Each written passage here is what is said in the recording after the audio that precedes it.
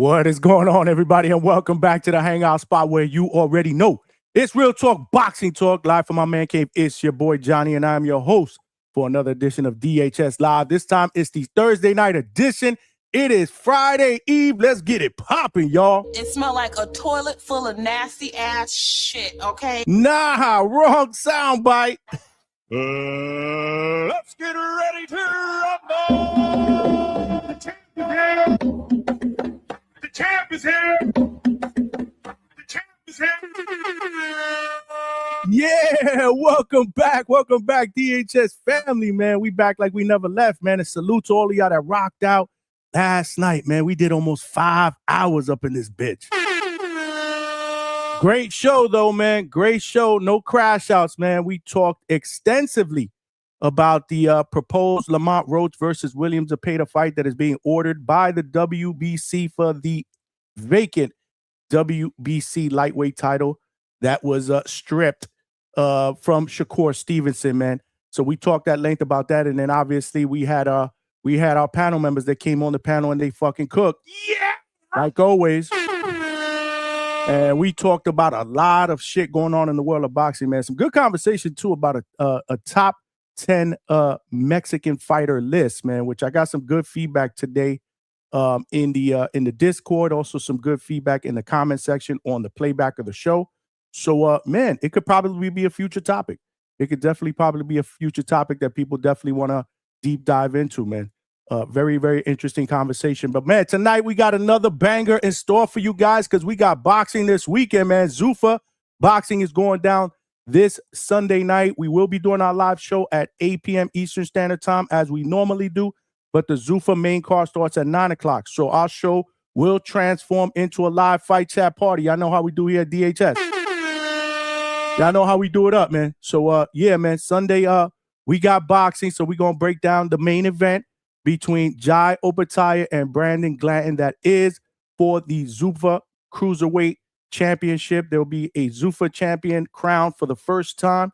So we'll be all over that. And we'll be all over some of the other fights that are going down this weekend. Let's not forget Coach Hector Bermudez, family up in the building. Let's go, champ. He's got 3 fighters that are fighting this Saturday in Pennsylvania. He's got Avius Griffin that's fighting. He's got Kurt Scooby. And he's got Thomas Blumenfeld.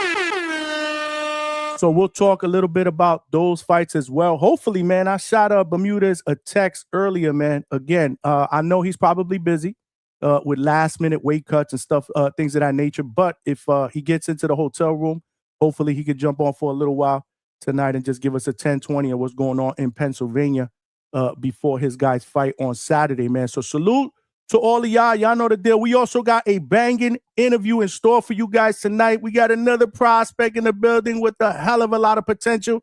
He's from Orlando, Florida. My guy, Josiah A.K. Shirley, will be in the building in just a few minutes. Yeah, man, he's coming off a victory this February 20th. It was at Caribbean Royale. That was the fight card that I was supposed to cover. But, again, it was my anniversary. Salute to Mrs. DHS, you know. I had to take care of Mrs. DHS that night, so I couldn't cover the fight card. But he actually fought on that fight card and got a unanimous decision victory over a tough Mexican guy. So we're going to talk about that. More importantly, we're going to talk about the future. He fights under the Undisputed Promotions banner, and y'all know the deal, man. My guy, Anthony Arvello, they family up here at DHS, man. My man. Currently, he is 9-1 with 7 wins via knockout. So he'll be in the building in just a little bit. But before we get him on, you know the deal. There are ground rules here at the Hangout spot. If you're watching this live on YouTube, make sure you smash that like button and help us get this channel and this show out into the homepage / algorithm of other true hardcore boxing fans so they know we rock out weeknights, 9 p.m. Eastern Standard Time. Yeah. Sunday nights, 8 p.m. Eastern Standard Time. Yeah. And let's not forget our epic live fight chats that never end after the fights are over. In fact, we keep the phone lines open after that. We open up the panel. We do immediate post-fight reactions, usually 7-8 hour shows, man. Yeah. So we are absolutely cooking, man. We put our aprons on and we cook here at DHS tonight. Ain't going to be no different. We ain't afraid to put in the hours. So definitely smash the like button. You do that. We get those 100 likes at minimum per show like we've been doing for the last 8 weeks, and YouTube will do its job. It is proven. We've had a lot of people that have called in, that have jumped on the panel, new callers. that have jumped on and talked that true hardcore boxing shit the way that we like to do it here at DHS. And we got new people in the chat that are cooking every single show, man. And that is attributed to you guys smashing the like button and YouTube getting the channel out there. We are growing at a fast pace. Now is not the time to take the foot off the gas pedal, y'all. Yeah. So definitely hit the like button. And we are also streaming live on millions.co and on X. So salute to my family on both those platforms. Make sure you guys share the show. But more importantly, it takes less than 5 seconds to come on over here to the YouTube channel. Smash the like button and subscribe, man. Yeah. Subscribe to the channel. There are power in numbers. And if you've already subscribed, you know the deal, man. Tell a friend and tell a friend to subscribe. We are cooking in 2026, man. We got to continue to grow. We're trying to get to that next goal before Cinco de Mayo weekend. So let's not let our foot off the gas pedal. Last but not least, the most important ground rule is the best boxing podcast chat out here on these YouTube streets. The DHS family, y'all got to cook tonight. We need that energy, man. We need that energy. Our guests need that energy. Our panel members needs that energy.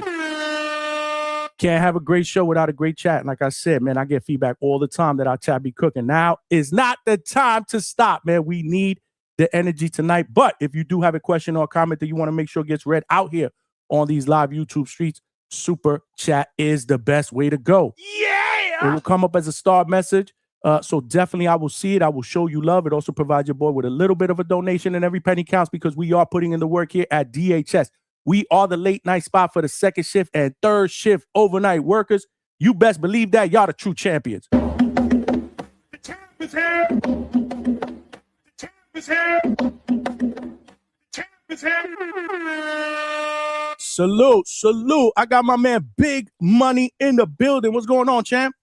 Peace. Salute. What's up, Johnny? How's everything going, man?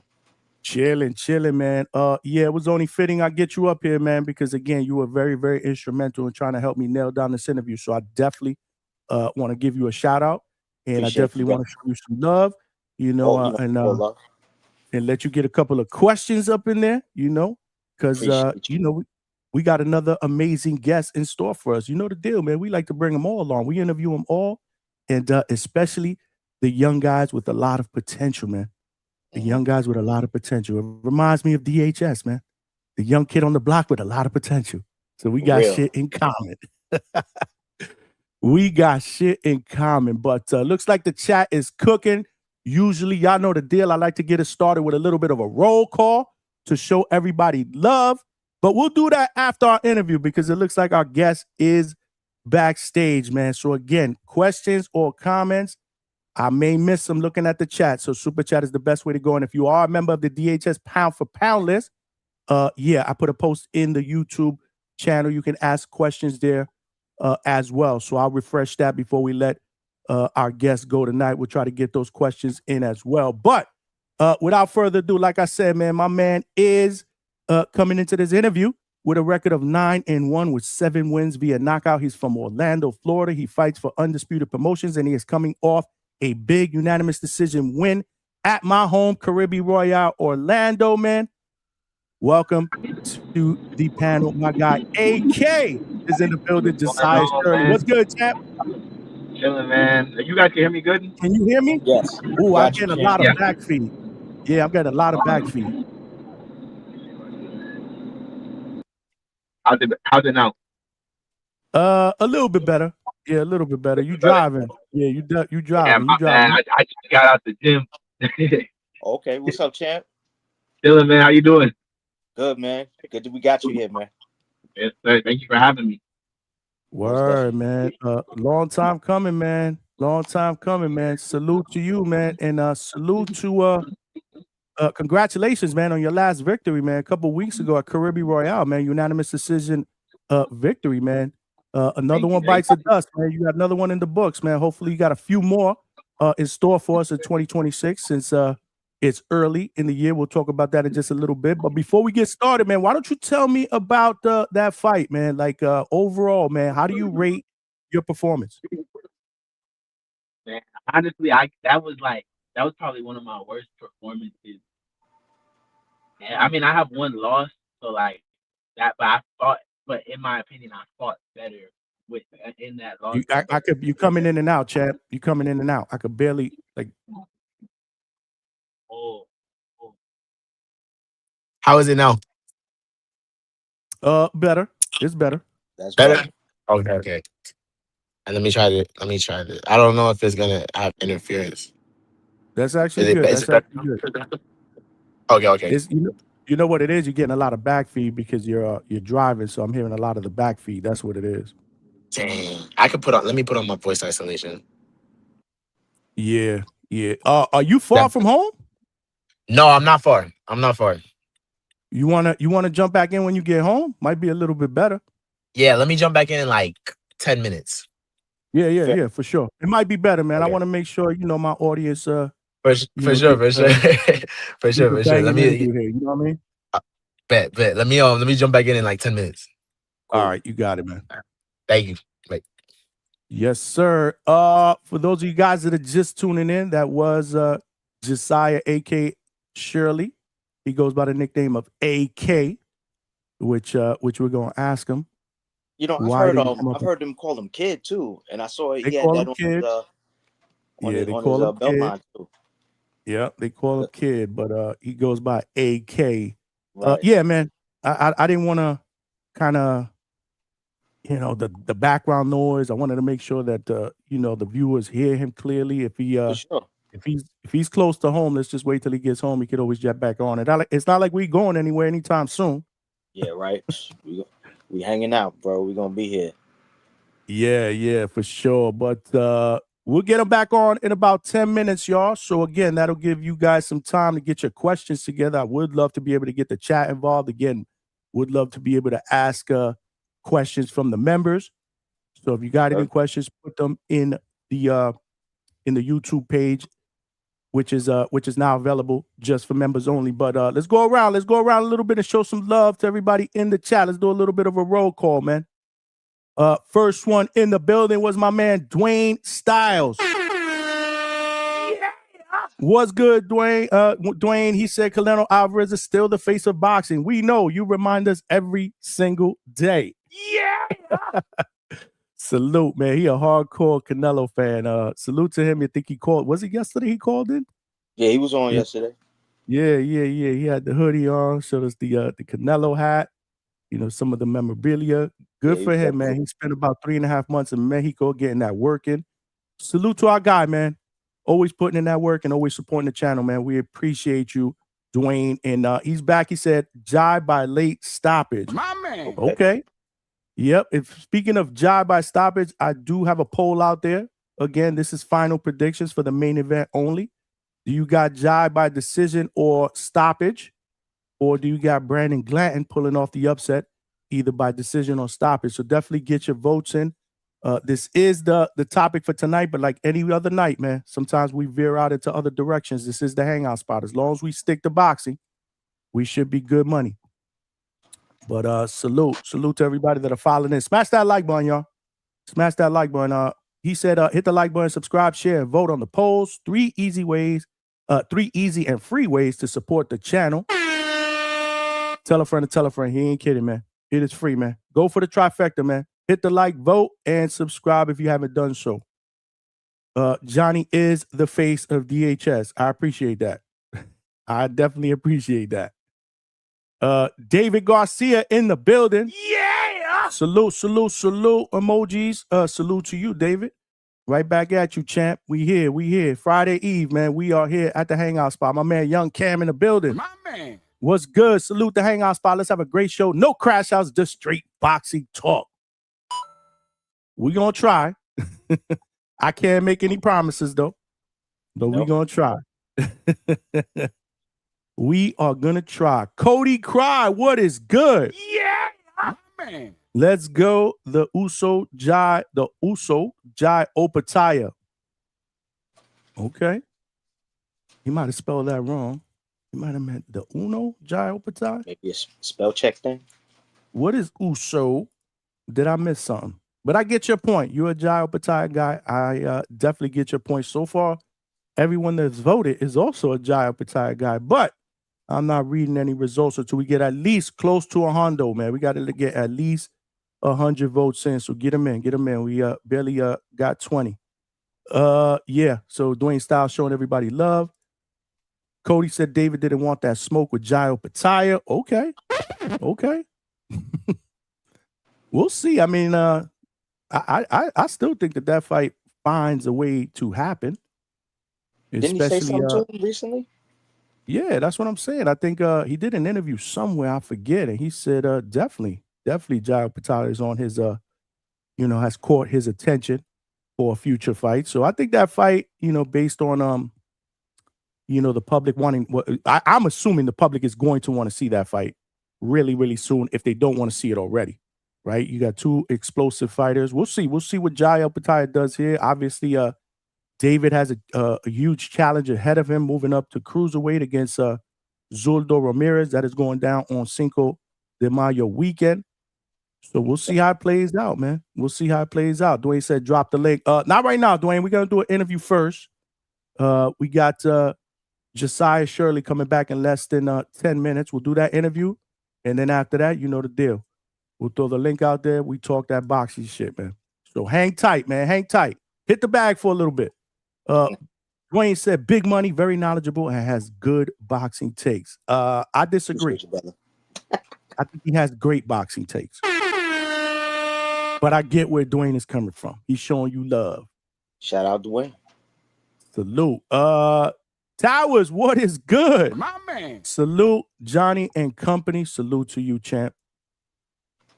My man Curtis Robinson in the building. My man. Jai knocking him out in the 6th. So Curtis got Jai within 6th or knocking him out in the 6th. He's predicting a 6th round knockout. Wow. Okay.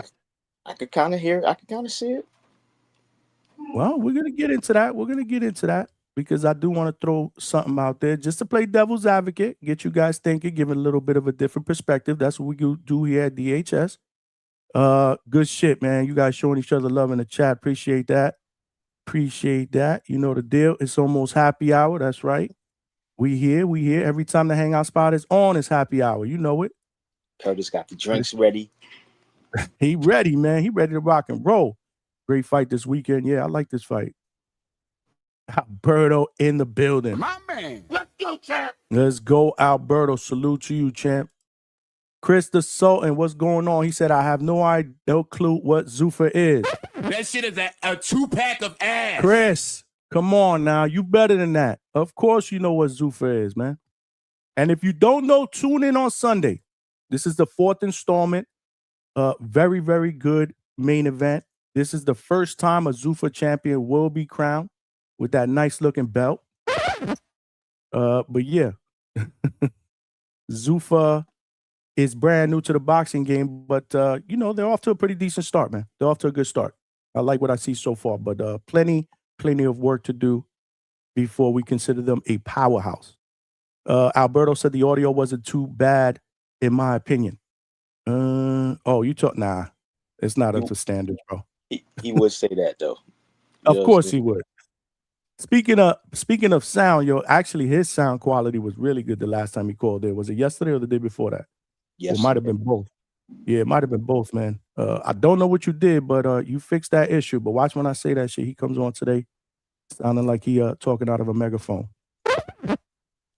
Don't want to jinx it though. Malcolm, what's good? Let's go, champ. Salute. Can't call in tonight, but I'll be tuned in. Why? What's up? Everything all right? Hope everything's all right, champ.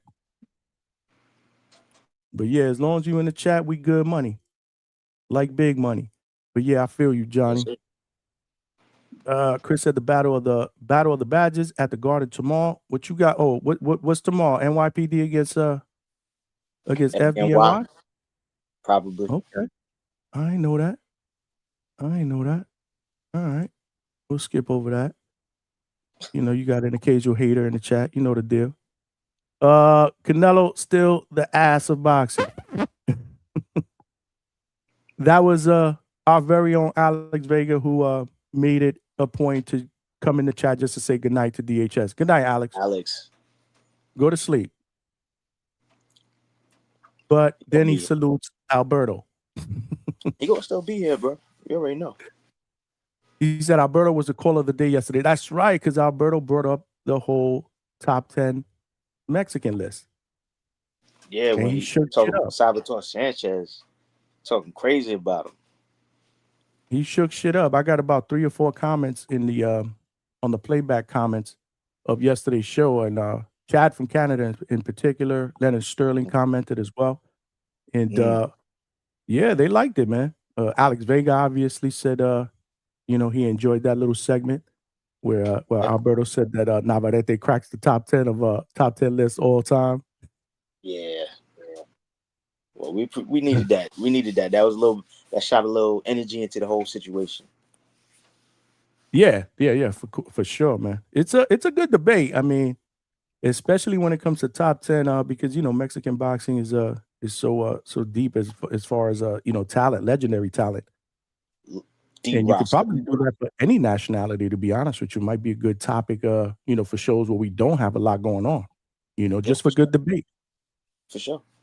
I'm with it. I also got some good feedback from Chad too. I'm gonna share that with you after or tomorrow or whatever. Cool. Salute. Great content. Appreciate you, man. Appreciate you. Smash that like button. We got Gecko Kid Marco in the building. My man. He says Zuffa belt fire. Okay. You like it? I mean, it's different. I will tell you, the first time I saw it, I was like, looks like a wrestling belt to me. Yeah, it just doesn't look like a boxing belt. I agree. It just looks too cartoonish, too fake. Like there's gotta be some shine on that. At least the UFC belt, like the UFC belt, you know, those belts are actually nice. You know, there's some gold on it. You know, it looks like a traditional belt. This one looks like something, that was made for like I don't know, like a steel worker or something. Yeah, not feeling it. Don't know if after some time, you know, seeing it, maybe I do feel it, but not right now, man. I don't like it at all. But hey, it's not about the looks, man. It's about who's able to earn it and get it in the ring. So interesting. Thanks. And Jai spoke highly of David's energy and fighting. Yep. I forget what interview that was. Which one was that? Man, you got me thinking. I'm trying to. Vega, do you remember which interview that was?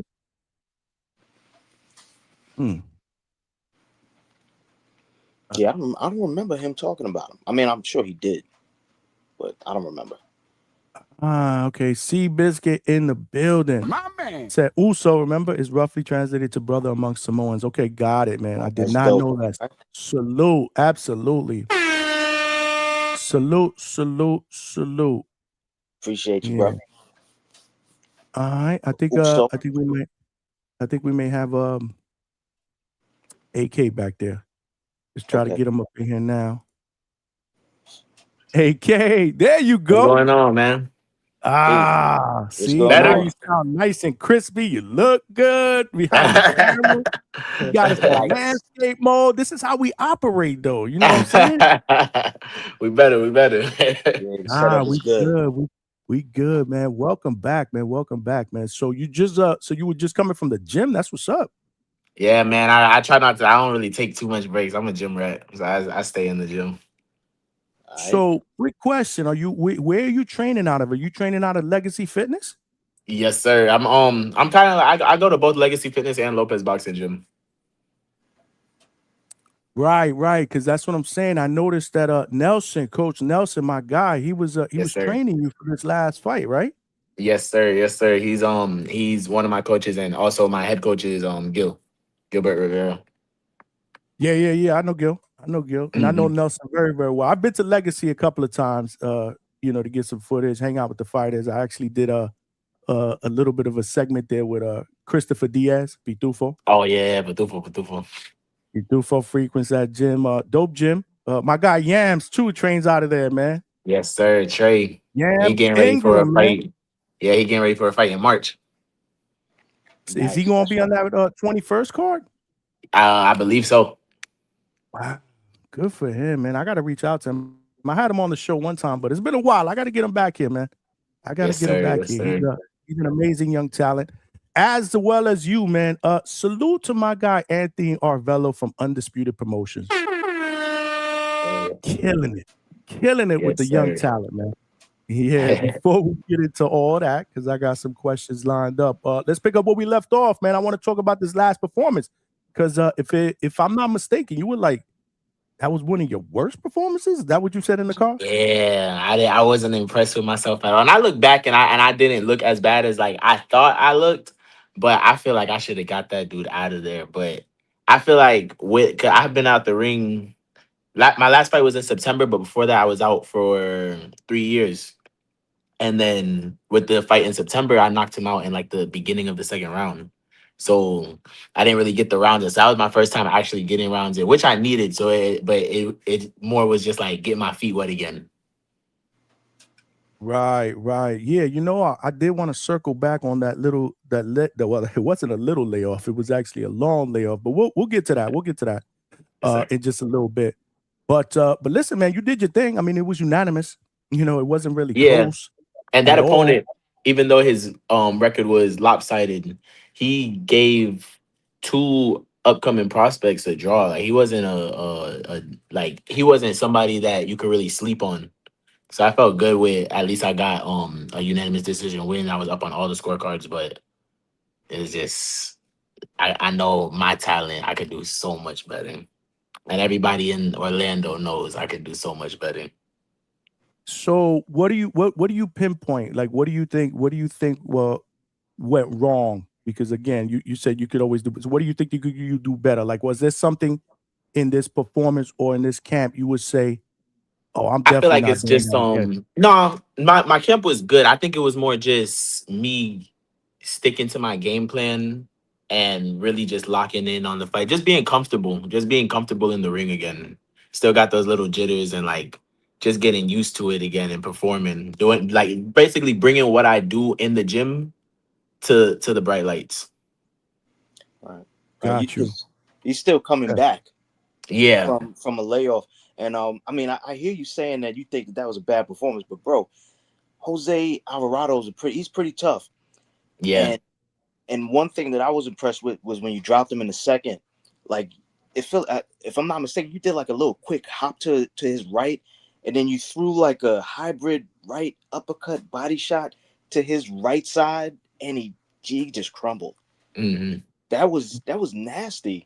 Those are like little basic things we try to work on in the gym. So if you see before it, I threw a right hand and it makes him put his guard up really quick. So I just kept picking that right hand, and then before you know it, he's has his guard up and just come to the body real quick. Johnny, that shot was so unorthodox. I don't think anybody would have saw that coming. You know what I'm saying? Yeah. No, I get it. I was supposed to be at that card too, man.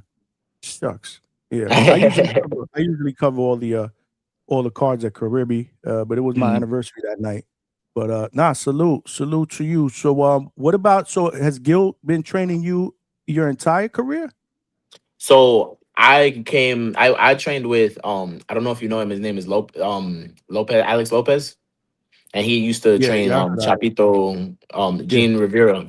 So I grew up with them. So I came up with him, but Gil was more like the secondary coach coming up with me. So I used to work with him a lot in the amateurs. So then once he came into the pros with me, Lopez, sadly he's suffering from Parkinson's. He's still in boxing. He's still in good shape. There's not like he has Parkinson's, but he's good.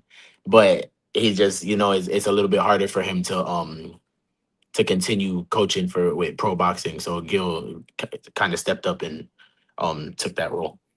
Right, and that was out of Lopez Boxing Gym, right? Yes, sir. Got you.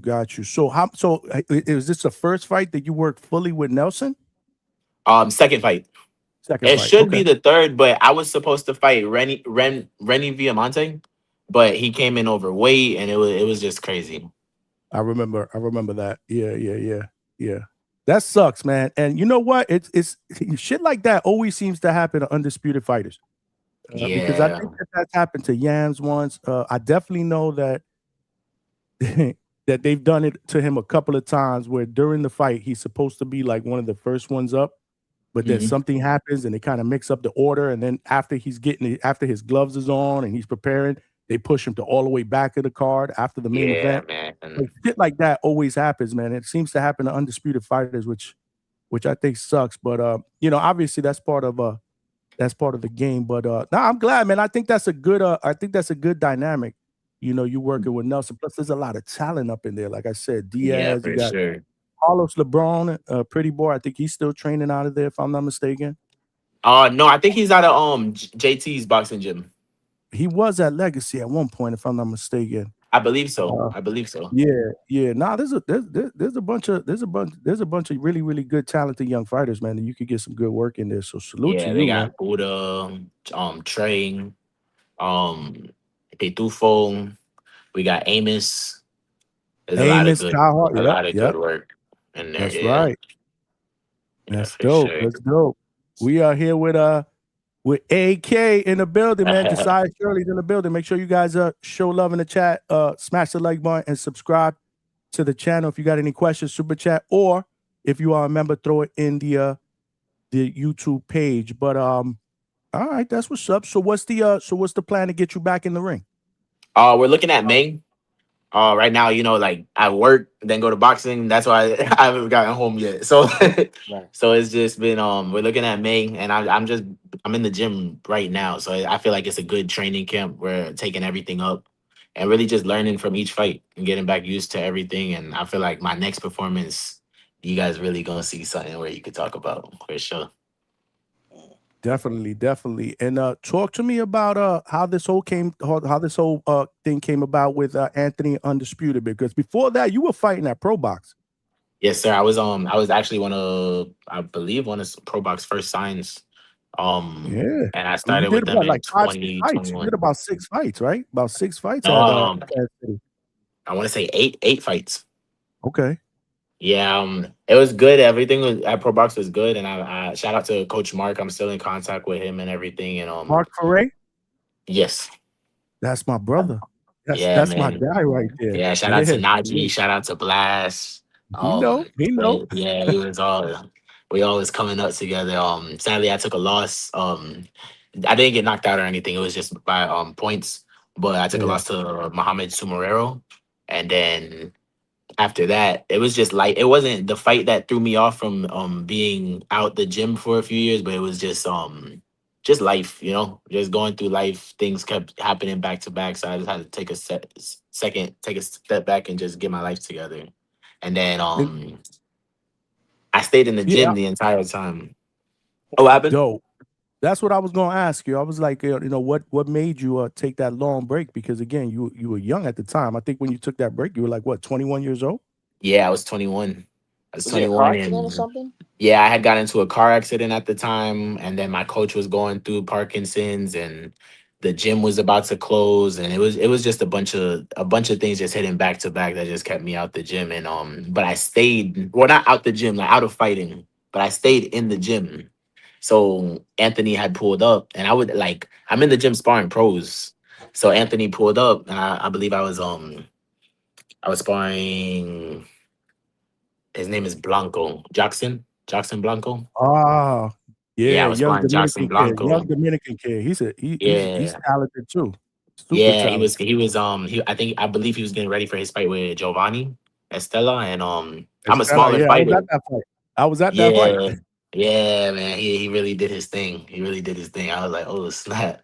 I grew up with Giovanni, and then I got to know Estella through like, or not Estella. I got to know Blanco through sparring and stuff. So it was like I couldn't really pick a side. I was just like, hey, it's gonna be what it's Right. gonna be. But yeah, so Anthony was there for that sparring, and me and Anthony go way back. I done fought on Undisputed amateur cards growing up, and he always told me like, bro, let me know, just let me know when. So he seen me sparring and seen I was in really good shape, and from there it carried from there. That's amazing, man. Salute, Anthony. If you are watching, I did text him today and said I was gonna have you on. He was like, fire. Yeah, man. That's my guy. That's what's up, man. Yeah, That's what's man. up. So are you signed to a deal with him, like a multi-fight deal? Yes, sir. Yes, sir. Good. Very good. Yeah. He's always putting up fights up talent up there in Caribbean Royale. Yeah, All and it's good pretty pop. cool because I got to watch him grow from like the ground up, from doing the shows at Guild nightclubs to now throwing shows at Carib and having his own professional promotion business is pretty cool. It's amazing, man. It's amazing. Go ahead, jump in there, Big Money. Yeah, I wanted to kind of touch back on some of the things that you were mentioning. I know you had that layoff, and right now you're building back. Uh, I wanted to ask you about like that look that you have. Normally, when like a couple of different times, like when you caught him with that body shot in the second round, Jose Alvarado, and another time when you went after Eric Womack in the fourth round, like you have this look in your eye, like real menacing. Are you like a one of those guys that get mean when you get in the ring? Is that what it I is? am, but so that's crazy that you said that. Me and Womack, he pushed like we had got into it at the weigh-ins. So Mm, that's why you see that look like in my face. And my coach, not Gil, but when I was with Lopez, he was so mad at me because I was eager. Like I'm the type of person where like I'm nice until I'm not. You feel me? So he he had pushed me, and I really just wanted to hit him. Like I wanted to hurt him. right, So right. that's why you see that look on my face. Or like even with this dude, like if you know boxing, you know he was digging his head into my chest the whole night. So it was like it actually hurt. So I was actually getting mad, and then he was calling the ref saying I was hitting behind the head, but he was kind of turning his body. So it was kind of like I started So, just getting frustrated. so you was 100% coming to blick out because I've heard you say that Yeah. before. Yeah. Yeah. And tell me a little bit more about when you are coming to blick out. What does that mean to you? Man, my next fight, y'all definitely gonna see because I feel like I got something. I gotta make another statement. I feel like people been kind of sleeping on me, or they think that I've been out for too long and I done lost it. So I'm definitely coming to break out. But Mm, for me, like that fight, I kind of wanted to, and a lot of my fights, I've been trying to kind of slow it down, just because like when you're hitting somebody hard, you kind of sometimes you could lose control and the punches could look crazy or something. And I never wanted to look like a crazy fighter. I want to show that I actually have talent and I have skills. So I'm definitely. trying not to get lost in that.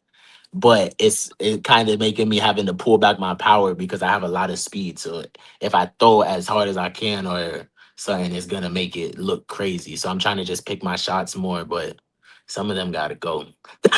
Listen, from what I've seen of you, that's really where your focus is a lot of the times. You're trying to get guys out of there. So I see you as a finisher, especially because you're always inside with guys and you're not afraid to get in there and mix it up. I've seen you banging out with dudes, and it's just I'm like, yo, this dude he's a killer. And you're at 140, right? Yeah. Yes, So sir. man, you got a lot of real good competition in 140. Yeah. I'm wondering like how do you see your path in 140? Do you think you're gonna be there long enough to get a belt, or you're growing, or you getting bigger, and you feel like I don't know how long I'm gonna stay? What's I'm good? hoping it's weird. I'm gonna see my next fight. I'll be able to give like a complete answer because the September fight is September is still the summer, so I cut the weight. I was on weight like a week before the fight, Mm, and then but the last like two fights is winter, so it's really hard to cut weight. And I know people do it in New York and it's way colder, or like they'll do it in Cali or something. It's way colder, but I'm not used to that, so it kind of make it a little bit harder. So we'll see if in let's say in May, if the weight comes off easy, then I know it's just the weather. But I right. feel good at the weight. I feel really good at the weight. I feel strong. Um, and yeah, I'm gonna try to stay here long enough to get a belt. I'd love to, cause I actually started my career at 135, and I ended up moving up because Pro Box had me fighting back to back. So I was like, man, I'm not about to like let me just save the extra 5 pounds. Right. But hopefully, I could get a belt at this weight class. I feel comfortable. I feel strong at it, and it's not. I mean, they got a lot of good people though. They got Definitely. a lot of good people. Right. But hey, 140 that's is what I'm in it stacked. for. Like 140 I is Yeah. picture stacked. you in there with guys like Jermaine Ortiz, or who's a puncher too, and I'm like, I wonder if he'd be able to stand up to you. And then there's guys like Tito Mercado, who's like a boxer puncher, kind of like you, and I'm like, I'd like to see that. That would look pretty good.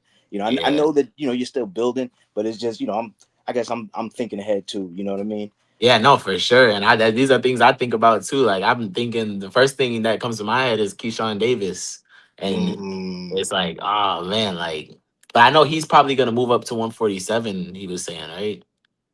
you know, he's been off and on with that kind of talk, but I think that was Yeah, just in line with this last weekend where he's been calling like everybody out under the sun at yeah, 140, man. 147. So I don't know how honest he is about that. You know, if he's smart, I think he should stay where he's at and kind of get some work in there. Yeah, yeah. I think he should just stay where he's at. I think Definitely. he should stay where Yeah. and he's talented. I don't. I think he could go to Yeah, 147 and do it, but I think he should just stay where he's at for as long as he could, and then go to 147. for sure. You know, it's funny. I just want to piggyback off something you said, Big Money, because I always say, in my opinion, it's being a prospect is tough, man, because it's almost like everybody's telling you how much potential you have, yet you have to be patient with the growth process, right? And Yeah, sometimes, you know, with all this talk about how good you are, how much potential you are, you want to kind of elevate, you want to excel that process, and sometimes it's not good to do that. So you got to definitely be patient with your growth in boxing. So that's why I always say it's always good for a young fighter to surround himself with a good team. You know, that's that's why for I like sure. you with Undisputed, because they get it right. You know what I'm saying? As far as the development of young fighters, plus there's a lot of good young fighters in that stable, you know, that you can surround yourself with. So that's why I think it's a good fit. But my question to you is, what do you think sets you apart from other prospects, especially prospects in the same division as you?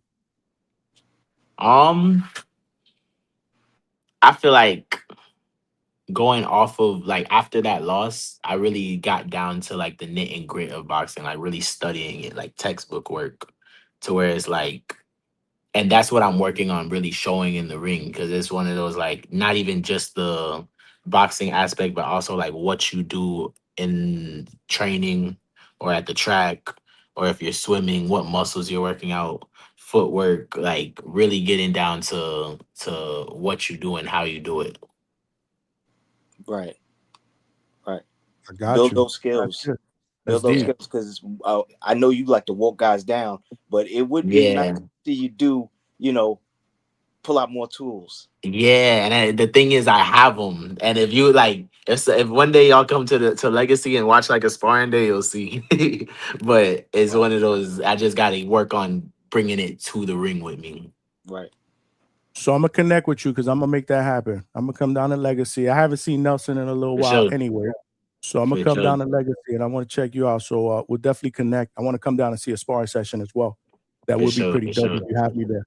Yes, But sir. yeah, man, no, that was a good question about Big Money, because one of the questions I had was the weight with the, you know, how long do you intend to see yourself at that weight? But what do you see as far as short-term goals as far as fights this year? How many more do you want to get in before the year is Um, out? Probably about three more. Hopefully, three Okay, more if we can. it's good. Four Staying fights. staying active, but not getting too. Because I done did it like at Pro Box. I was fighting every like other month. Oh, they don't play It over got there. They don't keep you busy. Yeah, it got crazy. I think I was in a fighter meeting and Roy Jones was there. And he's like, "Bro, I just seen you last month. Like, what are you what are you here for?" And I was like, "Bro." So but it gets to the point where like mentally, I feel like just giving myself that time to really enjoy what I'm doing and actually work on building myself and working on the things that I need to work on as well for the sport. So is I feel like every 2 months to 3 months I should be in the ring. Cause I want to stay in there. That way I could get that comfortability that I'm talking about. Whereas like this last fight, I didn't feel as comfortable as I would have if I was as active. Got you. Got And you. I know that boxing is like a lot mental. So I was just wondering, because you know you did have that, you had that one loss on the cards. You know, I was wondering, since that was like a co-main for you, was there any pressure with, you know, the fact that they had you in that position that kind Um of I wouldn't say pressure because like I kind of treat every fight the same no matter who it is. But I would say that my I didn't listen. My coach told me to box Muhammad, and I the first round, if you watch it at the end, I wobbled him, and he came up to me after the fight and told me like he thought he was done, and I tried to finish him, but the bell rang on me, and then after that, I kind of got greedy because I was coming off a first round knockout in Mexico, so after right, that, I jumped on him, and I never went back to boxing him. So the right. whole night I'm just on him or in his face, and it was like, dude, that wasn't the game plan at all. My coach is trying to talk to me, but Mm. it was just that I didn't listen.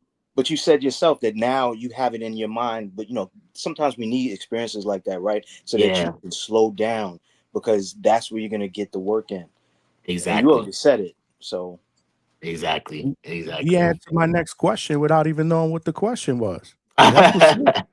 Because I was gonna say, you know it. I say it all the time here, Big Money.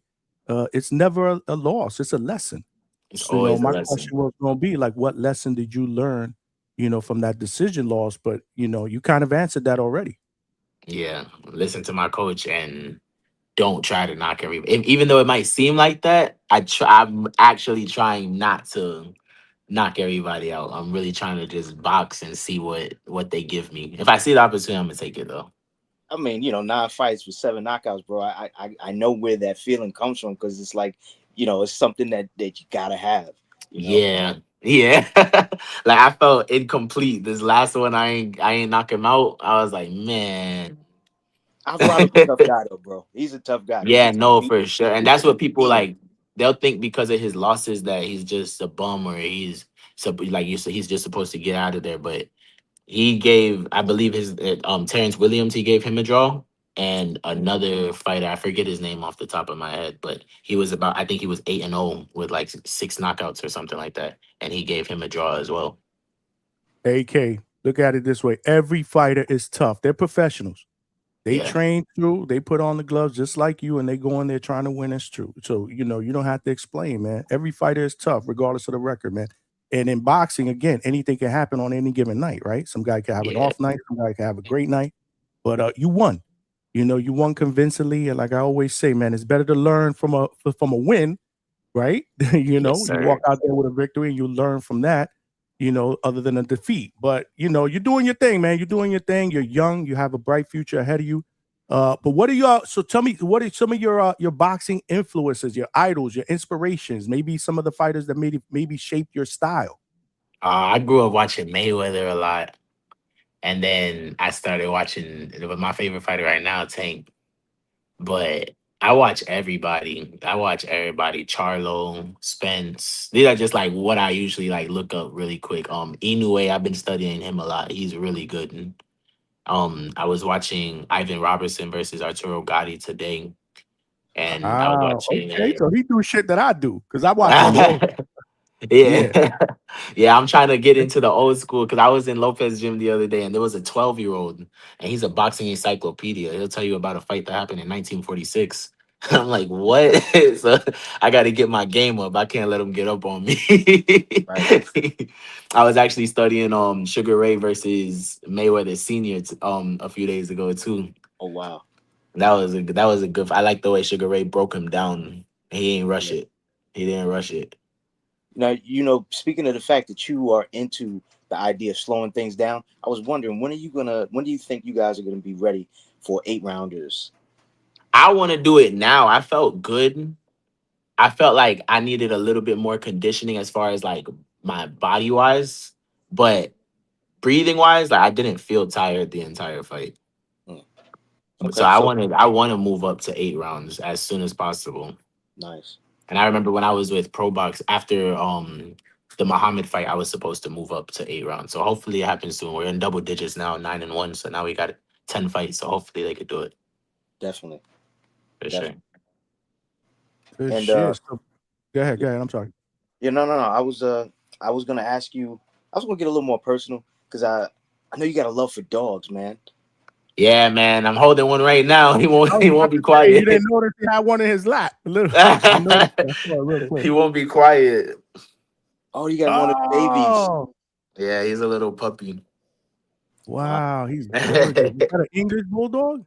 No, it's a micro bully. And they're in like the same Bully. family.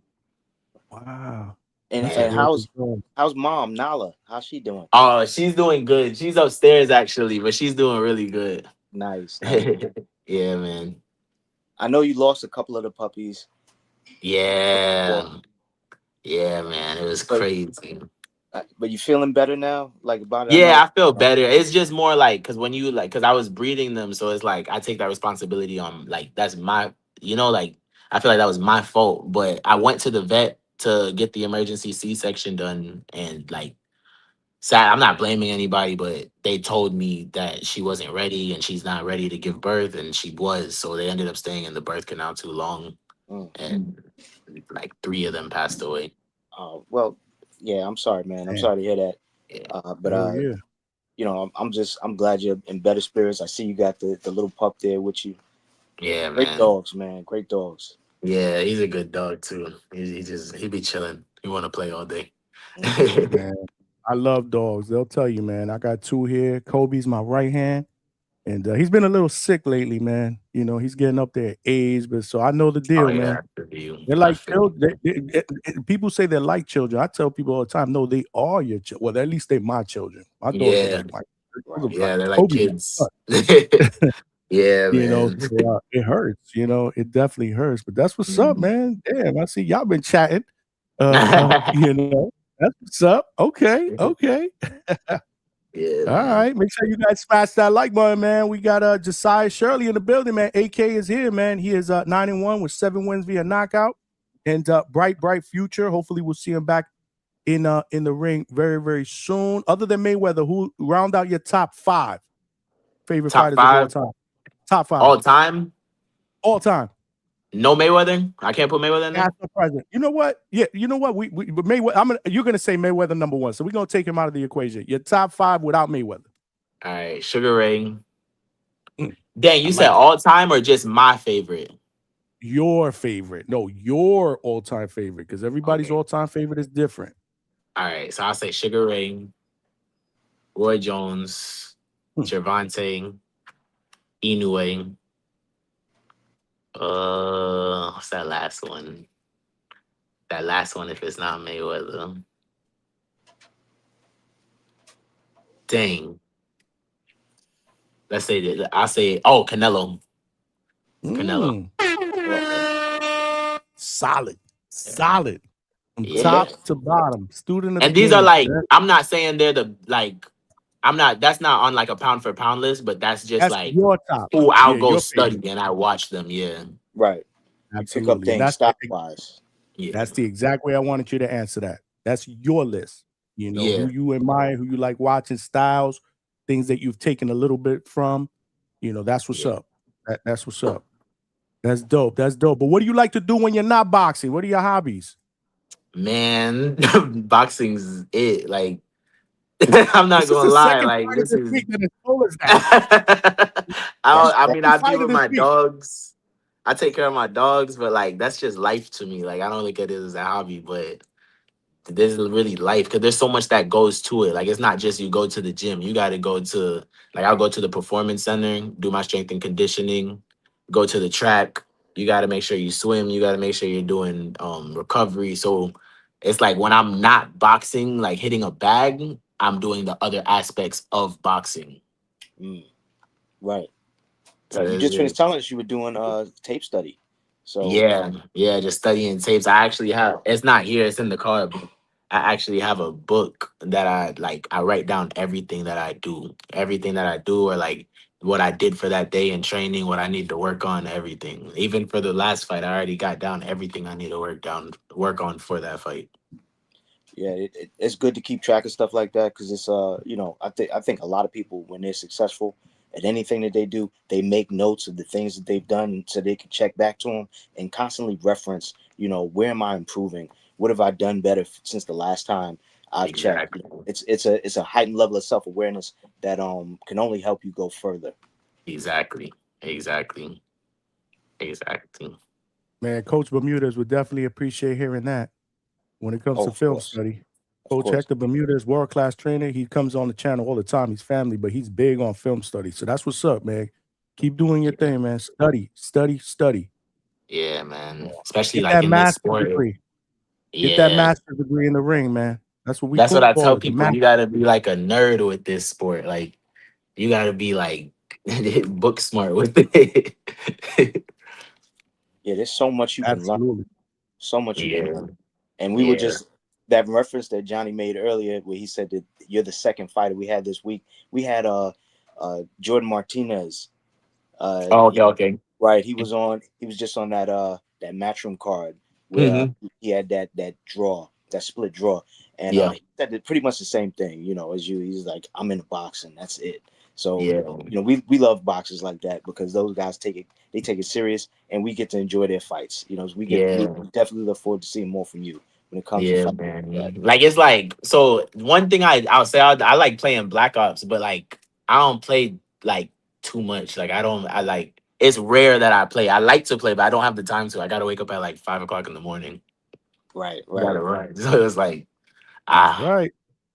but Business calls. I yeah, get it. business first. That's good. I like that. These are great answers, man. I do got a question from one of the DHS family members all the way out in Seattle. Yes, We sir. call him El Consejero. He said, Josiah, appreciate your time on the show. How do you take care of your mental health, especially before a fight? Before a fight, I'm not gonna lie, I turn into a killer. Like my mental's kind of different. It's because so I because one of my old coach Lopez, he used to tell me like, no, you gotta be like he used to really program that into me. Like you gotta be mentally strong, like no matter what you're going through, or even like cutting weight. Because that's what you're doing before a fight, you're cutting weight. So it's like a lot of times like you'll think that you can't keep going and you gotta really just bring it out of you to keep going or to make sure you make the weight or to not be mentally weak as far as at the weigh-ins or like people bothering you and things like that. So it's really I have a different mindset, but as far as like outside, like if there's not a fight coming up and it's just like I try to just spend time with my family a lot because they kind of I'd have been in the situation like I took 3 years off of boxing. So when boxing was gone, the only people I had was my family. You know what I mean? So it's just getting close to the people that really love you for you and knowing that like you're not just a boxer, you're not just an athlete. This is something we love to do and we do it with a passion, but that's not all there is to us. Tell me about 3D on all the way. I heard What you say happened? before. I heard you say 3D all the way. Oh, so like, dang, I forgot what I was talking about. You were talking about your mindset and that you stay focused and you kind of Oh get yeah, no, mean when you're fighting. yeah, I turn into a kid. Like all that's on the TV is boxing. I'm watching fights the whole week, kind of just watching my opponent and seeing who or what style that I'm gonna more come out with. And that's more like why I was mad with this fight. Not to jump topics, was because I was supposed to box him this fight, and I ended up banging out with him. But it was like no, like you just needed to. It could have looked so much easier.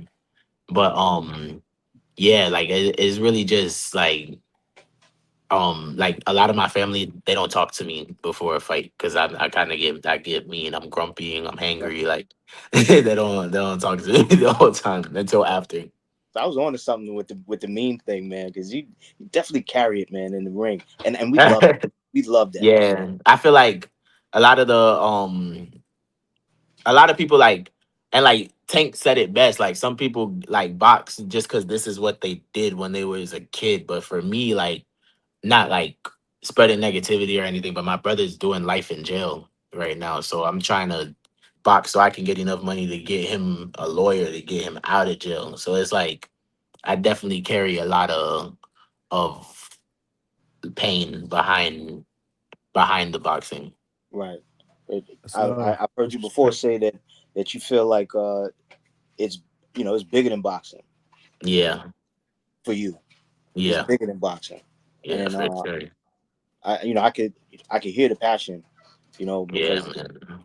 that's pretty rough, but you channel it in the right way. I mean, what a better sport to have, what a better job to have to be able Exactly. to punch guys in the face. You know? very, Yeah, very good man. point. That's a very good point. Yeah. And you get paid to do it. Yeah, I was actually watching a video on that yesterday. That's actually crazy that you said that because they said like it was a video on like how people channel basically like energy, like whether it's anger or pain. And he said the same thing. If you channel it the right way, then it's not really negative. 100%. Yeah. Energy is neither created nor destroyed, just transferred from one place to another. So yeah, Exactly. yeah. We were talking about that, Johnny. Yeah. No, I know. Salute to both of y'all, man. Again, man, it's great. It's amazing to have AK on on the show, man. You know the deal, right? Big Money. What do we say, man? Every time you come to whoever comes to the hangout spot, they family. They family. So he's family now. That means this won't be the last time we have him on. I just got a couple more unless Big Money got anything. Speaking of the devil, look, I just got a message from Coach Nelson, man, with the fire emoji. Coach. Shout out Nelson. Shout out Legacy Boxing. He might be watching. He might be watching. Salute to you, Coach Nelson, if you are watching. Salute to everybody else out there that's watching as well. Make sure you guys continue to show my guy Josiah Shirley some love in the chat. In life or in boxing, it could be either one. What's the best piece of advice someone's ever given you?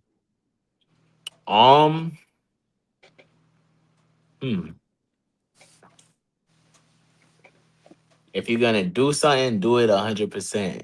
Don't cheat. Don't take no shortcuts, and don't make no excuses. I like that.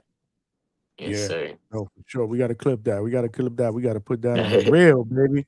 We gotta show AK some love, man. Get him out there. Get him out there, man. So I want you to finish this sentence for me because you're 24 years old right now, right? Sir. I will be a world champion by the age of what? I will be a world champion by the age of 26 or 27. 26, 27. I turned 25 in April. That's why I turned 25 next month. Okay. So I'm giving myself a year or 2 years. Yeah, give yourself a little bit of a grace period, man. Again, don't cheat the process. One fight at a time. Continue to develop. It looks like you're a student of the game. You like to study. You talked about some of the mistakes you made. I mean, to me, that's a big positive step in the right direction because it's always a lesson, whether it's a win or loss. So you are definitely headed in the right direction, man. This was phenomenal, man. Big Money. I don't have anything else unless you do. You know, you asked a lot of questions that I was thinking about asking too. So we kind of were on the same page. But yeah, man, I got all of mine out. I salute to you, man. Like I said, when I saw you, man, and I saw some of the fighting, and I was like, yo, this kid bangs, bro. He's serious. He's one of those guys. Like I feel like I see it. I see that talent. Thank you. Yeah, man. And and again, pie in the sky. I'm thinking like, sometimes I get too far ahead. I'm putting you in the ring with guys like Jermaine, Tito, Cletus Selden, Hendry Cedeno. No, and it's actually it can happen. I done been offered a few fights that I had to turn down because it was right after the it was right after the Muhammad fight, and I wasn't like I told you guys, the gym was closing, so it was like I wasn't really training. I was more trying to help the gym stay open. Right. So I done been offered fights. I got offered the fight with Kelvin Davis. I got offered the fight with Kurt Scooby, and I had turned them down, but it was just because it wasn't the right timing. So these fights are like, it might sound like it's crazy in the future, but it's right around the corner. Oh, definitely. Scobie's one of ours, man. He's with man. Bermudez. And I like his style. He's super like he's sharp. I like him. Definitely. Shout out to Scobie at the same weight. Or I think he's at 135 or 130. 35, I think. Oh, okay. 35. I think he ended up moving down, so now we're not really at the same weight class. Right, because that was after that fight with Adam Zim. I think. Yeah. I think he's moved down. Yeah. And we could check with Coach. But he's a solid fighter for sure. For sure. No, for sure. Champ, let everybody know where they can find you on social media, man. At me, AK from the O on Instagram and YouTube, and Kid from the O on TikTok. And make sure that's what's up. Make sure you keep us tapped in. For sure. You could tag me, whatever, on any fight news. Obviously, I'll be tapped in with Anthony as well. And more than likely, if your next fight is in Florida, I will be there. Let's get it. But I'm going to connect with you because I definitely want to come down to the gym. For sure. We'll get you some clips. But I'm gonna definitely hook up. I'm gonna connect with him because I want to check out some sparring. I want to check out some of the other fighters at the gym. So we'll connect, man. I wasn't kidding though, man. You family up in here. You welcome back anytime. Keep us tapped in. If you get something announced, you could come back up here. We could talk about your next fight. We you familia, like I say. My man, thank you. All right now, act Thank you, brother. out. Take You care, guys, man. Tell thank you. Coach I said what up. I got you. Have a good All night. right, All right, man. you Peace. got it, man. There you have it, man. Great interview with Josiah Shirley, man. AK, man. Phenomenal, man. I like that Great kid, young bro. man, man. Great Very young man. You know I'm gonna say, right, Big Money? I say it after every interview. Damn, I enjoyed that interview.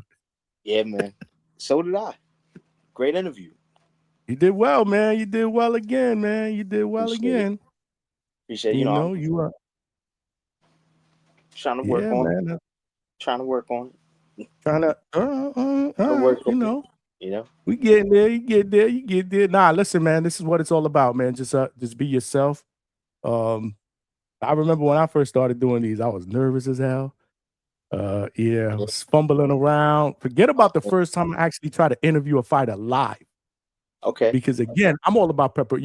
Y'all know me. I'm all about preparation, man. I hate when I can't prepare for something. Because to me, proper preparation prevents poor performance. The 5 P's. That's me. Well, Johnny, you know, this is my second live interview, period. So But sometimes you can't prepare. You got to go on the fly. So when I'm out in the field, I'm like, what? Boom, you just got to let it fly. So this is different. When I first started doing this, I was fumbling all around. Now it's like second nature for me, especially when I'm out there. But yeah, man, just like anything else, man, you know, repetitive, man. Once you continue to do them. But yeah, he's a phenomenal young man. Good answers. Yes. I'm glad we were able to get him at home because you see what I'm saying? You see the difference, Yeah, y'all? it's a big difference. It's a big difference. I don't want to shortchange the audience. Plus, I don't want to shortchange him, man, you know, because this is all about giving him some shine as well. Because after this, tomorrow, we're not doing a show, so I'm going to try to clip some shorts. Tomorrow, I'm actually throwing out the Jordan Martinez interview on a separate video with a thumbnail. So we're going to premiere that tomorrow around 8 o'clock Eastern Standard. So we'll throw that out there so he'll get his own shine. It's, I believe it was 49 minutes in totality. So yeah, we'll do that. I'm gonna throw some shorts out there this weekend. Yeah. That's what it's all about, man. That's what it's all about. I love interviewing the young guys too, man, because we grow with them, you know, Definitely. here at DHS. You know, I love it. Yeah. You know, I love it. But hopefully you guys in the chat enjoyed that as well. I saw you guys commenting again, man. I can't be reading all the comments and the questions, concentrating on what's going on here. Got to show the people that we're interviewing love as well and just zone out. But yeah, man, Big Money, you did your thing, man. Thank you, man. Thank you for also helping facilitate this, man. Big time. Thank you, man. I appreciate, you know, being up here and you know, getting talk to the talent, man, because those guys, you know, Josiah, Jordan, both of those guys, when I see those guys, I see talent. And I was like, oh man, these are the kind of fighters we want to see. You know, if you love boxing, you know, you want to see fighters like these guys. So thank you. He's got good experience. He worked with Mark at Pro Box. I thought it was 6 fights. He said about 8. He's got a good team too because salute to Undisputed Promotions, my brother Anthony Arvello. They work very, very closely with Box Lab. So any Box Lab prospect card, most valuable promotions in conjunction with Box Lab because they do a lot of MVP prospect cards, which is Most Valuable Promotions, Jake Paul, in conjunction with Box Lab Promotions, even though Most Valuable is the main promoter. You know, Undisputed is up in there. So they got a great relationship. You know, they got a great relationship, and they actually able to mix match fighters, you know, from each promotional banner. So he's in a good position. He's in a really good position to be able to get some really good work. Right. You know what I mean? Definitely. Give me a quick second. That's what it's all about. Yeah. Go ahead. Yep. Salute to all of y'all, man, in the chat for showing love. Hopefully you guys enjoyed that interview. We will be throwing the phone line out there in just a little bit. We had Josiah Shirley in the building and Big Money, who actually helped me nail that interview. Yeah, he helped me out, man. He did all right, man. He did all right. I ain't gonna lie. He did good. My man Leonard Sterling is up in the building. Leonard Sterling, are you watching this card from Canada right now? It looks like Leonard Perez pitched a shutout against Isaac Chimbella. Or Chilemba, I'm sorry, Isaac Chilemba. The unofficial scorecard has it 100-90, 10 rounds to nothing. I wasn't really paying attention to it.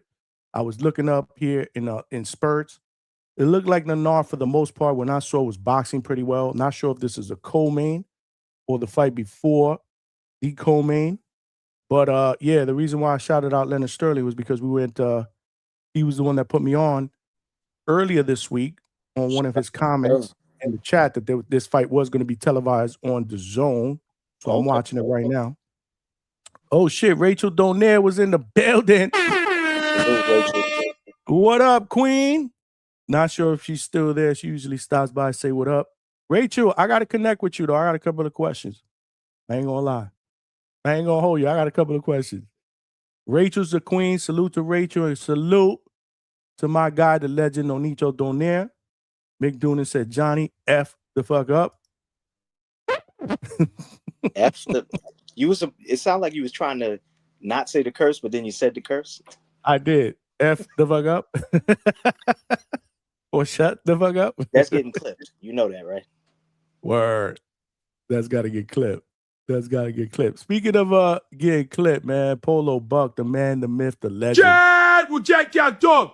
Junkyard dog, G dog. Jack.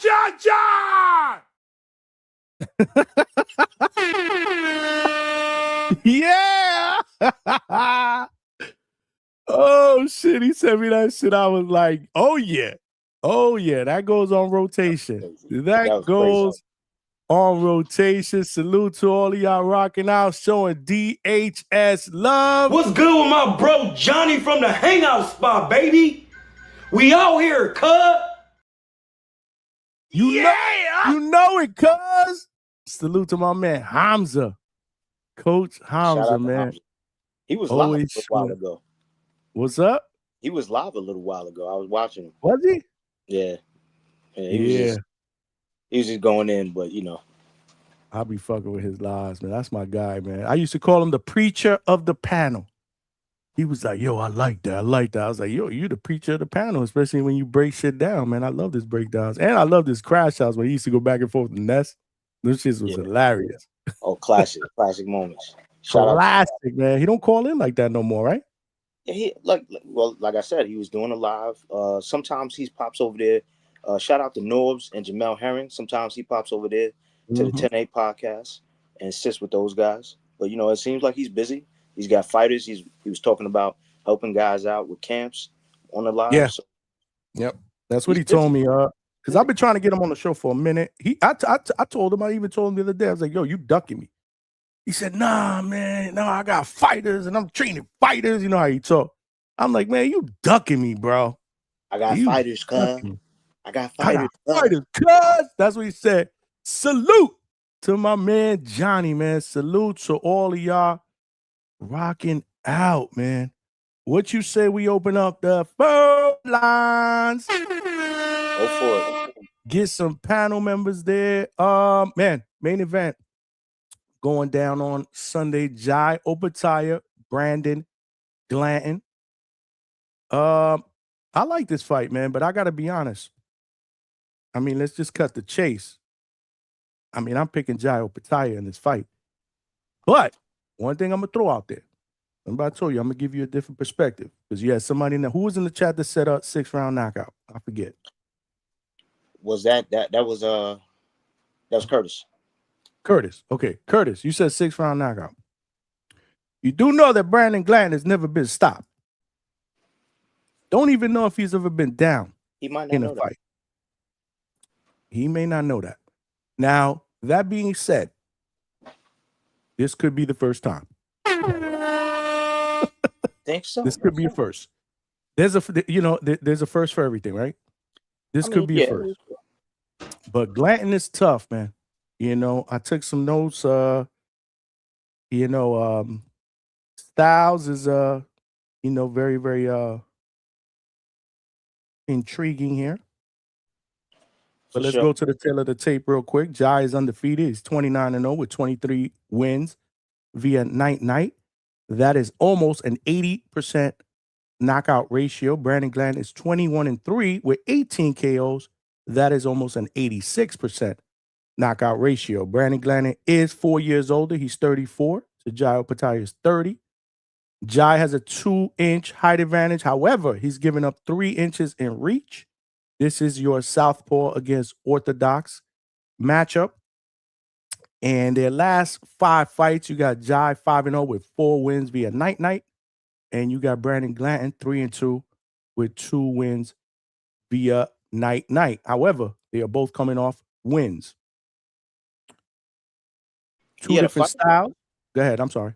No, I was going to ask you. Sorry to even interrupt. Brandon Glanton had a fight between the Chris Bellum-Smith fight and this one? Yes, if I'm not I didn't mistaken. even know that. Let me just double check. But I'm almost positive because I did take some notes. Yes. So he had the stoppage against Marcus Brown, which was a tough fight. Damn, I didn't see that, man. You didn't see that fight? That was actually a good back and forth fight. Marcus Brown was cooking in the beginning of that fight. I remember, if I'm not mistaken, the first 2 rounds. Okay. And then, Brandon Glanton, in typical fashion, right? High guard, coming in, high guard, some looping hooks, overhand rights, applying that pressure. Beating you down. I mean, there's only one way he knows how to fight. I don't perceive him as doing a Jordan Martinez, in an 8-week camp, learning how to box and move. Yeah, I don't think anybody can do Jordan Martinez. And the thing is, you like that, right? Definitely, I love that. Even with Jordan, though, he was, he's got that street background where he was fighting in the streets a lot. He was saying, so I think a lot of that resourcefulness comes from there too. But yeah, let's see. I want to see this fight. I do. I'm interested. Like I said, man, there's a lot to like about Jai Opetaia.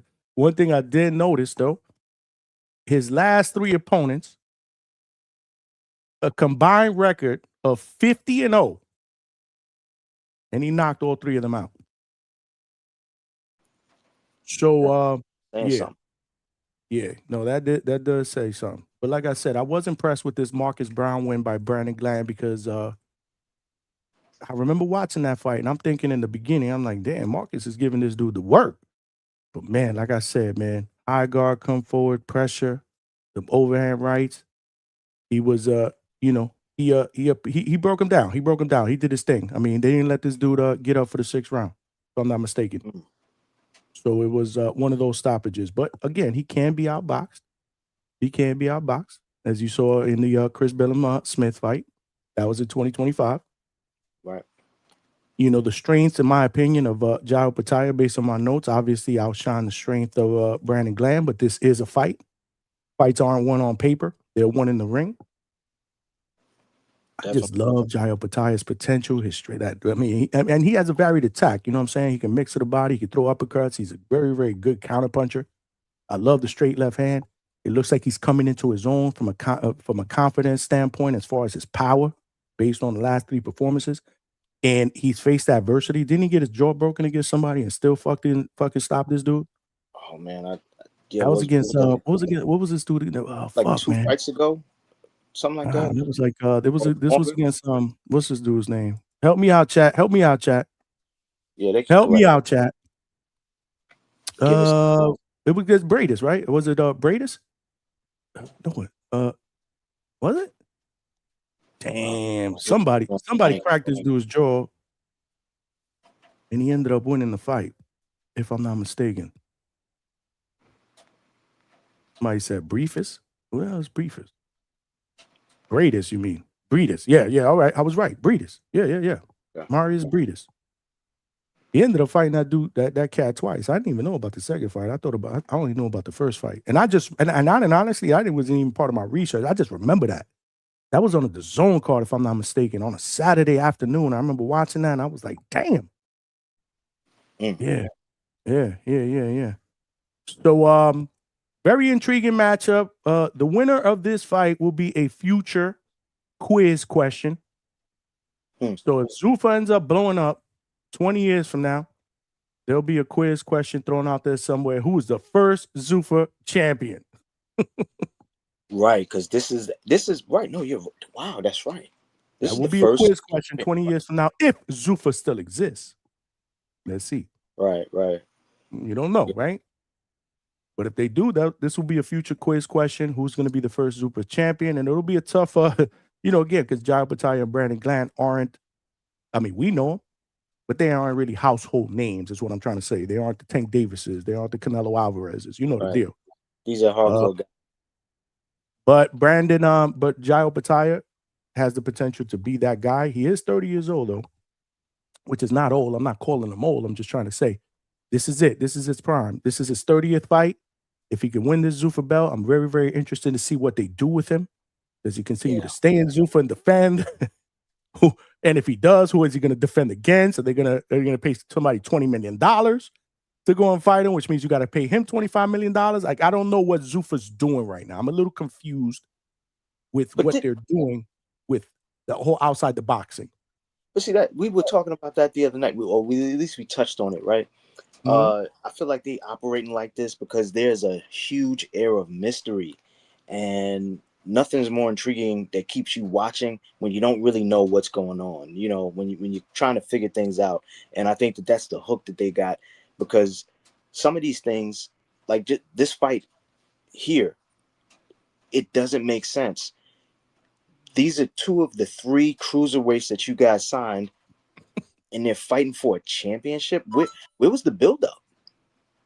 Did we see anybody come up the ranks in whatever Zuffa is? No, but we're watching all of the guys in the smaller weight classes bang it out for chances at, more other guys in these 50-50 fights, but none of those were for belts. So why is this for a belt? Especially being that if you look at boxing, like a lot of people, and like how you just kind of broke down, your take on it, this is lopsided. so why is I was trying not to make it lopsided. No, but you ultimately didn't make you can read between the lines.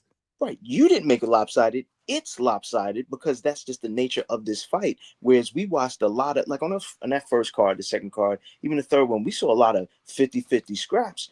And we were intrigued by that whole, oh, wow, you bringing us 50-50 fights. We don't know who's going to win. But the one time you give us a championship fight, it's a lopsided one. And then and to your point, what does Jay do next if he wins? Or what does Brandon Glanton do next? What happens next? What are you going to have him fight that third guy? And then what are they going to do? They're just going to sit around building fucking shit at the Zuffa arena? Like, oh, we just finished doing the siding on the like, what are they going to do? Who are they fighting? I don't know, bro. They're going to start a boy band for the cruiserweights? Like, what are they going to do? Hey, man, maybe we should ask Claymore what they're gonna do. Yeah, right.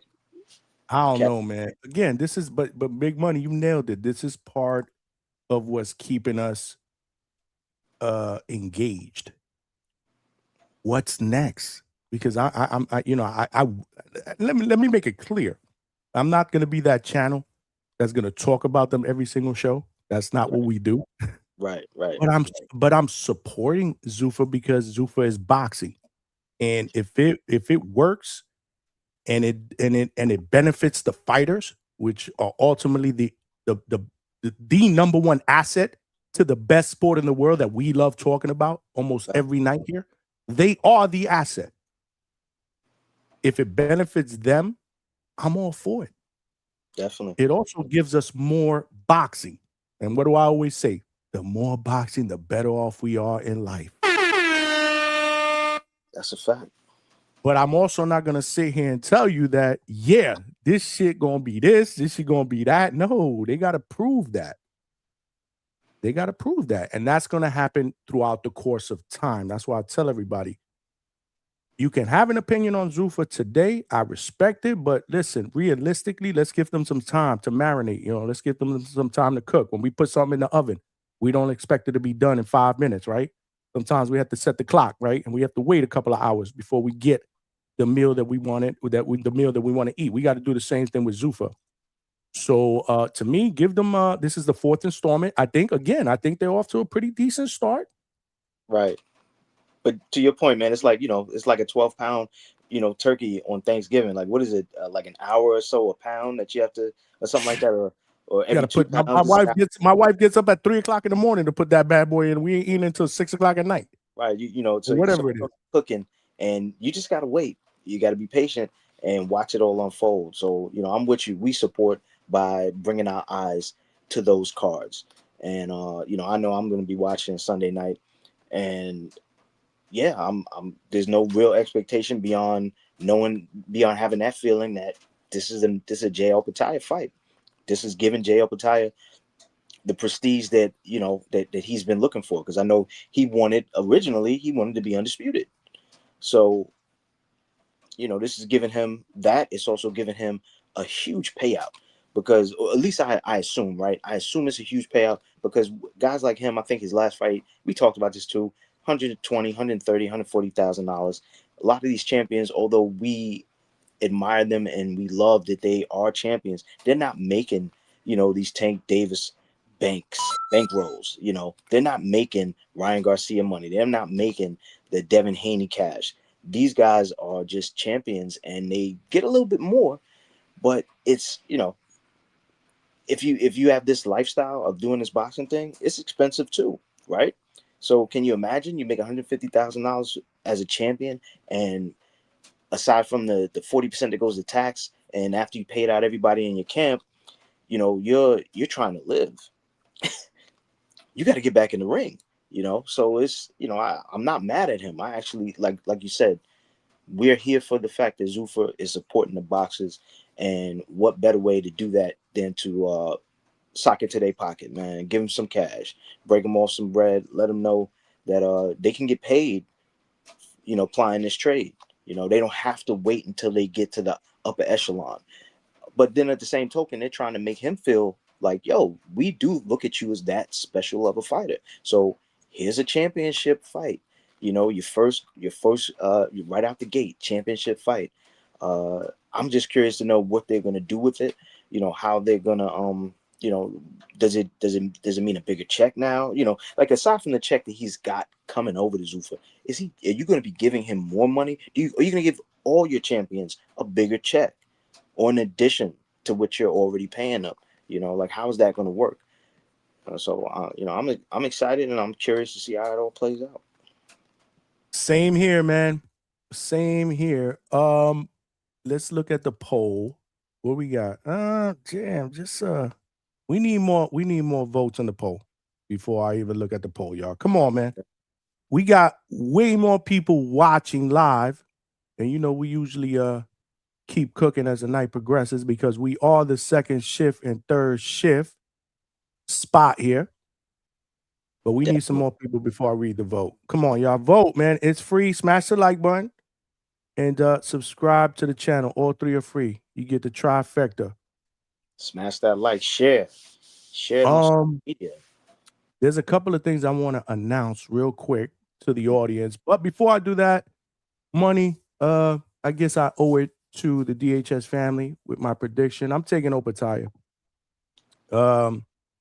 He's younger. I believe he's the more skills fighter. Glanton will bring pressure, I believe, early. And I believe that he will make the early rounds very, very interesting. I do feel that after the first 3 rounds, we're going to be like, damn, we in for a banger. That's just a gut feeling. But I expect Opetaia to weather. He's going to move a little bit. He's going to create some openings. He's going to counter. And I think his power will eventually wear Brandon Glanton down. And although I went out on a limb and said this man has never been stopped or even put down, and I'm going to double check that, but I'm almost positive. I think this might be the first time. Wow. But I will tell you, if I'm wrong, that's definitely not going to be the first time, because I've been wrong before. But I'm taking Opetaia by late round stoppage, not a knockout. Maybe stoppage. Maybe the referee just jumps in and calls it a halt. That is my prediction. And then 20 years from now, when we're asked, if we're all blessed to still be here, I expect we all are, we're asked who was the first Zuffa champion. to be crowned, we could say Jai Opetaia. That's just my humble opinion here as the host of the Mafia Spot, aka the Hangout Spot. That's if Not we sure can if you- remember. That's if what. Well, that 2 too. years from Even now, if bro. we're here, right? Even if we're here, it's not assured that we're gonna remember. Especially me. I got to be honest. I got so much shit going on. It's almost like, and I told this to my wife the other day. I was like, damn, I got so much shit going on. My memory used to be really, really good. Sometimes I forget what happened last month. But even in the heat of the moment, like today's interview, man, he brought back so many things from the past, like fighters that I've seen, Nelson, all that other stuff that it like, man, it's there. It's there. You just Shout gotta. out to Josiah, man. Great Yeah. interview, man. Great young man. Great interview. I'm gonna connect with him, man. We're gonna see him get that work. We definitely gonna see him get that work. I do have 2 announcements. We had somebody backstage. I did put the link out there. If you guys want to jump on and talk a little bit of boxing, the link to jump on and call in and jump on the panel for a little while is pinned to the chat now. It did replace the previous link that was the link to join the DHS pound for pound list. If you wanted to do that, is $2.99 a month. Check that out. Not sure if you guys are signed up to the Discord, but definitely do that. These guys be cooking. They be posting all kind of shit up on the Discord, man. News, articles, interviews. I love it, man. Salute to Flexing and Stepping is always keeping us posted with shit. He posts everything. Shout out to Like Flex, half of the man. people like, damn, I ain't see that. I got to check that out. Oh shit, that interview came out. I ain't see that. So shout out to Flexing and Stepping if he's in the chat. I haven't seen him, but I'll shout him out in the Discord. Let him know that I give him some love. He's And buzzing. salute to everybody else. He's buzzing around somewhere. He's probably around here. Mick Doonan be obviously throwing shit in the chat all the time. Everybody, like I said, man, yo, the Discord is dope, man. The Discord is dope. And then occasionally we'll open up a back call and you guys can hear me crash out. Because to me, that's what the Discord is all about. It's the crash out spot. That's the official crash out spot. Apparently, that's what I've become in the back call. So if you guys ever want to jump on a back call, we may do a back call tomorrow night. So I'll keep you guys posted. But I don't think I'll ever do that again because again, that was different circumstances. We were under the influence that night. We had a good night. Me and the wife had a really, really good night. You know, we had some drinks. And I'm not really an alcohol guy. I'm more of a beer guy. You know. Stephen Butler just won by stoppage, by the way. So that card is about to be over. Oh, wow. Yeah, that card's about to be over. Damn, it's over before 11 o'clock. Why they can't do that shit for the Saturday cards, like the big cards? That way we could go live for like fucking 5 hours, bro. The main event be finishing like at 1:30 in the morning. Eastern Standard Time. That's nasty. Yeah, different level of boxers, man. Those are, those guys, they don't show up until fucking 10 o'clock at night, you know, coming into the arena for like the co-mains and the mains. So Trilosophy said, we family. You know it. Dom Toretto voice. You know it. Salute to the Fast and the Furious. Z Pacino, salute to you. That's why he left Australia to compete in a bigger market. He talking about Opetaia, right? Yeah. Yeah. Yep. Yeah, absolutely. Look, see, this is where the trolls come in. Mick Doonan says Shakur versus Bam. That's an inside joke, y'all. But if you want more information, you got to join the back call. We'll loop you in. I do have 2 quick announcements. Like I said, I put the link out there if you guys want to call in. Definitely call in. Let's get this shit popping. Again, we are not ready to call it. It's Friday Eve. Let's work, man. Let's work, man. Let's put on our 8% work. Money's here. I'm here. Let's get it popping. I need your Jai Opetaia versus Brandon Glanton predictions. Am I crazy? Do you disagree? Do you agree? We won't know unless you call in and join the party. But I do have 2 announcements. Like I said, I know I said that 4 times, so let me get to it. Number 1, I want to congratulate our favorite prospect here at DHS, Ebenezer Stuntman Griffin, who just signed a promotional deal with Wise Owl Boxing. Wise Owl Boxing.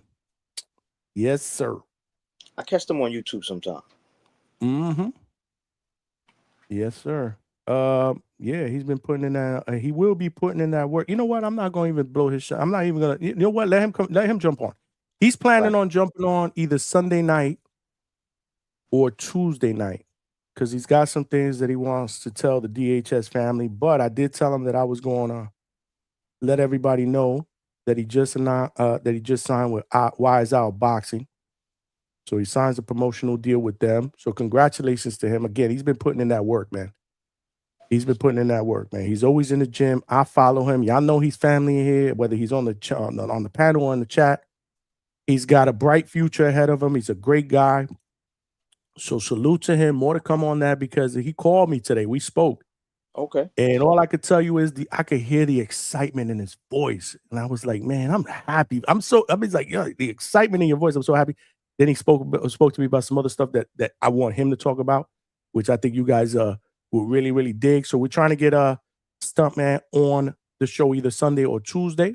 So salute to him. If you guys are following him on IG, please, man, shoot him a DM, man. Tell him, congrats, man. Congrats. Definitely. He's one of those that always says, man, Johnny, man, your chat, man, your father, I love them, man. They show me love. They funny, they knowledgeable.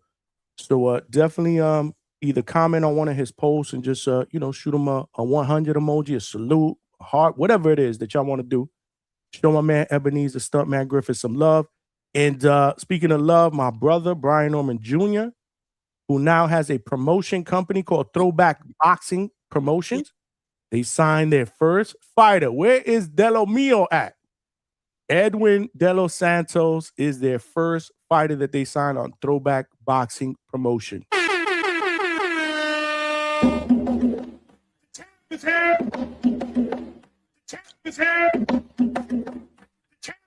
Yes, sir. Nice, man. Not a bad first signing. Not a bad signing. I mean, it was in-house, so it made it easy. I can imagine the negotiations were easy. But shout out to Brian Norman Jr. and everybody over there. I actually feel special. I got to follow back from I got to follow back. So good for you.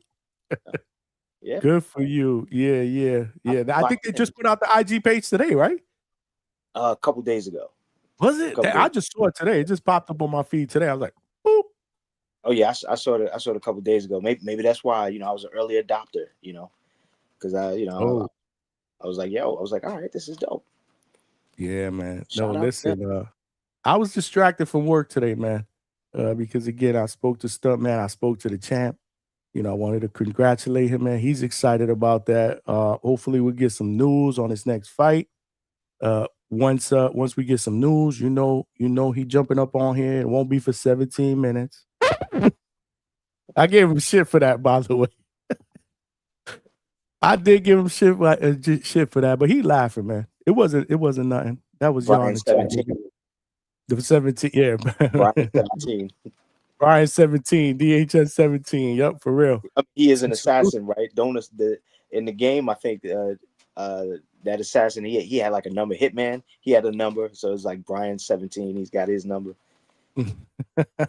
Yeah. Shout out to Brian, man. Hopefully the new venture, hopefully it rolls out really good. So I was making fun. I was cracking jokes on him because I don't know if you guys saw, but he did a 15-minute interview with Ring Magazine. So your boy here got 2 more minutes than the Ring Magazine did.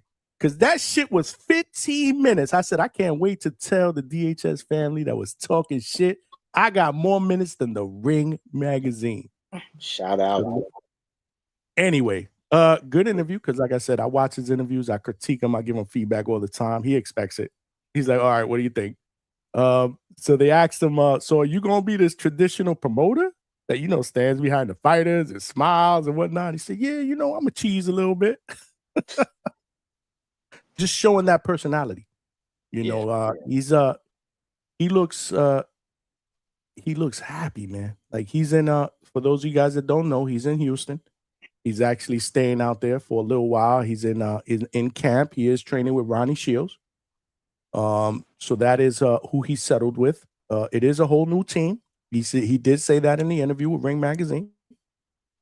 So he's excited. And again, I'm not going to tell you what we spoke about as far as what's going on, but he's very, very excited and I'm excited for him because I think we're gonna see something different. I do, and this is just me spitballing. Like I said, this is just me spitballing. This is gut feeling shit, right? We had the gut feeling shit. This is what we do. Sometimes when we feel something, we call it out. If we're wrong, we're wrong.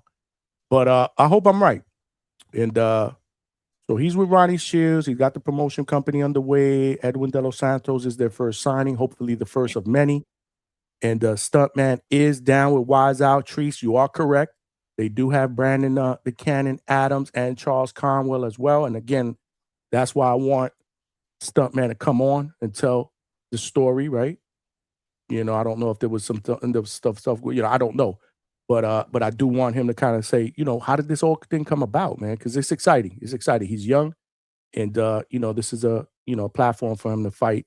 And I think he will be announcing a fight very, very soon that they're looking to put together. So we'll be all over it.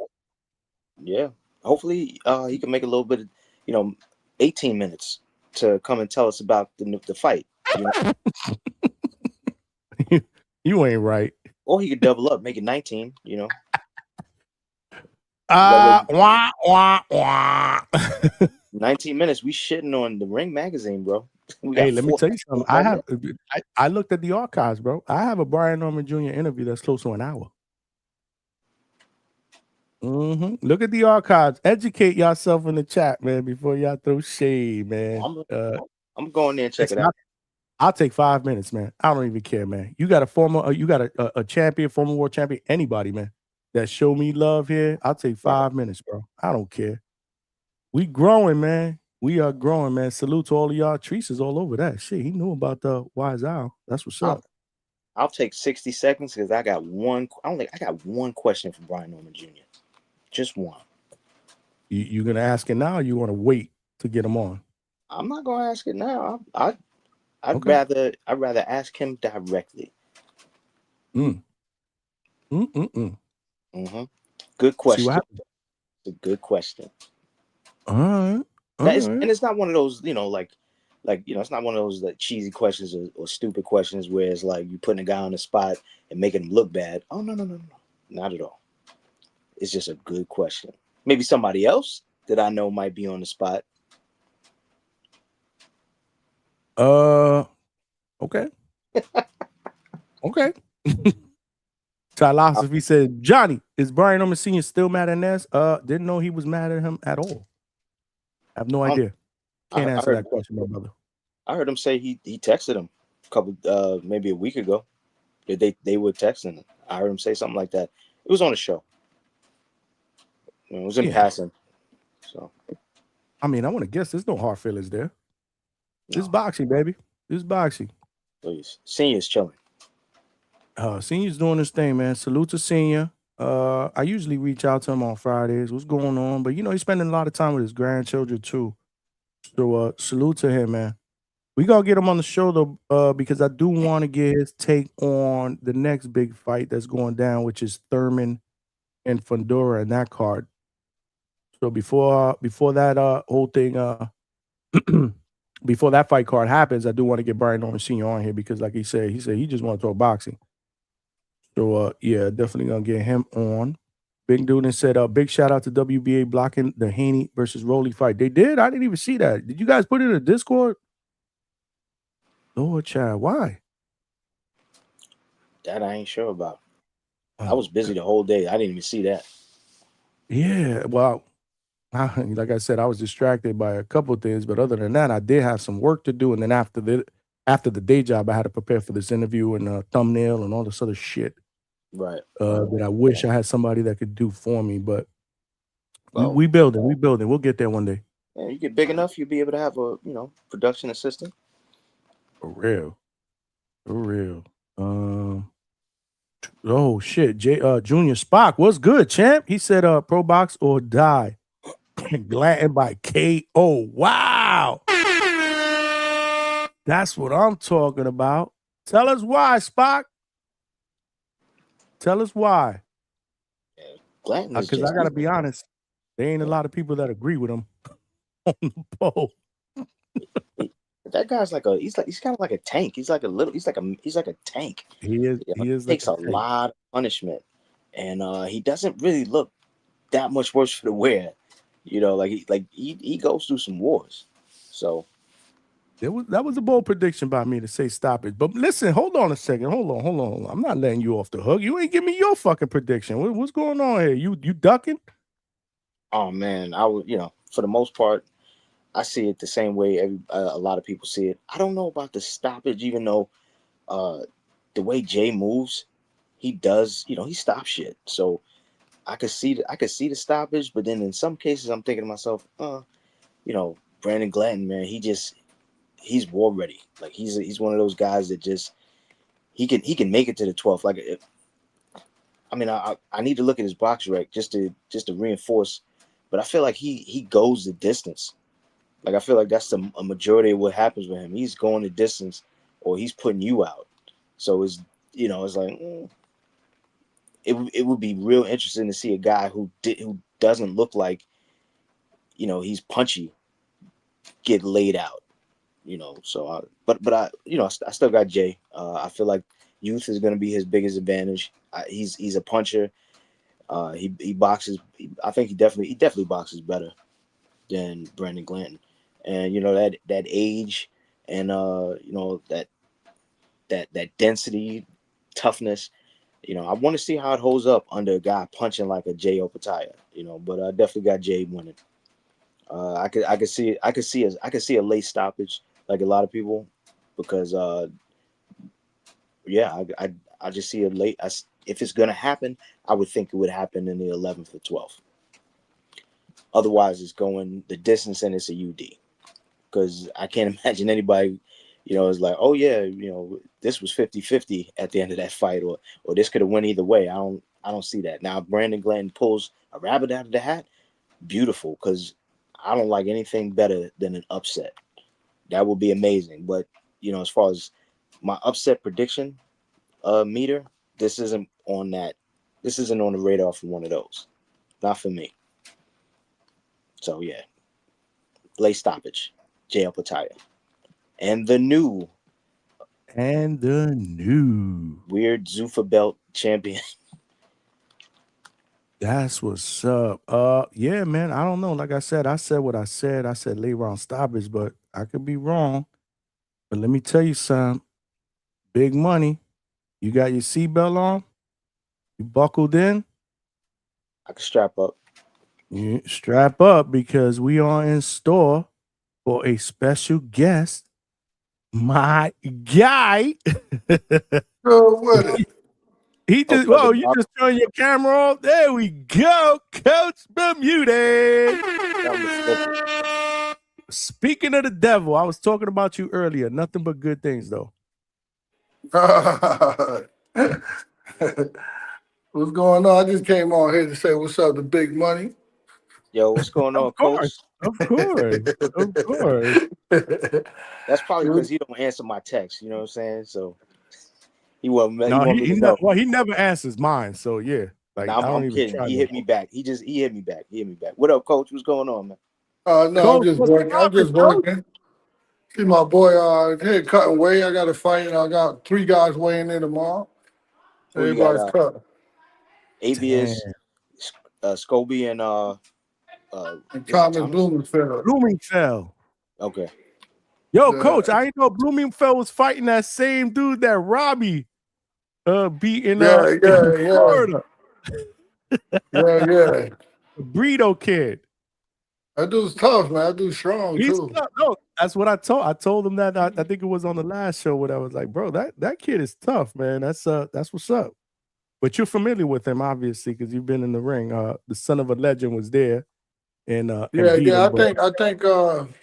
he's tough, but I just think I picked him because I want to see how Thomas do with him, and I need Thomas to get some rounds in. Hopefully, I ain't choose the wrong opponent, but I think Thomas will be all right. Right. So is everything going good with all the weight cuts? What's going on? I know. I'm gonna call you later because I'm about to get back in this room here and it's gonna be loud. Okay. And you see the man there.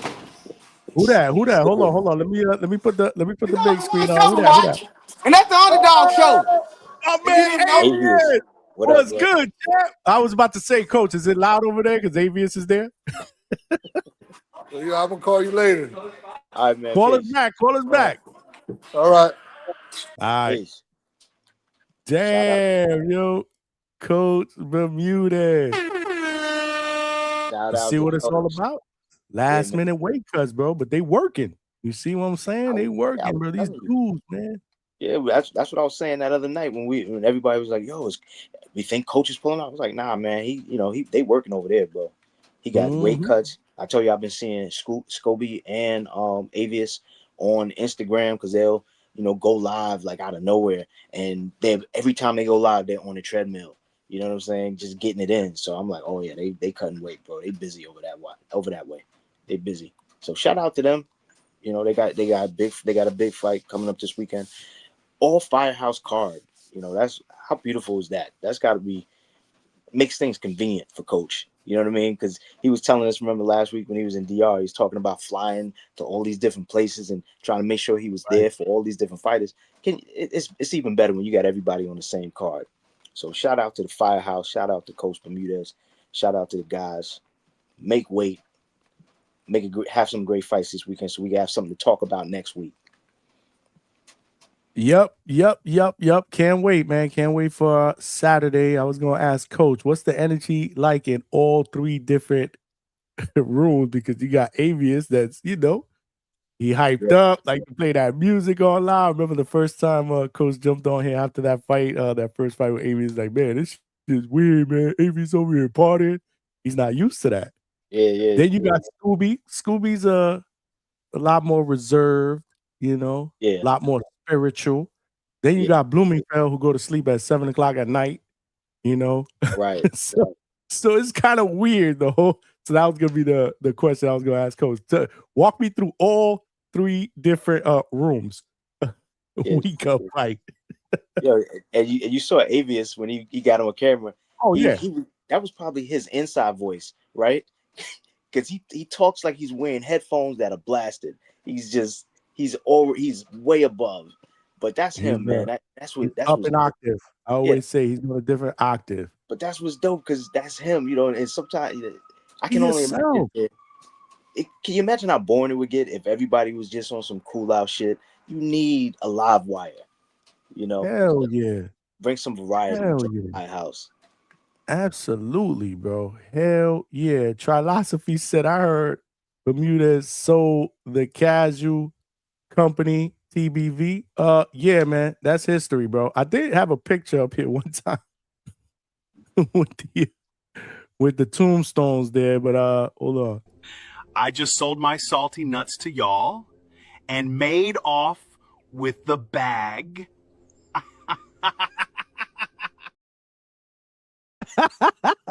There you go, right from the horse's mouth. Philosophy. Gone. Yeah, they still talk about those cashews, man. And people love those cashews. Oh, they were phenomenal. Yeah. I haven't bought another box because fuck it. Coach Bermudez is not down with them anymore. But I was going to. They were phenomenal. They were actually really, really good. Yeah, but we ain't talking about them though. We're not even bringing up their name anymore, man. No more promotion.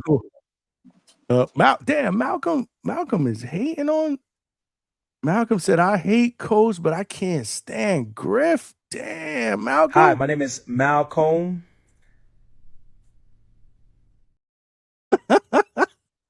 I can't believe you hating on Griff. How could you hate on Griff, man? He's fun. And he can punch. I would love to see that Hammer Hands and Avius rematch. That would be some hell of a buildup because there's a lot of animosity now that has gone on between those two on social media. But will Zuffa be flexible enough to give us fights that are cross promoted? That's one of those questions we have. So that's one thing that I want to just touch on because, like I said, I want Zuffa to succeed. I think we've had conversations about this off camera, but that's the one thing that is I can't go all in. You got to show me that you're willing to play nice in the sandbox. I'm sorry. For the betterment of the sport. for giving us for putting together the fights that we want to see. Like you said, I mean, I just don't know how that dynamic is going to work. Time will tell. Well, right now, the way it's working is the IBF has given Jai Opetaia an ultimatum, right? Like they're serious about it. So it would suck if in another 2 months, 3 months, we find out that they're like, okay, let's play. Let's be open to the sanctioning bodies. Because then it's like you just made that man give up his IBF for nothing, you know. So, but again, we're still in that era of mystery. We gotta wait and see. Absolutely, bro. El Consejero.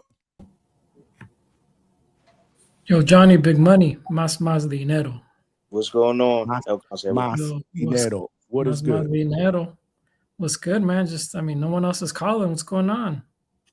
I guess they enjoy hearing me and Big Money just kick it because we got hella people watching.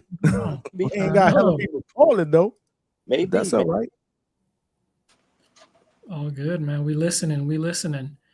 I obviously got Jai Opetaia. I hope he gets a stoppage. I mean, everybody expects a knockout, even though Glanton hasn't been stopped before. Right. And I feel like Zuffa needs it. I feel like these last couple of weeks, Zuffa has just lost some steam, in my opinion. That's how I feel about it. It's lost some steam, you know, because, I mean, you know, the boxing media outlets, they've just been talking about, you know, Devin Haney, Ryan, Shakur, Rolly, who's going to fight who, right? And not really a lot of stuff about Zuffa unless you're on Clay's channel, you know. But you know, and I mean, yeah, I mean, I'm into Zuffa, you know, like I like it, you know. But it's like you said, Johnny, like you gotta check your expectations, man. Because I got excited. In the beginning. Obviously, I was looking to Rayo fighting just because he's from my area. But other than that, like, you know, I hope. I mean, I don't know who's on the undercard, but you know, I hope it's a good fight. I feel like Zuffa needs it. But we'll see, man. We'll see. So real quick, now that you touch on that, the co-main event is an all-Mexican class at welterweight. Both fighters are southpaw. You got Ricardo Salas against Jesus Saracho. That is the co-main. Both guys can punch. You know, 75% KO for Saracho, 74% for Salas. That could probably be a sleeper entertaining fight. Again, I did not do any type of study or film study to be able to say this is what we expect to see or this is what we hope to see. I just don't have the time. Wish I did.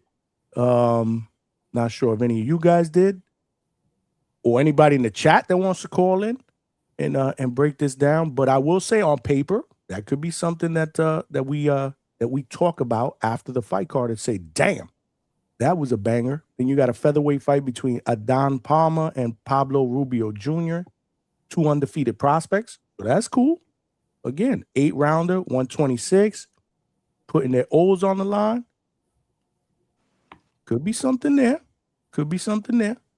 I don't know the dude that Shenard Bunch is fighting, but I do know who Shenard is. He's on that card. Yeah, I mean, I see Emiliano Alvarado. He seems like, I think he's a RGBA guy. On here? Hold on, let me check. Is he on here? Yeah, Emiliano Alvarado against Eric Rosado. Those are 2 featherweights. That's actually going to open the main card, if I'm not mistaken. Featherweight 6-rounder. Alvarado coming off a 4th round stoppage at Zuffa Boxing 3. Yeah.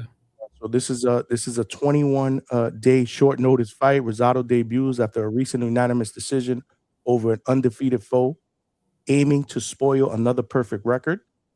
So I mean, it could be entertaining, man. We got to give it a shot. I said Jardé Anderson. I remember Jardé Anderson is the heavyweight that knocked out Lorenzo Medina. I was there for that. That was where I met Coach Bermudez at, and that's where Armando Robbie beat Brito, the kid that Blumenfeld is fighting, and that's when Yo-Yo won the main event against a late replacement. He knocked out Medina, so he's on the card. So, hey man, I think we're gonna be pleasantly surprised. We're gonna remain optimistic, man. We're gonna remain optimistic over here, man. We ain't shitting on Zuffa. I think I kind of leave a lot of the Zuffa cards for, just for because the theme is that a lot of these guys are guys that don't really get the spotlight. So even for some of us hardcore fans, we may not know some of these guys. I know I definitely didn't do any research.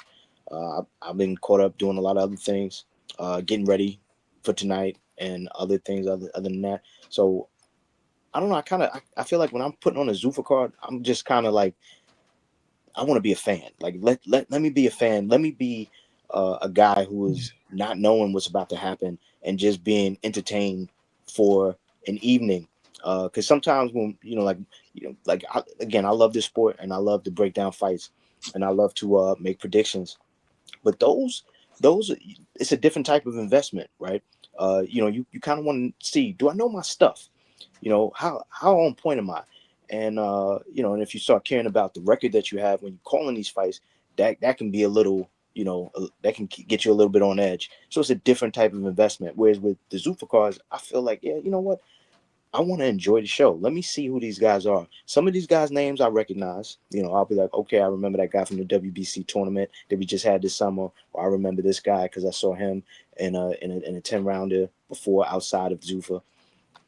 But my approach with Zuffa overall is just, I'm going to kick back. I want to kick back and then I want to talk about the fights after the fact because a lot of these guys are new to me for not having seen them from where they pluck these guys. Now, obviously the stars, the Jai Opetaias, the Conabins, yeah, we know those guys. But I'm talking about like that first card that we had or the second one, So I think for this one, I'm just going to enjoy it. I didn't do any study on anybody, so I'm just going to sit back. A great way to put it, man. And I agree. You know what? Zuffa reminds me a lot of Pro Box.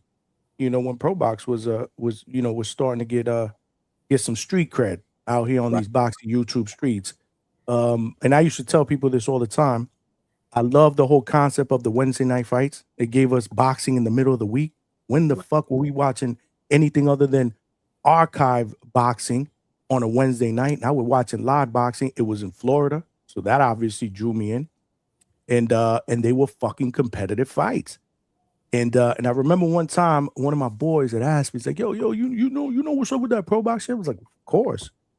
He was like, is that worth? I was like, bro, even if you don't know the dudes that are fighting, check out a Pro Box card, man. They try to match them evenly so that you get an entertaining fight. Like there's been fighters, I believe, what was the fighter that went on the Boxing Voice that was on Pro Box, and then all of a sudden they decided not to bring him back? Was it Merriweather? It was Robert Merriweather, if I'm not mistaken. Okay. It might have been. I'm gonna say I'm about 80% sure, maybe 90% sure that he fought on Pro Box twice early in his career, and for some apparent reason, I guess stylistically, Pro Box, they were like, maybe this isn't a good fit, right? I do think I remember his dad coming on there talking to Ness about that as well. Anyway, I could be wrong. It's somebody along those lines. I want to say I'm 90% right. Gary Jonas is pretty tough. Like he wants very tough. Certain type of fight. I met him. I met Gary Jonas. He's a very, very tough, like strong, blunt, brash. Yes. He's one of those like, nah. This is how we're doing it. Right. He's one of those, which is what which is his edge, right? This is why Pro Box is becoming, what Pro Box is actually becoming. We've seen Pro Box grow right before our eyes. So that's what Zuffa reminds me of. Pro Box. And if I gave Pro Box a shot, and ultimately I was very, very happy with the end product, and I still think they're evolving. They're not finished. Pro Box is nowhere near a finished product. You got to give Zuffa a shot. And on paper, like I said, I feel a little bit better, going through that card and reading the little bit that I read when I did the research. There might be some intrigue. There might be some shit there that we're like, yo, man, see what I'm trying to tell you? Now, if I'm wrong, I'm wrong. After the fight card on Sunday, I said, all right, my picks, my predictions for this shit to be good was a 2-bag of ass. But, we got to remain optimistic, man. This is boxing. Well, I'm still gonna have my scorecards for every fight, and I'm gonna score the fights because that's what I normally do anyway. Even if I'm enjoying it, if I'm just sitting back and enjoying the fight, I score them. So I'm gonna be doing just that. See, Tree said, "Yeah, it was Mary Rush." Okay, so I was right. There you go. Every now and then I'm right. Well, every now and then I do have a little bit of a memory. I just said earlier I forget half the shit that goes on the last stream. But for some reason, like I said, I remember that one because I was like, damn, he's a talented fighter. But I see what pro boxers is doing. Okay. Nah, man, they want dudes that's gonna mix it up. So they could fill up that how many I forget how many seats they had at Plant City. It wasn't a lot, but let me tell you something. I've covered plenty of fights there, and it felt like it was like 5,000 people up in there. That shit was loud as fuck. And it was only like what, I don't know, a few hundred people up in there, if that much. Listen, pro box is like in the ring, those fighters are a physical manifestation of the shrewdness, the curt delivery, the abrupt, that just Gary Jonas in general, just how he is. He's kind of straight up and down, and he gets to the point, and that's exactly what you get in the ring. You get guys that are gonna get to the point. You're gonna find out who's the better guy, and you're not gonna see a lot of dancing around the ring, or else those guys aren't coming back. So right, exactly, yeah, exactly. And I remember the first pro box experience that when I was there live covering, I was like, damn, they just move so fast. It was weird to me, right? We're used to watching these events on TV where, in the middle of the fights, they're talking, they're showing this interview with this person, that interview, blah, blah, blah, the national anthem before the main event, the other national anthem for the other country. These motherfuckers are moving. Yeah. And it's like, wow, it's just boxing. None of the fluff. Yeah. Just in and out, in and out. You got a fight that's in the 8th round of a scheduled 10th round. And Danny Rubin, salute to Danny, man. He runs shit over there. That's Gary's son. That's my guy. He's already back there like, yo, let's go. Let's go. Come on. We're ready to walk out. We're in the 8th round. Bro, they still got 2 more rounds to go. But look at that. Look at how that works. I mean, to a certain degree, you as a boxer coming into pro box, you should cherish that kind of an experience, because you're gonna find out if you got that dog in you in order to deal with the type of shit that you're gonna have to deal with when you get into the top 15 of whatever weight class you're in. So right. I appreciate that aspect of it, because they're putting on real fighters. So if you got it in you, even if that's not really your regular style of fighting. Like, listen, we just finished talking about Jordan Martinez. El Moreno, he said himself, I don't normally fight the way we saw him fight. So even if you're a guy who does not fight in that way, if you're more of a boxer, you should want to get into a pro box fight so you can mix it up and show that you got styles, and you can have that dog come out when it's necessary. Now, you might have to have that dog for your full fight at pro boxing, unless you stop a guy, or until you stop a guy that's in front of you. But it's good to be able to exhibit that and get that out of your system, because maybe you want to bang it out with somebody in the ring. Maybe you don't always want to, we hear guys like, even earlier with Josiah, he said, I didn't listen. He wanted to bang it out, and he was on, he's in a perfect place on a pro box card. Now, again, it didn't work out for him that time, but that's also part of it, learning that it's good to switch styles. It's good to have deep toolbox. It's really is good, because you can gain from it. Whereas if he slowed down a little bit, he could have started banging out later and probably got that guy out of there. He said the guy told him at the end, like, yo, bro, you had me wobbled. I was afraid. I thought it was over. And can you imagine if he backed off just a little bit and slowed down, and then caught him when he wasn't expecting it, when he slowed down the pace, he would have had that knockout he was looking for.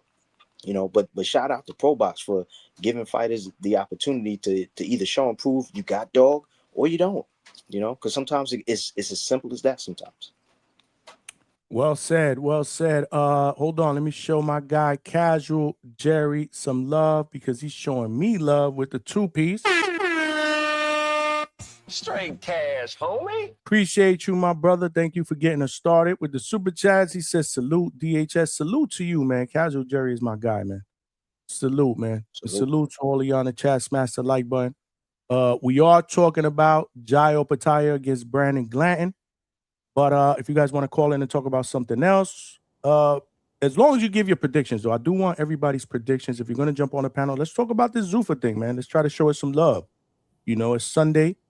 There aren't a lot of names on the card that we know. You know, at least I don't know. Big Money doesn't know. Of course, the Hector doesn't know. And I'm sure most of you guys don't know. But if you do know, jump on up in here and educate us a little bit. I did read on paper what the fights look like, and I feel optimistic. I think that we could get a good product. But I would say that because I'm a boxing fan and I want to see good boxing. But I mean that. I ain't gonna lie. I do mean that. So I did put the link out there if you guys want to call in. I'm gonna throw the call me link too. Maybe we give that a shot. Did you guys one thing just off topic I wanted to chime in. Did you guys see Oscar's clapback Thursday on Virgil?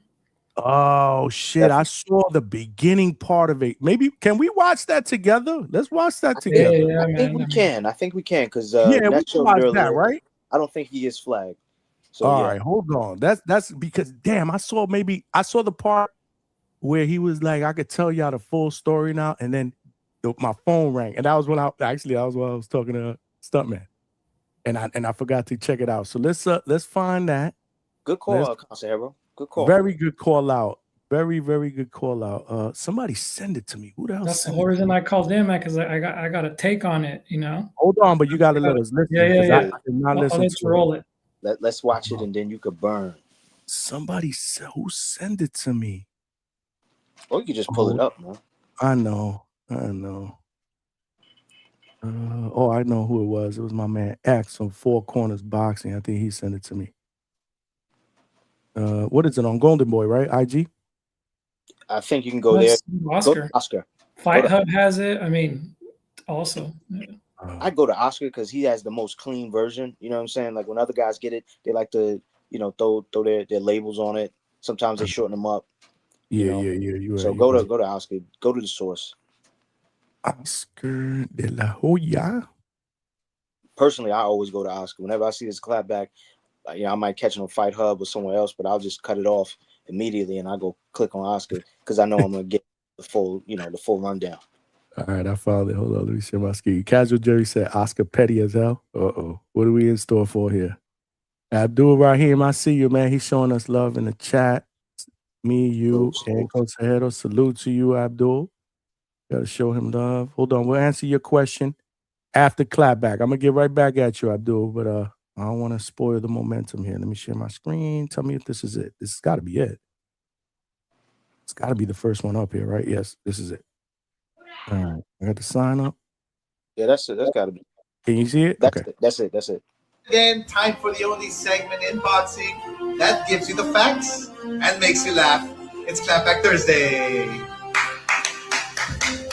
There won't be many laughs this week because I never think it's funny when a fighter tries to fuck me over. But the verdict is in, and Virgil Ortiz's master plan to break his contract with Golden Boy Promotions was shot down by a federal judge in Nevada. I know many of you have been waiting for the details regarding all this bullshit, so it's time to finally give you the facts. Here's the timeline of how it all went down. I hadn't heard from Virgil Ortiz since his fight back in November, where he openly praised me for being a great guy and a great promoter. He is probably one of the most successful promoters in the history of the sport. And he has always been done right by me. I have nothing bad to say about him. I mean, he's gone out of his way. He texts me all the time. He's called me, he's FaceTimed me on Christmas. He does his job. I mean, everything that he's done, I think that he's done with good intentions with me. And I can't say anything bad about the guy. So everything was terrific, right? And his father even sent me this message over the holidays. Then, out of nowhere, Virgil served us with a lawsuit in January to get out of his contract. So who was behind this lawsuit? The worst manager in boxing, Rick Meridian. Rick demanded that Virgil get paid triple what we're contractually obligated to pay Virgil for the Boots fight. We were ready to make the fight, and I was lobbying to get him the most money possible. But Rick, being the selfish asshole he is, tried to line his own pockets and felt the grass was greener with the others who interfered on the other side. And now, thanks to his poor advice, Virgil's sidelined, and he's headed to waste more money and time in mediation. And that could last years. Virgil, I still want to believe you're a good guy, and you received the worst advice on the planet. We always did right by you, treated you with respect. Remember when we were in Texas, and I sent President Eric Gomez to sit with you while you and your father cried about pulling out of the fight the week of. And this was the second time this happened. And still, we believed in you. I generously gave you $200,000. Did you forget about that? These are the facts, folks. Oh, and we had to constantly deal with your hothead father, who couldn't be less gracious or appreciative. And if you don't believe me, let me show you something, everybody. Here's a clip of the night before Virgil's last fight in November 2025, where his father got into a fist fight with a heckler, and my Golden Boy employees had to break it up while he was rolling around the floor of the hotel lobby shirtless. I mean, of course, my team was kind enough to protect you, Virgil, and begged the man your father assaulted not to press charges. Jesus Christ, this is the shit I have to deal with. And you're still this ungrateful? I protected you like family, and you turn your back on me?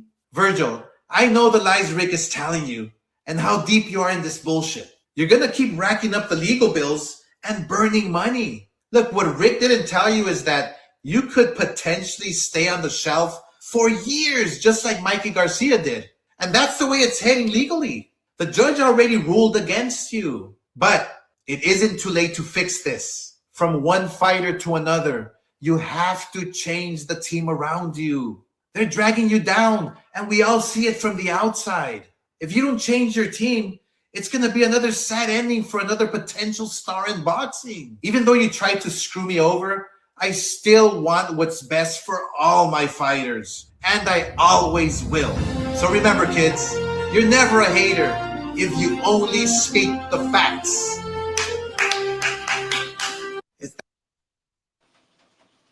Wow. Wow. Where do we start? Gozera, you say you had Ain't no way Virgil's going back, man. Ain't no way Virgil's going back after he just put his dad on blast, man. Come on. Who would go back like after that? I mean, I said that was a down on it. And I think Oscar knows that too. Like, you know, if you really wanted to patch things up, you wouldn't have put that on your clapback Thursday. You know, like that's kind of low. Well, I mean, you know how it is. It's a legal battle. Yeah. So yeah, I mean, there's a lot there. On TPV, shout out Keem, man. He actually read the whole. He read the contract, and what he said is like the only reason like the federal judge sided with Oscar is because, well, like how did because it sounds like Virgil is trying to work with Eddie Hearn, right, to sign over to Matchroom and, you know, get a few million more.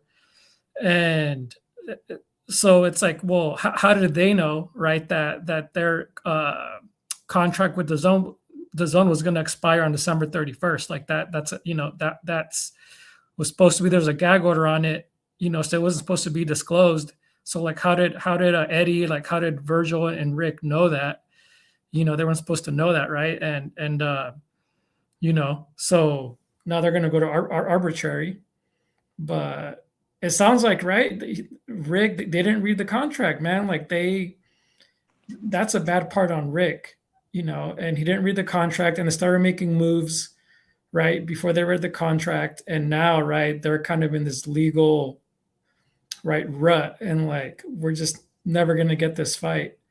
It reminds me, Johnny and Big Money, of what's going on right now in college football, which personally happened to my team, the Washington Huskies, when earlier this year, Damon Williams, right, like he had signed a contract to stay with the Huskies, right, guaranteed $4 million, and then 2 days later, right, there was reports that, okay, right, he's going to leave the University of Washington and go to LSU, right?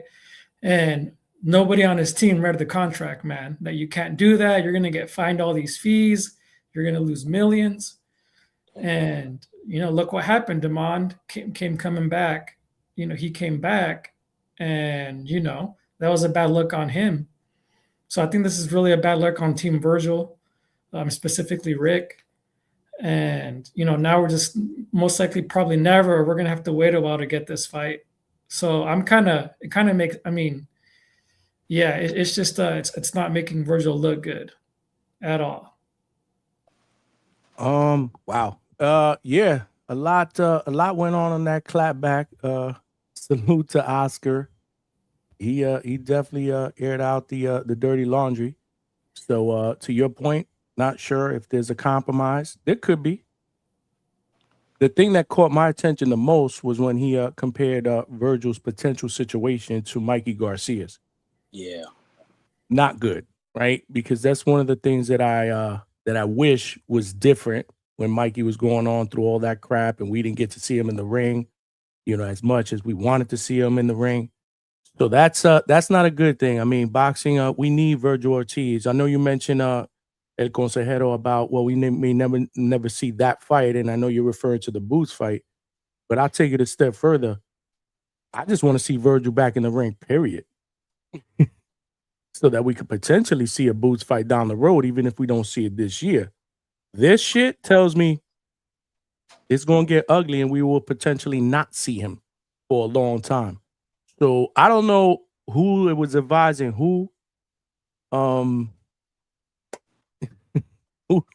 mean, you mentioned obviously Rick Meridian and all this other stuff and what Keem brought to the table and not reading through the entire contract. Shame on them. If this is the route that they decided to go, and now here we are, they dropped the ball. But I don't see how this could get resolved anytime soon, especially now that it appears that there's bad blood. It's a shame. It's a shame. It really is. It really is. I don't know. I don't know if anybody else wants to chime in on that. That's just my take on it. I think that's disgusting, this whole shit that's going down. How do we go from a potential, well, Eddie, just call me, we're there, what was the split? 55, I don't know, what was it, 55-45, and the winner gets, I don't know. I remember that whole original post that he put out that said, this is the offer, and the winner gets this amount. How do we go from there, which most of us felt optimistic it could happen, to now here we are? Pretty much like this. And wasn't this all happening when Turkey was still in the picture and he was going to fund this fight? And now we don't even know if Turkey's in boxing. I think the Saudi money, there's a freeze on it right now because of all that stuff's going on. So now it's damn, how much is it really worth it? I mean, the thing to be worried about here, or the thing that is the issue here, is that there are legal issues going on. Nothing else matters at this point until they can untangle from all of this legal shit, because you don't just, it's kind of like marriage. You can get in easy, but you're not getting out fast.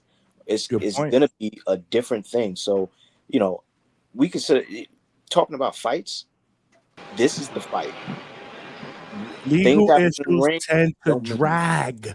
They tend to drag legal issues. That's what I'm telling you. This is not good. That's what I'm saying. This is, having a conversation about a fight in the ring. Shit, talk to Mikey Garcia about that.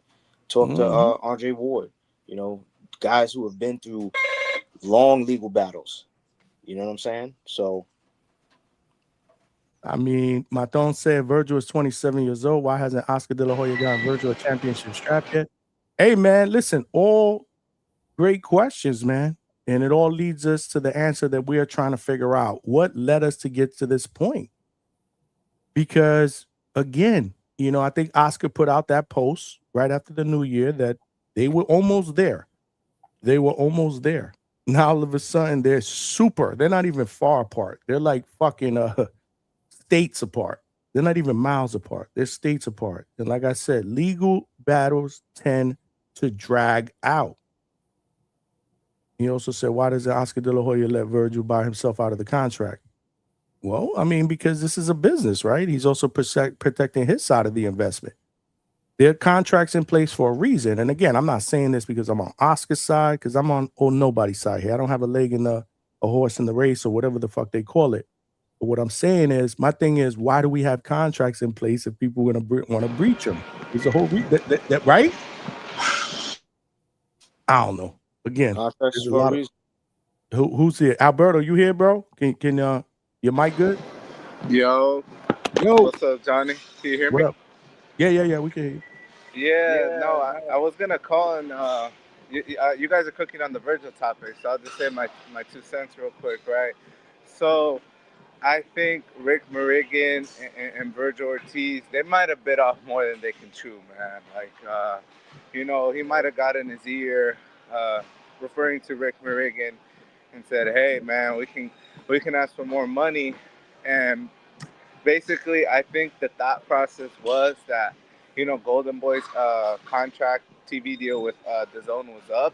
So I'm thinking he thought that would be his loophole out, because in the contract it says that Virgil has to be presented 3 opponents and there has to be a network deal in place. So maybe Slick Rick thought, Golden Boy's going through some shit with DAZN, and so he was trying to slither up out of that contract. But man, Oscar, after what happened with Richard Schaefer and Al Heyman when they poached the stable, those Golden Boy contracts they're solid as a rock, man. I don't see Virgil.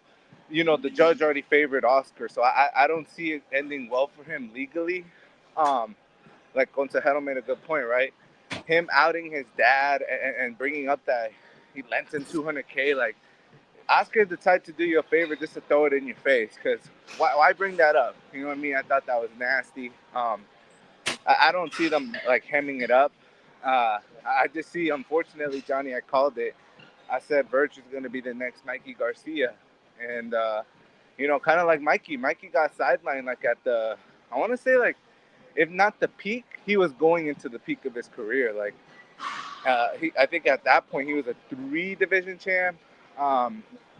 We were supposed to get the Loma fight, and unfortunately with Verge, I think he's gonna have to sit out until he's 30.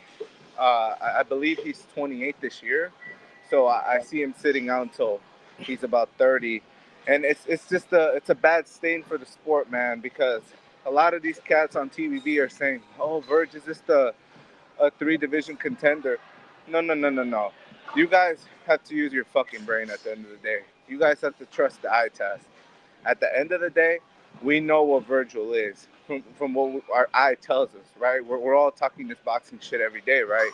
So we know at 54, there's 2 kings, Virgil Ortiz and Boots Ennis. They don't currently have titles, but titles don't always mean the best. Sometimes they're placeholders, right? Respectfully, Johnny, if Xander versus Boots gets ordered or announced, the bookies, Vegas, is going to have Boots as the favorite. If Xander versus Virgil gets made, Virgil is the favorite. These are facts. So you guys got to slow down with Virgil's never been a champion. He could have easily been a 2-division champion, right? At 47 and at 54, but sometimes the stars just don't align. Period. There's nothing more to say. But yeah, it's looking bad for Virgil and Rick Merrigan, Johnny. It really is. Any of you guys want to chime in? I mean, yeah, it's not looking good right now, like I said, man. And I'm fearful, man, like I said, because Alberto brought up a good point. That whole shit with Mikey Garcia happened in the prime of his career. Yeah, of course. It deprived us of that Lomachenko fight. Listen, I have to wonder how much of a role he played in to the entire situation. Because yesterday, you remember I had you play that clip. That was right after Rick Meridian got hired, and we all know that Robert Garcia, for the most part, he's not just a trainer; he manages his fighters. Right. And at that time, Rick Meridian had just come in, so now it's got me wondering if he was played the part in the whole holdup for that fight from back in 2021, because again, Roger manages these too. And sorry, go ahead. Well, I mean, I'll try and land it real fast, but I'm just saying it's making me wonder. It's just making me question if, based on what we're seeing now and the fact that here we are, Rick Maringian is in the fold, and he's also being the person that is being discussed as a player in the reason why this is going this way. So it has to make. So again, it just makes me wonder if that's what it's been from the beginning since he first was introduced to the Virgil Ortiz family and became a representative for them. Because before he came along, Virgil's career was going pretty good. And now we've had 5 years of turmoil. And that's bearing that Virgil has had some issues with his health. Those things aside, he is now in one of the biggest fucking shitstorms that he's ever been in. And look who's right there with him. You know what they say when you look at when you look at a bunch of different situations and they're all fucked up. What's the common denominator? And right now it's looking like it's Rick fucking Maringian. Mm-hmm. Good point. Money. I was just gonna say this, right? Because Virgil is on the record for to make that Lubin fight, he took less money. These are not just speculation. He was offered.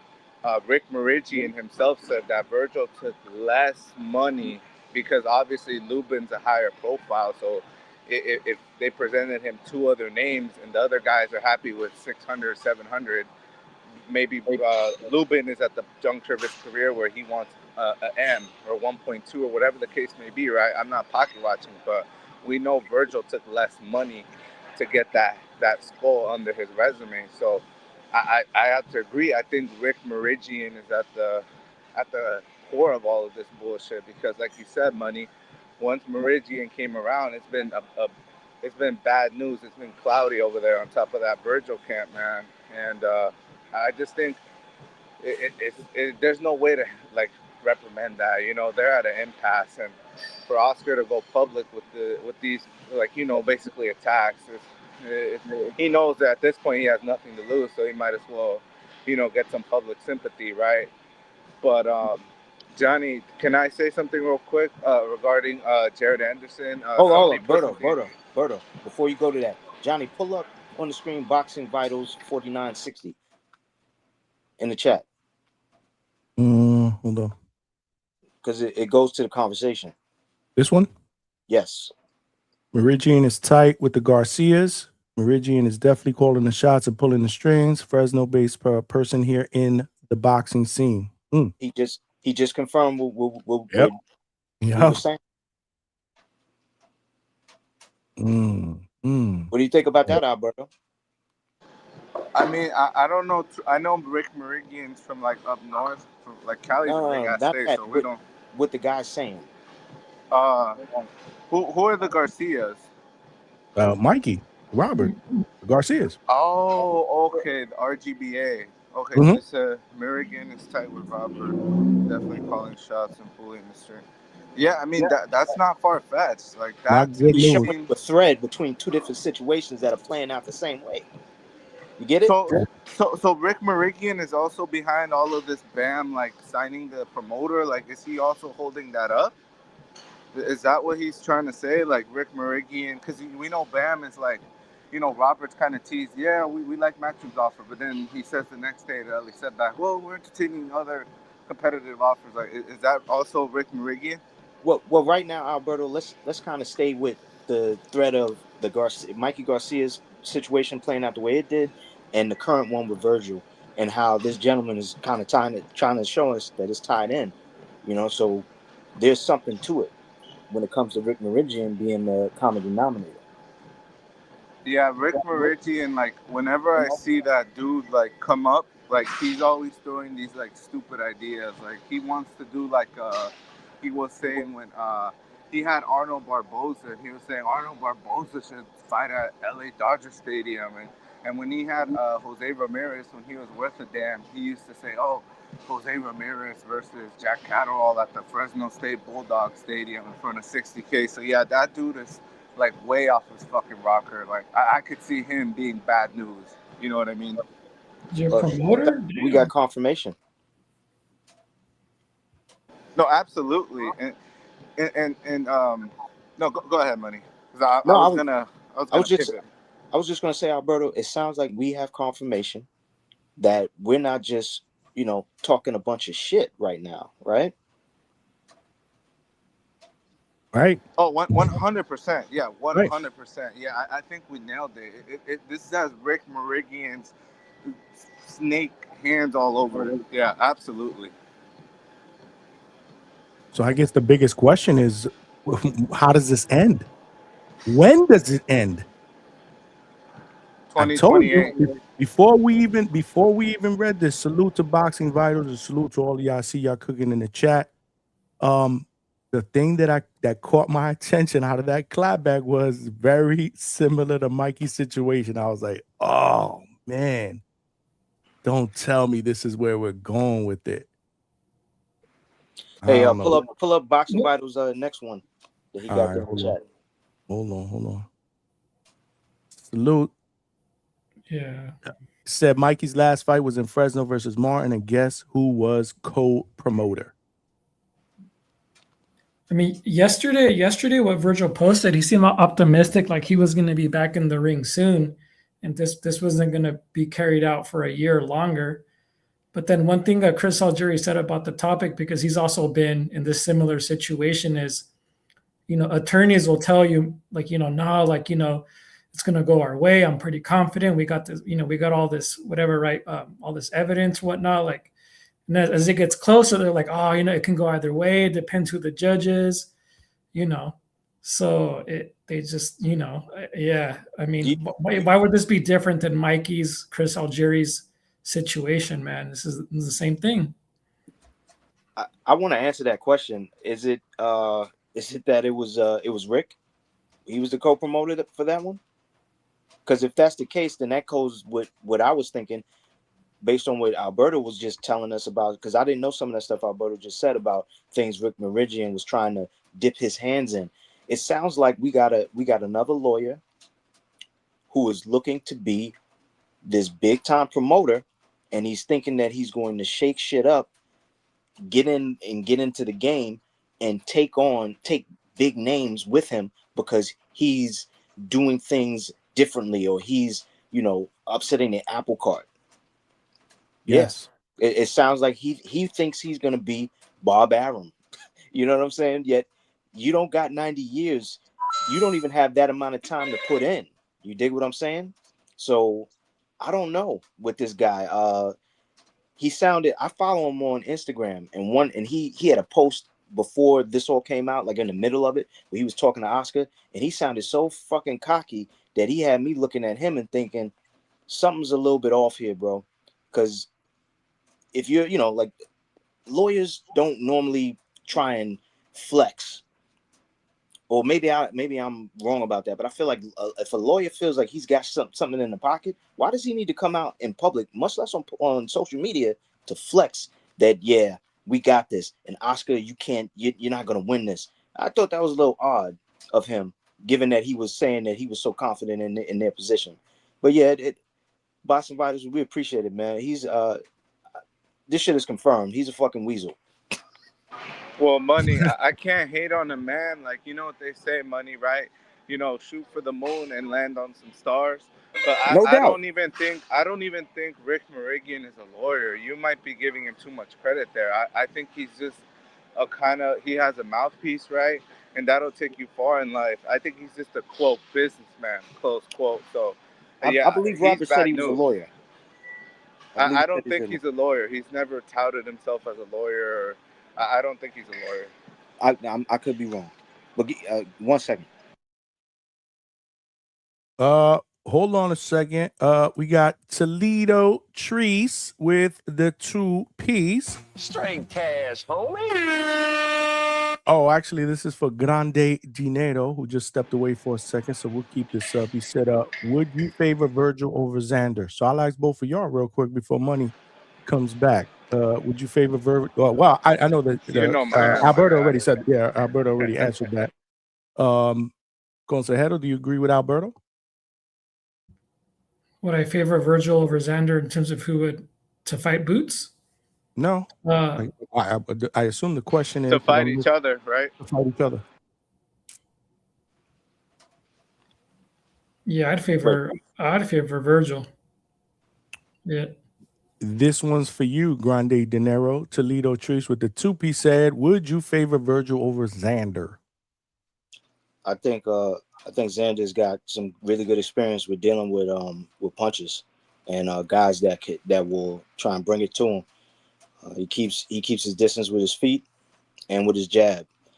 The bigger question is, I would think, is going to be, how much experience does Virgil have with dealing with boxers with long arms? You know what I'm saying? Like, I think that's going to be the thing. Not being in the ring very often is not going to be a plus for him coming into that fight, because Xander is active. You dig? He's active. So, you know, he made Abbas Baru not look like Abbas Baru, in my opinion. You know, he didn't look like the same guy that was in there with Tellis. Right. So I know Virgil has the experience, but I think that Xander's kind of inching up on him with experience too. Like he's underneath Virgil in experience, right? But he's close enough where, you know, right game plan, he can outbox that motherfucker too. Hold on. We got a Boxing Vital setter. Meridian is not a lawyer. He's our version of Al Heyman at a smaller scale. Used to put on big concerts and events here in Fresno. Got you. Yeah, that's what I heard as well. I said Gregory Smith is the lawyer. All right, cool. Like I said, you know, you brothers can correct me. I thought I heard him say that. I thought I heard Robert say that. Now I want to go back and listen to that, because I feel like I thought I heard him say it. But whatever, I'm all, you know, it's not about me being right. I just want to know. I'm glad to know what he is, because now it's really, like, the pieces are really coming together for me, where I'm looking at Rick Moringi and like, oh, you're a fucking weasel, bro. This shit is confirmed for me. Yeah, he's like a weasel with a mouthpiece, right? But Johnny, I wanted to speak, if I may. Something in the Discord caught my eye. Did you guys see that Martin Bacoli kind of posted a post to kind of reminding Jared Anderson of the beatdown he suffered in 2024? Yeah, I saw that. I think, yeah, I like that idea of a part 2, but I'd say let's save Jared Anderson's corpse for Richard Torres, right? And I say this because, listen, check it out. Richard Torres is trending upwards, right? He just beat Guido Vianelli, and now they're matching him up with a boxer in Frank Sanchez. And if he can figure out that puzzle, give him that brawler in Jared Anderson, you know, show him, expand this palette, right? So that next we can get a former world champ or a top 10 guy. And, you know, because I like to say Richard Torres is our only chance at our next great American heavyweight. So I say save Jared Anderson's corpse for Richard Torres. I hear you. I would love to hear what Teresa's take is on this, on that post. I saw it. I thought they were saying that was in lieu to a part 2. Like they're gonna get it on again. Yeah, but that's my thing, Money. Is like I want to pause that, right? Because I want to save that body for Richard Torres. Keep it warm. We don't need him. We don't need Jared Anderson to get knocked out again, and then we don't get any credit, you know, when we beat him. So I say keep him on ice. Doing it. If he's doing it, I don't know why. I'm like, why? Yeah, that dude's he's not a real boxer. If y'all notice, like he seems more happy with like he's starting to stream and shit like that, right? So that dude's heart's not in boxing, you know. We talking about Jared? Yeah, Jared Anderson ain't a boxer. I agree with you. He don't got the work ethic. He's like what's that phrase? When talent, hard work beats talent. When talent fails to work hard, like that dude has all the talent in the world, but he just don't want it. Listen, I felt the same way about Barrios, bro. Nah, come on, that's disrespectful to Jared Anderson. Y'all are counting out Andy Ruiz, man. He's coming back. Throw him in there with Crowley. Is that what they're working on? I mean, I thought Zuffa signed Ruiz, but I think that's still a rumor. I don't think that's been solidified. That's a rumor. Yeah, that hasn't been it's not confirmed. Damn, that would be a typical. Bacole's a big dude, and what is that? David and Goliath. Well, remember, somebody's getting knocked out. Andy Ruiz is in shape. He seems like he's in a better mental state of mind. He's been putting in the work at least this last year. I followed him. He's training. He seems like he's in a better place. I mean, it is social media, but but he does look in shape at least, man. He looks in shape. Like, I'm glad. Yeah. Yeah, we need him to come back, man. Did you guys hear he was rumored for Usyk, right? Before they gave him the kickboxer. So I could see him gaining back all that weight because that dude ain't dedicated either to his craft. So I could see him like getting pissed off that he missed out because he's only boxing for the money. I could see him getting pissed off and eating it back, So remember, he was dealing with that hand too after the Big Baby fight. Man, we're not trying to hear that. Everybody's dealing with injuries. At that level, everybody's dealing with injuries. Bro, his hand looked crazy. He shut you down. He said, we ain't trying to hear that. Boxing Vitals said Anderson and Torres have been working out together for his upcoming fight versus Frank Sanchez. So there's that. Because I feel like we would have seen it from Richard Torres already, man. Don't you guys think? Like, we would have seen it if he was going to be like, just that guy, that next heavyweight. Meridian is Vega status. Didn't I call Vega a Weezer yesterday? Oh, child. All right, he's a buffoon. Johnny's word. He's a buffoon. He's all of those. Rapid one. Johnny, can I say this real quick? Because Treese is, He said you tapping, bro. He said Richard Torres, Jared Anderson would smoke Richard Torres. No, I know. Paula and Treese, but he's popping his lid in the chat. But I'll say this. HR's on his ass, bro. They called in with the super chat yesterday. They were looking for him. Where's HR? You need to call in, Treese. So HR could come back up here and start looking for you. They know he is. That shit was hilarious. Right. Go ahead, Albert. I'm sorry. No, you're good, Johnny. You got to run the ship, right? But, who's got the ship in the background? I hear an echo. Echo? Me. Is it me? You hear echo? He's probably in the gym.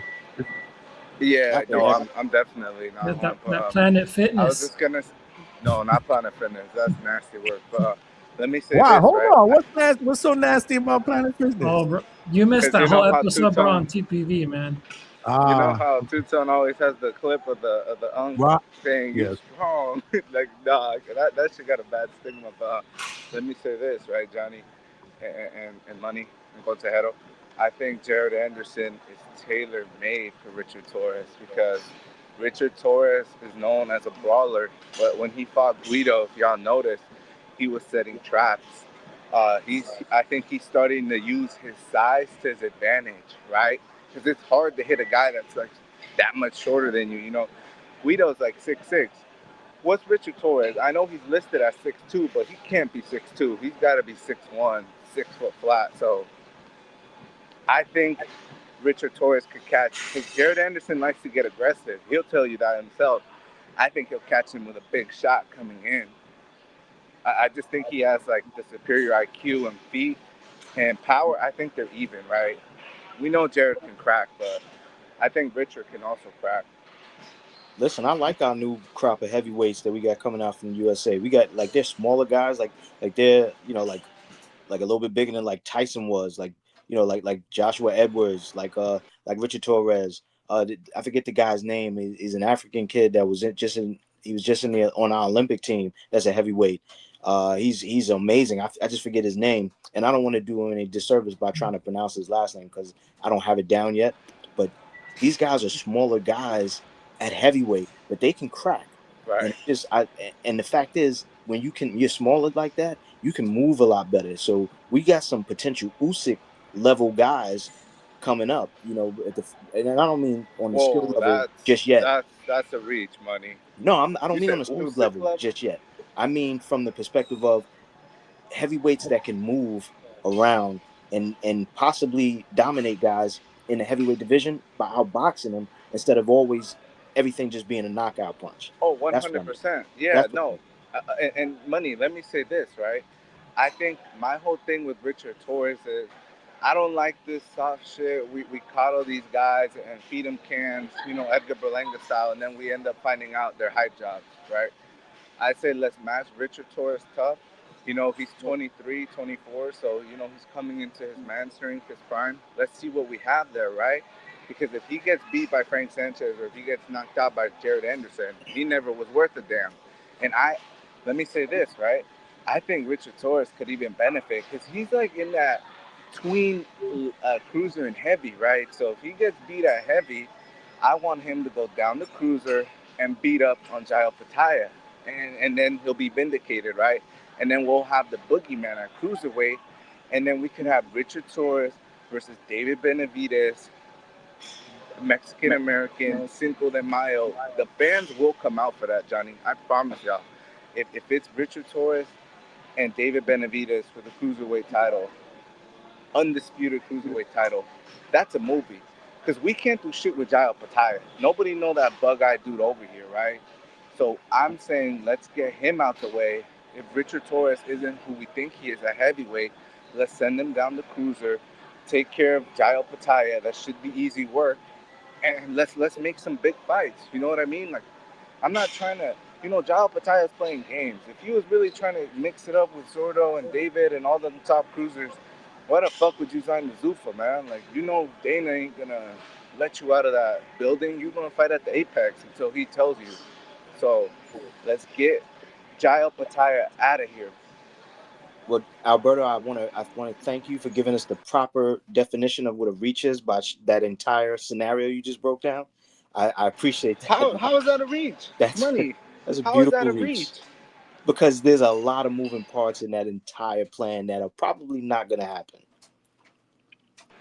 So what did I say that's overtly wrong that you don't see it as a possibility? Because I'm saying possibility. Well, here's the thing. I'm not saying you're wrong, but it's a reach to think that you're going to have somebody come from heavyweight, go down to cruiser, and then beat Jay, who you have no idea if he's going to be able to handle it or not, and then say, and then move past that.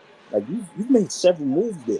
Well, Money, if Richard Torres could handle 260 pounders, 250 pounders, you telling me he can't handle a 200-pound Jai Opetaia, who other than Breedis, that resume is suspect. I swear, y'all, like, I'm not all the way sold on Jai Opetaia. I'm not. And I was on some channels earlier, and they actually have what's the brother he's fighting? Who's he fighting this Saturday? Brandon Glanton. Braden Glanton or Brandon Glanton. Brandon Glanton. Yeah, I see a lot of people saying, and he's not going in there to lay down. I know he got beat his last fight, but I could see it being an upset, Johnny. Like, let me tell you why. This would be Jai Opetaia's first fight where he's not on the Gold Coast, right? Where he's not in the land down under. We know getting acclimated and all that plays a big factor, right? And so if Jai's been, doing all these press runs saying Benavidez, be a real Mexican, Mexicans don't duck smoke, he might be overlooking this guy, right? So I don't know, call me crazy, but if you got like a dollar or two laying around, put it on Glanton. I see something. I just don't know why you're selling Richard Torres short at heavyweight, bro. Well, Money, if I'm being honest, I love Richard Torres. He's from California, Olympian, and he's our only hope at heavyweight. But the dude is small for heavyweight. Like, I'm telling you, he's listed at 6'2". Can he crack? But I think he can crack, though, right? I think he has decent power. But that's why if he has decent power at fighting 250 pounders, he's going to have excellent power at cruiser. That's why I'm saying I don't know why you're selling him short, thinking that he needs to move down. That's why that's a reach to me. Well, to me, Money, I want to see the biggest fights in boxing, and honestly, Jai doesn't move the needle. So I say, fuck it, give us that title. Give that title to Richard Torres.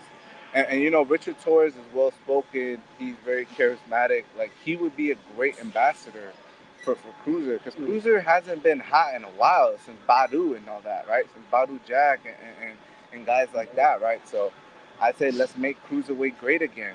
We got Zordo up there. We got David Benavidez, the Mexican Monster. We could have Richard Torres. That's a lit cruiser, if you ask me.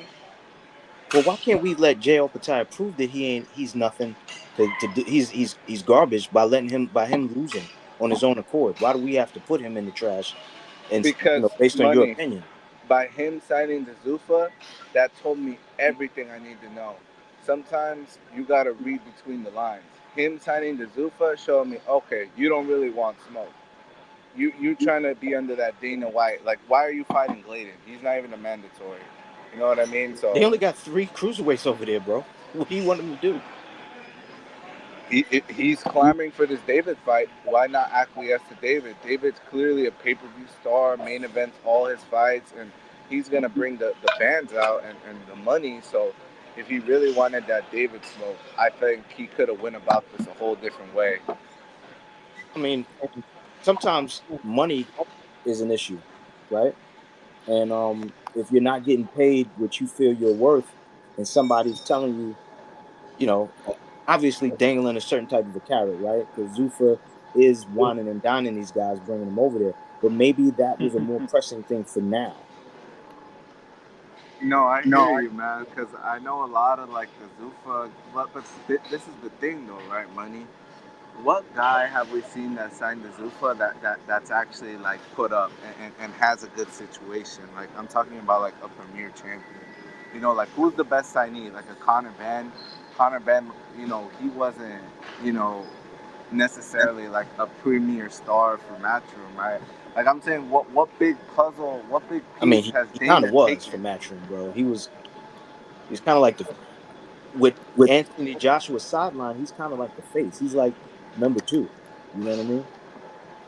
No, I hear you, Money, but I'm saying, like, they haven't got a Shakur kind of guy or you know, a Ryan. They don't have a gem, you know. They don't have their diamond. They just have a bunch of copper, you know. Like, there's some nice stones, but they don't have a diamond yet, in my opinion. Like, no offense to Consejero if he's still on, but, you know, Rayo, I think you know, he's been through the... Okay. Yeah, okay, I'll speak freely. Then Rayo's been knocked out a couple times, so, you know, if that's your best piece is Rayo and Conor Benn, and, you know, that kind of tells me how you're running your whole operation. You know, you're not able to get those diamonds to switch over because, you know, that pay structure is not really going to do it for a lot of guys. You know what I mean? Yeah, but look at the guys who are going, guys who are, with the exception of a Conor Benn, we're talking about guys who don't see a lot of paydays, bro. They're boxing, they're dedicated, and they're spending money to be in this sport. And they're not really reaping the benefits. So that's what I'm saying, bro. You gotta kind of understand that some of these guys, like a Jay, again, his last title defense, probably 120,000, bro. Like, they're not making that kind of bread. No, Money, I hear you, but, like, okay, this is how my brain views it, right? I say Kobox is like Motel 6, right? And to me, Zuffa is like the Ramada. And Golden Boy and PBC are like, you know, the Marriott or the Nobody Hilton, hears this, right? Nobody hears this echo that keeps bouncing off of Alberto's voice. Just me. Is my mic bad, honey? Let me try to hop out then. If you No. guys can hear echo. Keep going. If nobody else hears it, I can deal with it. That's not a problem. No, but that's like the second. I'm not trying to. Maybe can someone in the chat? Do you guys hear feedback from my mic? Because I'm not trying to. I know we're trying to like be professional. Let's see what the chat says. The chat isn't bitching about it. Usually the chat is all over it. No. We got a bone to pick with you, my guy. Hey, salute Johnny, blood. Hey, big money. Yo, Timboski, I got something for you, bro. I got something for you, bro. Chad will jack your dog. Junk your dog, your dog. Jack.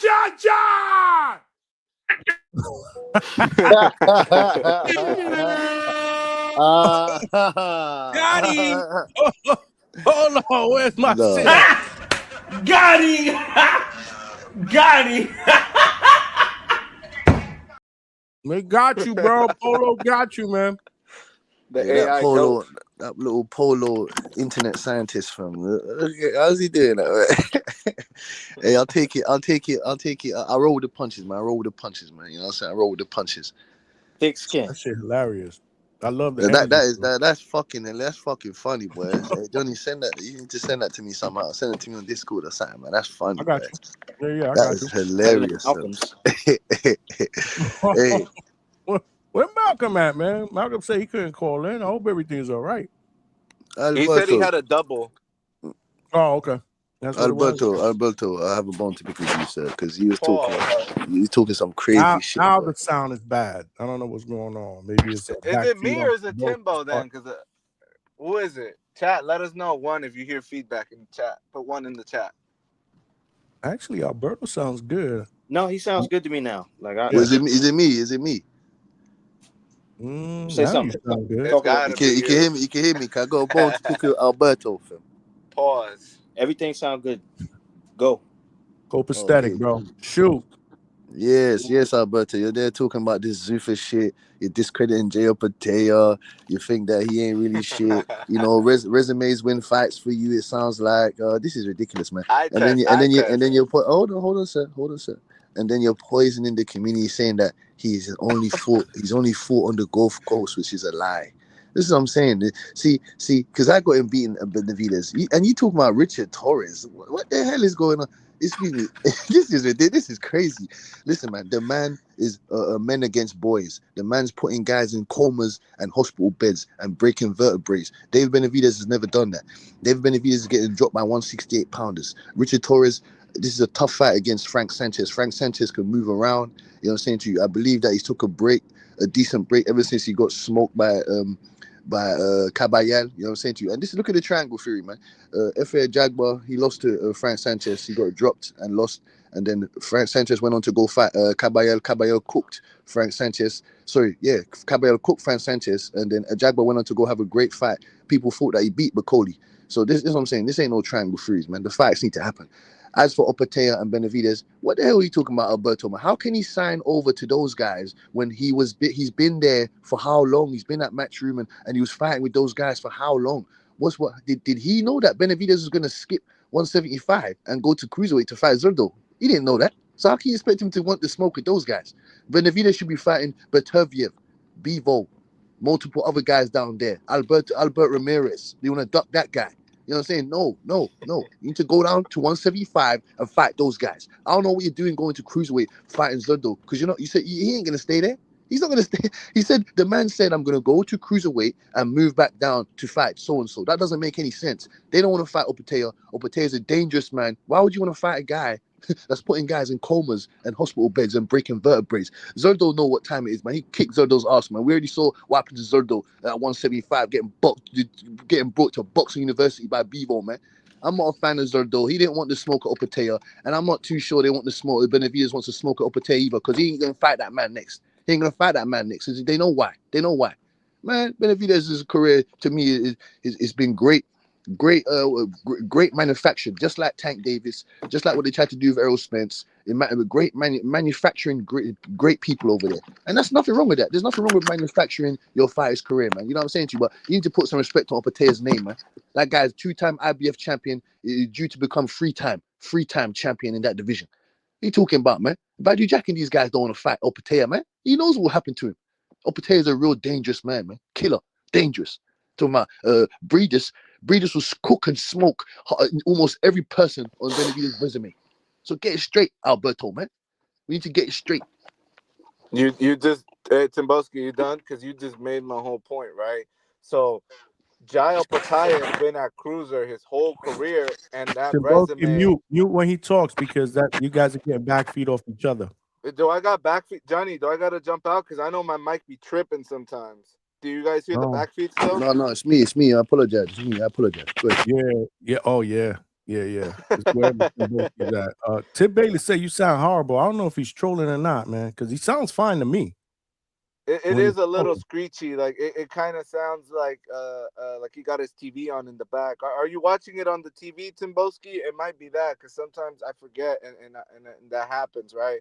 I'm just laughing because I'm glad it's not me today, right? But Timboski, you just made my whole point. Jai Opetaia has been at cruiserweight for years, and he hasn't done anything. And my guy, David Benavidez, the Mexican monster, goes up to cruiserweight, and in his first fight at cruiserweight goes for a unified champion in Zurdo Ramirez. And that's the kind of guy that Dave Benavidez is. He only fights the best. He took care of 175.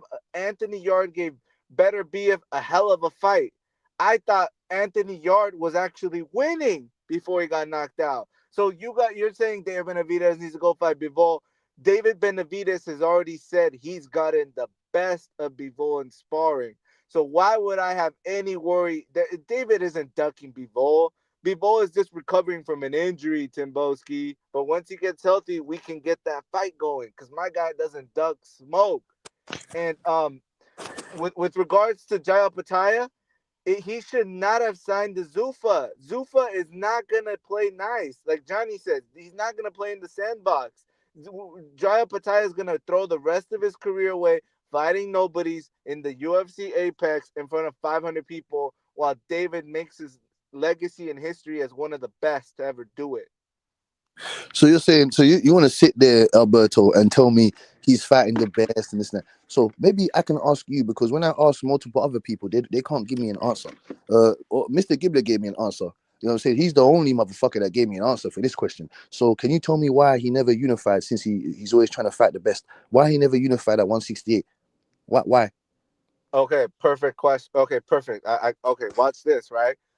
Did David Benavidez lose his belt because he lost to somebody, or because he was a young guy in his early 20s getting a lot of money, fame, women, and he took a drug that he wasn't supposed to, and Canelo seized that opportunity to then go for undisputed at 68 very conveniently once my guy lost his belt, not due to losing in the ring or for any wrongdoings of himself, right?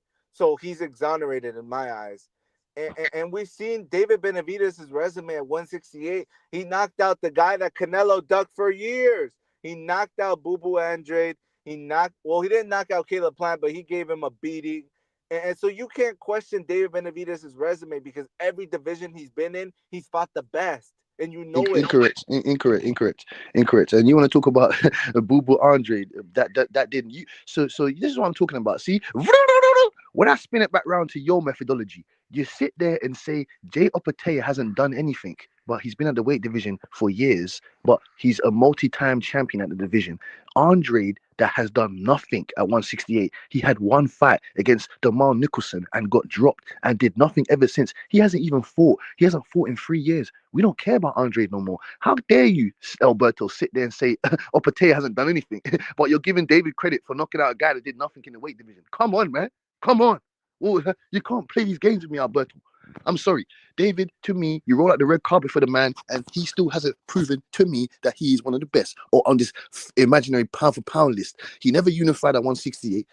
Excuse me. He never unified. He never fought Billy Joe. He never fought Callum Smith. He never fought the other Darrell brother. There's multiple. He never fought the girl. He never fought none of those guys. None. But you're telling me he's fighting the best, fighting Ronald Ellis, Angulo, Porky Medina, JV on Love, JV on Love. The guy that said Tank said that guy's an internet guy, and I was like, get out of here with that bullshit, man. Get out of here, Alberto, with that crap. Okay, Timboski. Okay, you want to pop it? Let me ask you a question, because you're sitting up here petitioning for Jai Opetaia. Real quick, don't go to the keyboard.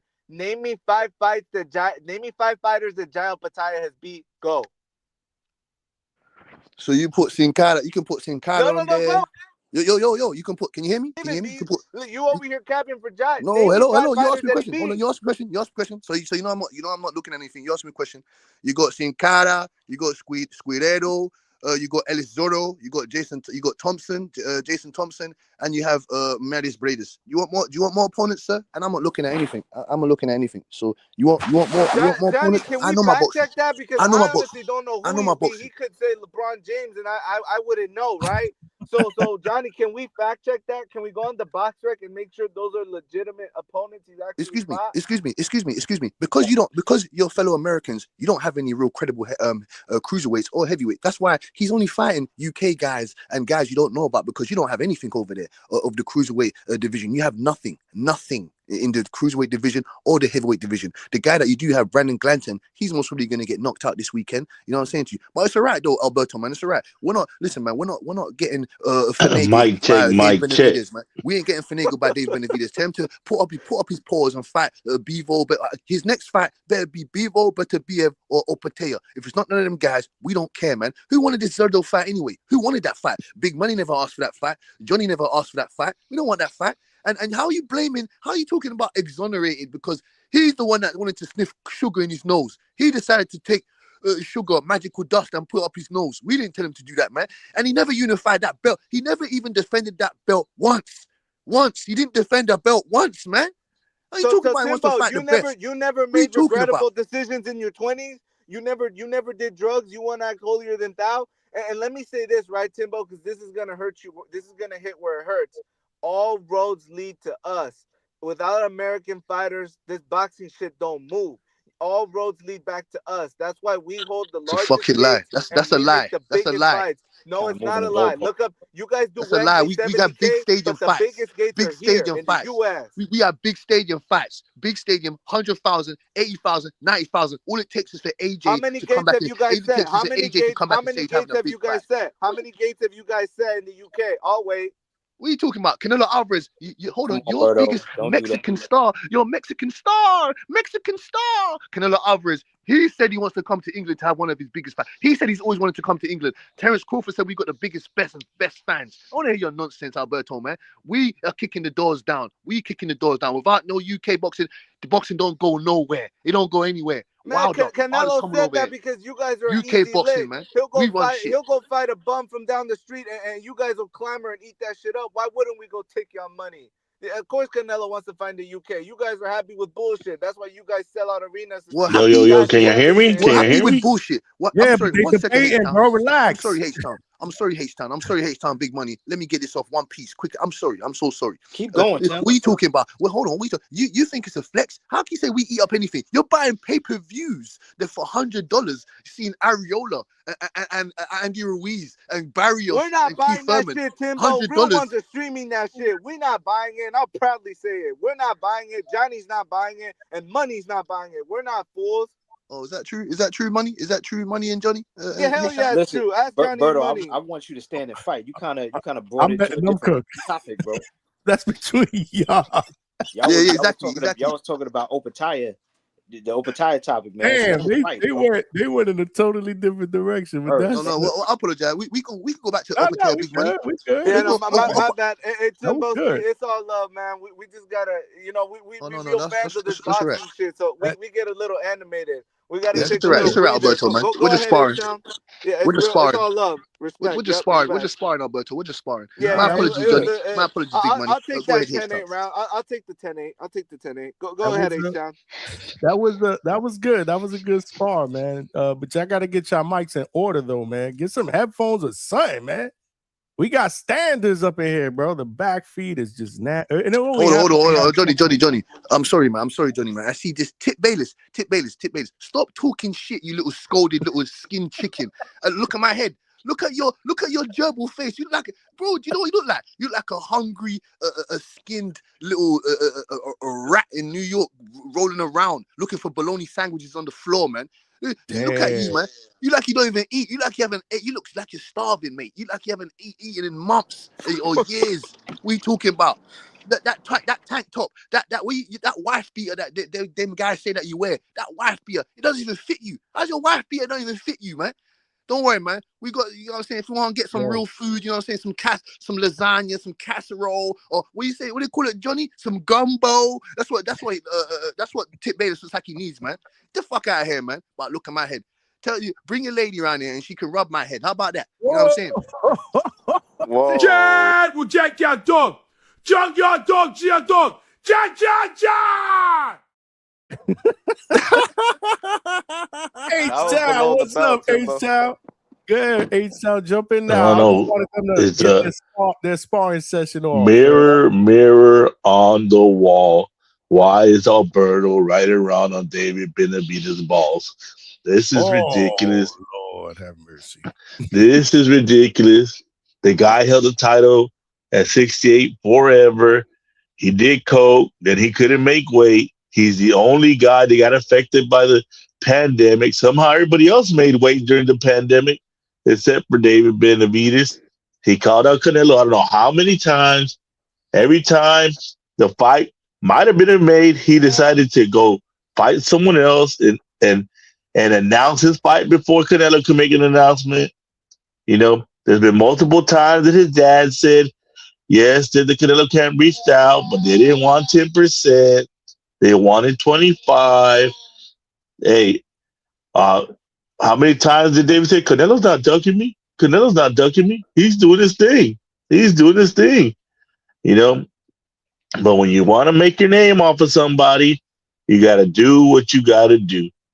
But hey, salute to David Benavidez. He's got Zurdo now. He's got the last Mexican anybody remembers, Zurdo Ramirez. Who, man? I mean, goddamn, man. Do we ever mention Zurdo? Ever. Never. Hey, and he's going for the big dogs, according to my boy Alberto.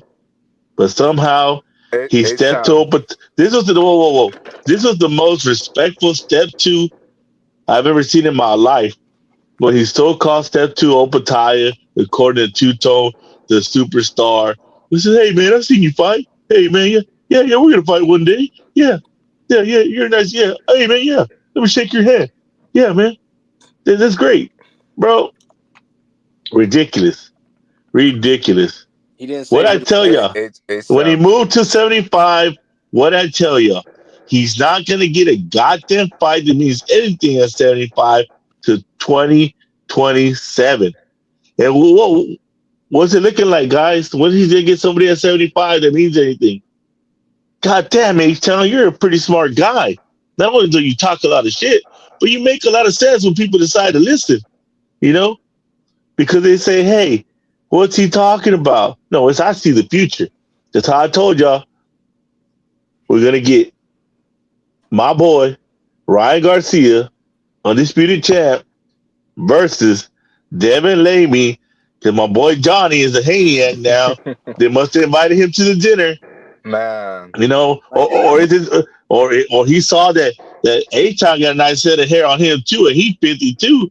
And he thought he was the only 50-year-old with a crispy hairline in the community. And ever since then, he's been hating on H-Town. He's like, damn, that's a god. You run your fingers through that hair, silky smooth. You know? Ever since he's seen that, he's just like, you know what? I don't like this guy no more. I'm gonna start cutting him off, kicking him off. Never that. You familia. You familia. Hey, you know what I mean?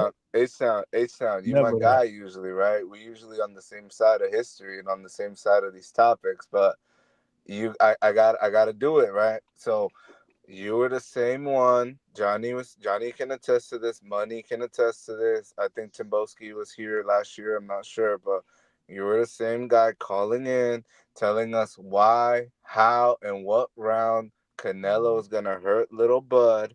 And then after the fight transpired, you were nowhere to be found. My friend, these are all lies.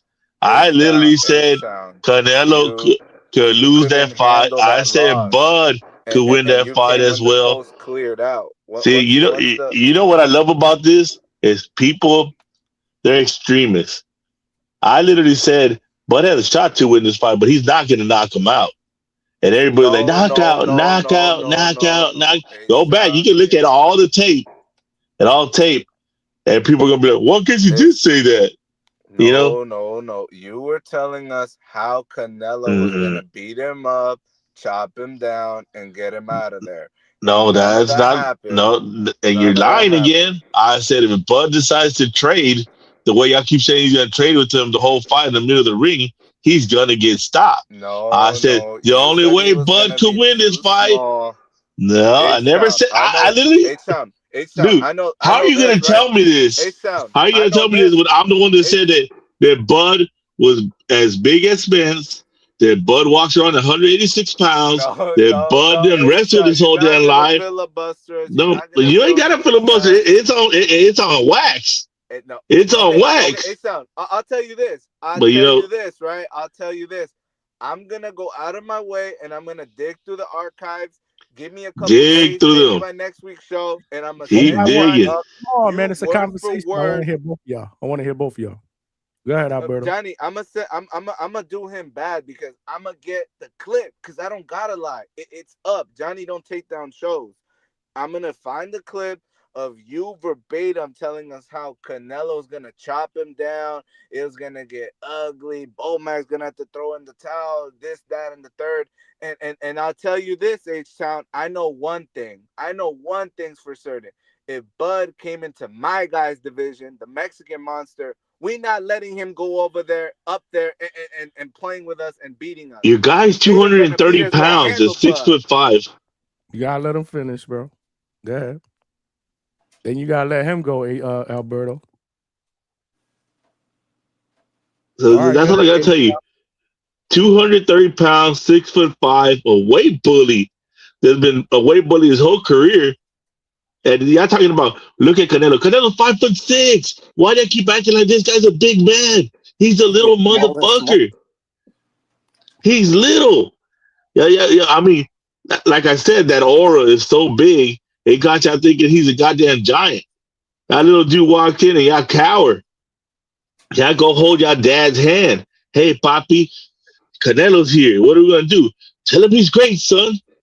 Tell him that he's not. You're not ducking him. That we're doing our own thing. Let's see exactly how big he is. Hold on, compared to H. I love you more than life, Canelito. So as you can see, significant height advantage. Hey, Donnie, and these guys act like this guy's a monster. They're like, oh, this, even Mayweather's taller than Canelo. What that means? It's crazy. Canelo is Canelo, bro.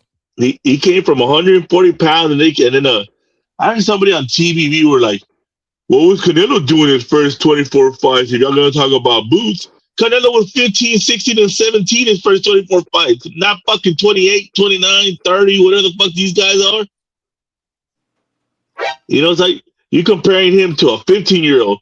Oh, what about his first 25? So, yeah, he was 15 and 16 years old, 17.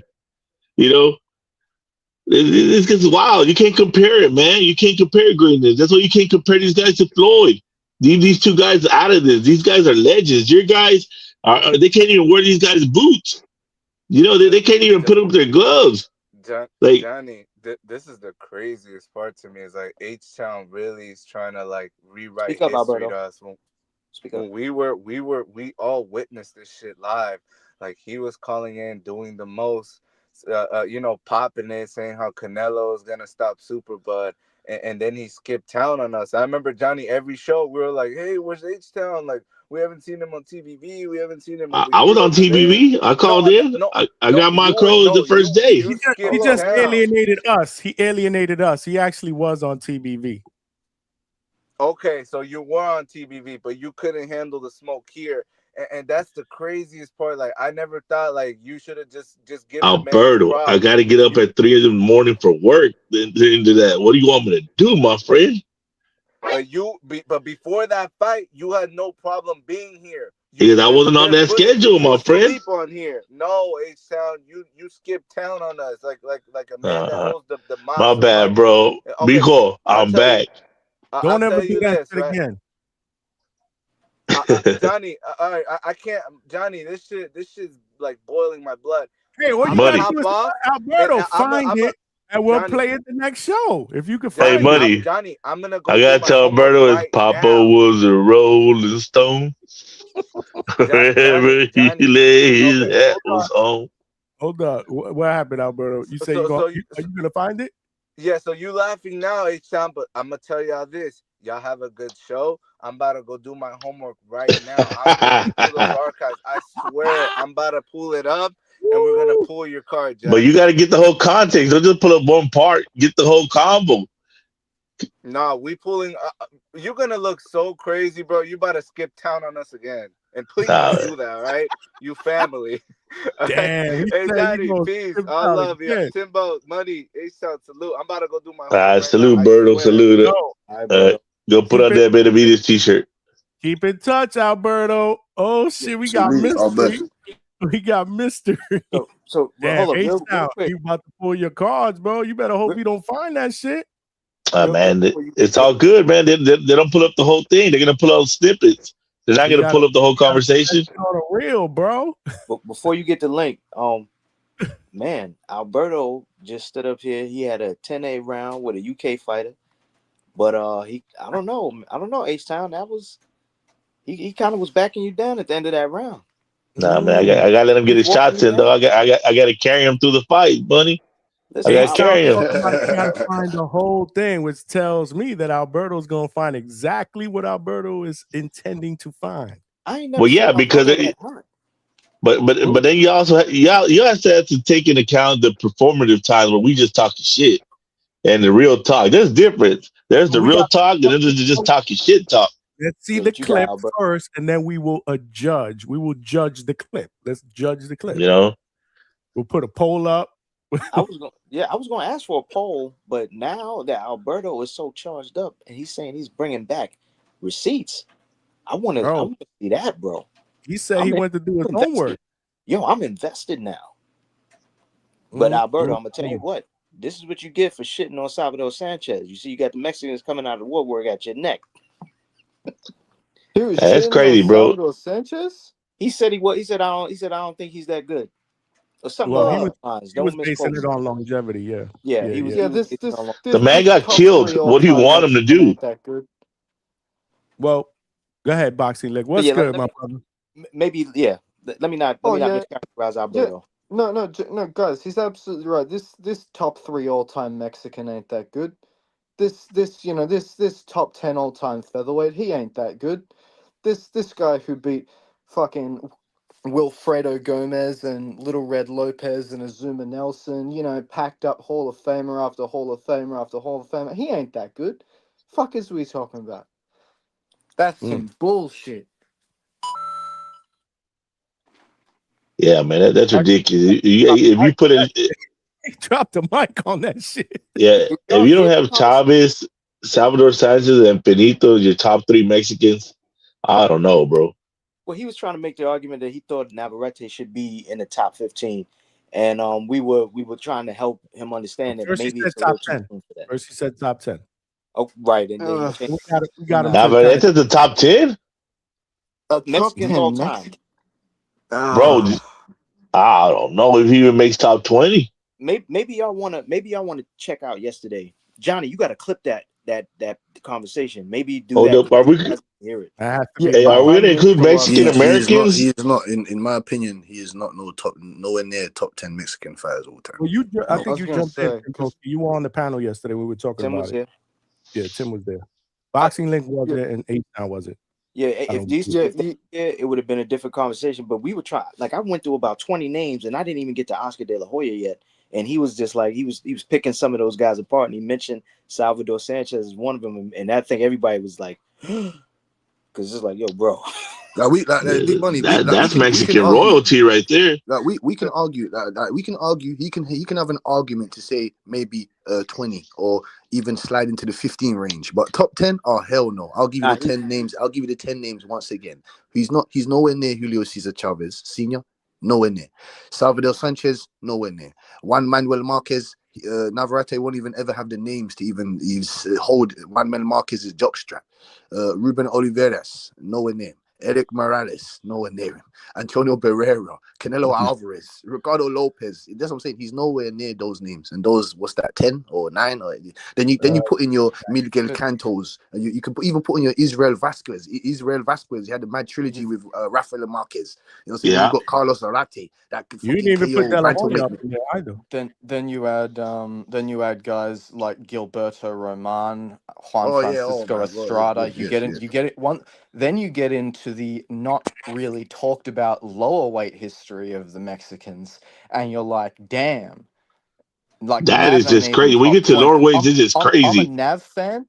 I'm a fan of Navarrete. He's not no top 20 fucking Mexican of all time. And to suggest that he is an insult to the Mexican heritage.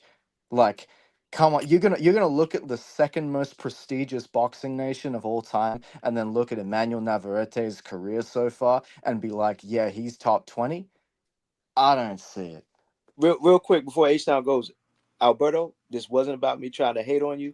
I was just making the point that when you come at you a Mexican dude, you came at Mexican royalty, bro. This is why these guys are coming at you. You're gonna have Mexican dudes coming out of the woodworks at you, bro. So I hope this spawn was helping He you. don't You're gonna be hear pouring you. a He's lot. busy doing his research, bro. He got homework. He'll catch it on the playback. This is bigger. Yes, This is bigger than you know what we talking What about was the right now, topic? I missed Alberto. it. He's like, I'm getting off right now to do my homework. Well, you know what they say, Johnny. When you got a shot at the king, you got to take it. You know. Listen, Best Omar not said miss. you best not miss. Right, Link. Go ahead, Link. I'm Best sorry. not miss. What was the topic before? I feel like I missed something. I came on here to talk about We the are like Jai versus Glanton ways fight. away from the topic. But we nah, were- this we is were good on that. conversation. I like that back and forth that Timboski and Alberto had. To be honest with you, I was quite entertained. And the Ace That was Town about came in. That was actually pretty good between him and Alberto. It was dope. But to answer your question, give me your prediction for the main event on the Zuffa card. I guess we could start there, and then we could kind of circle back to where we are. Well, not to be biased, being Australian and all, but Jai inside 8. With that said, Jai got a terrible habit of not using his boxing sometimes. He's really fallen in love with his power and he really believes he's a puncher like that. And it's like, he got like 7 out of 10 kind of power. Like he's a big hitter, but he's not that big a hitter. Oh no, And I see, feel like no, man, no. I'm sorry. I have to interrupt. I'm sorry. I'm just sorry. See, when I hear blasphemous things like that, it's just ridiculous. The man, do you understand? If he's not a puncher, sir, can you explain to me how he's broken 4 jaws in the last 4 fights? Explain that to me. And then he broke. How do you punch a man in his chin and you break his back? Can you tell me how do you do that? How do you punch a guy in his chin and you break his back? That's like punching a man in his back and breaking his jaw. when the guy offers his chin on a plate because you're so unfathomably more skilled than him that it's a very easy shot for you to set up. And also, like, this is the thing, if you've got a guy who's putting his chin on a plate because he's nowhere near your level, then he's giving you time to put as much leverage as possible into your shots because you are so much better than him that you're able to do that. That's why that shit happens. But when we actually look at Jai's resume, the one Ring Magazine ranked guy that he fought, he didn't do shit like that. And I'm a Jai fan. I've watched this motherfucker since the Commonwealth Games. I've watched this motherfucker since debut.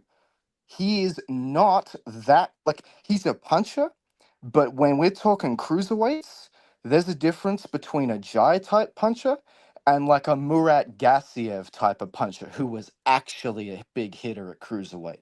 You know what I'm saying? I'm not I saying he understand. doesn't hit hard, but he doesn't hit like that. I understand. And I believe he does. I believe he does. He's putting guys in coma. Vertebrates are getting broken. Jaws are getting broken. He would destroy Gassiev. He would knock Mures Gassiev out. He would destroy him. The same way he's gonna flatten Brandon Glanton. It's the same way he's gonna flatten David Benavidez. I'm telling you, these guys don't want to fight no Opetaia, man. They don't want to fight this man. They know they're not getting no 5 million, 3 million to fight this man. I'll tell you what, Timboski, he needs to. Because you think you're gonna he H-Town, you're gonna get a measly 800,000, 700,000 to fight fucking Opetaia willingly. You might be knowing that you're gonna get your head cracked or your jaw cracked, your back cracked. You need them hospital fees, man. You need them hospital. Cause I swear in America or wherever, them hospital fees are very, very, very, very expensive, right? So I'm telling you what Opetaia is capable of.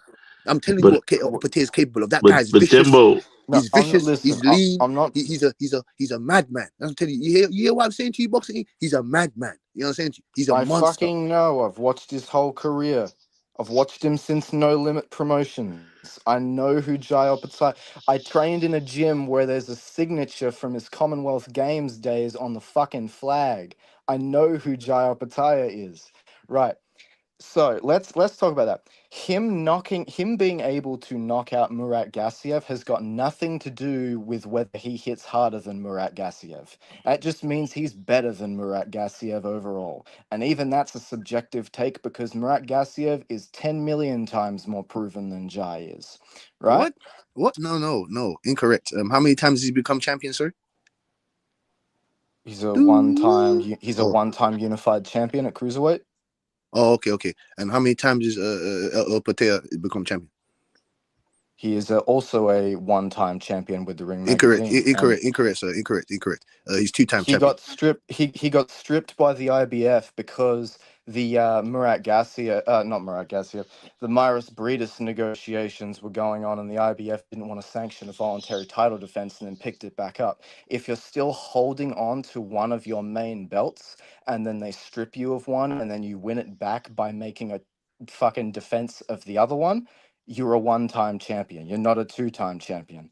He's a long-reigning Ring magazine champion with, I believe, 6 title defenses. Might Seven. Be no, I think is this seven? It's seven. Oh, Carl, is this Right. my guy, Carl? What up, Cuss? This is a real down. My guy was good. Yeah. Woo. Yeah, Kangaroo in the building. Yeah. Hey, big money. Damn, where you been, dog? Oh man, look, I've been working with Team Zuffa. This weekend we're unleashing the Australian weapon, the weapon of mass destruction from Australia. We're unleashing him on the US. Johnny, I just want to know, bro, is there a hospital nearby where this fight's taking place? You saying there better be one because somebody gonna get sent there after that fight? Is that what you saying? Man, I hope Brandon Glanton's team have got it on paper, the direct route to that hospital, man. Because I'm telling you, my guy has been unleashed on the States, mate, and it's time for you guys to meet a bit of power, and we're going to show you what a real monster does. My man, I missed you on the panel. Where you been, bro? Working like a dog, man. Working like a dog. Damn, we got Australia well represented on the panel right now. We got the Zuffa, the Boxing Kangaroo, Boxing Link up in here.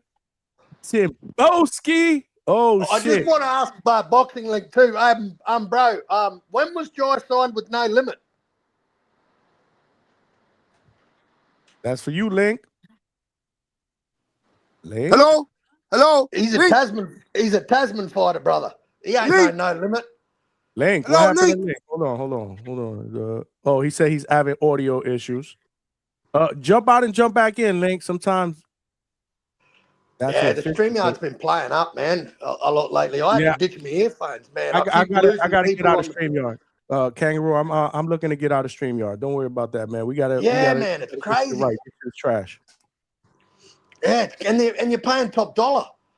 No shit, exactly. So ridiculous, man. Yeah. Hey, Rue. Are you worried that the American stage is going to be a little big for Jai? You know, you had AJ get over here for the first time, and he froze up on the stage. And not only is this a big stage for him right now, it's the biggest stage he's ever been on, and he's the first cornerstone to Zuffa to have a whole establishment on his back with this fight. Where if I feel if it goes more than 8 rounds, it's a failure because he's here to show devastation and destruction.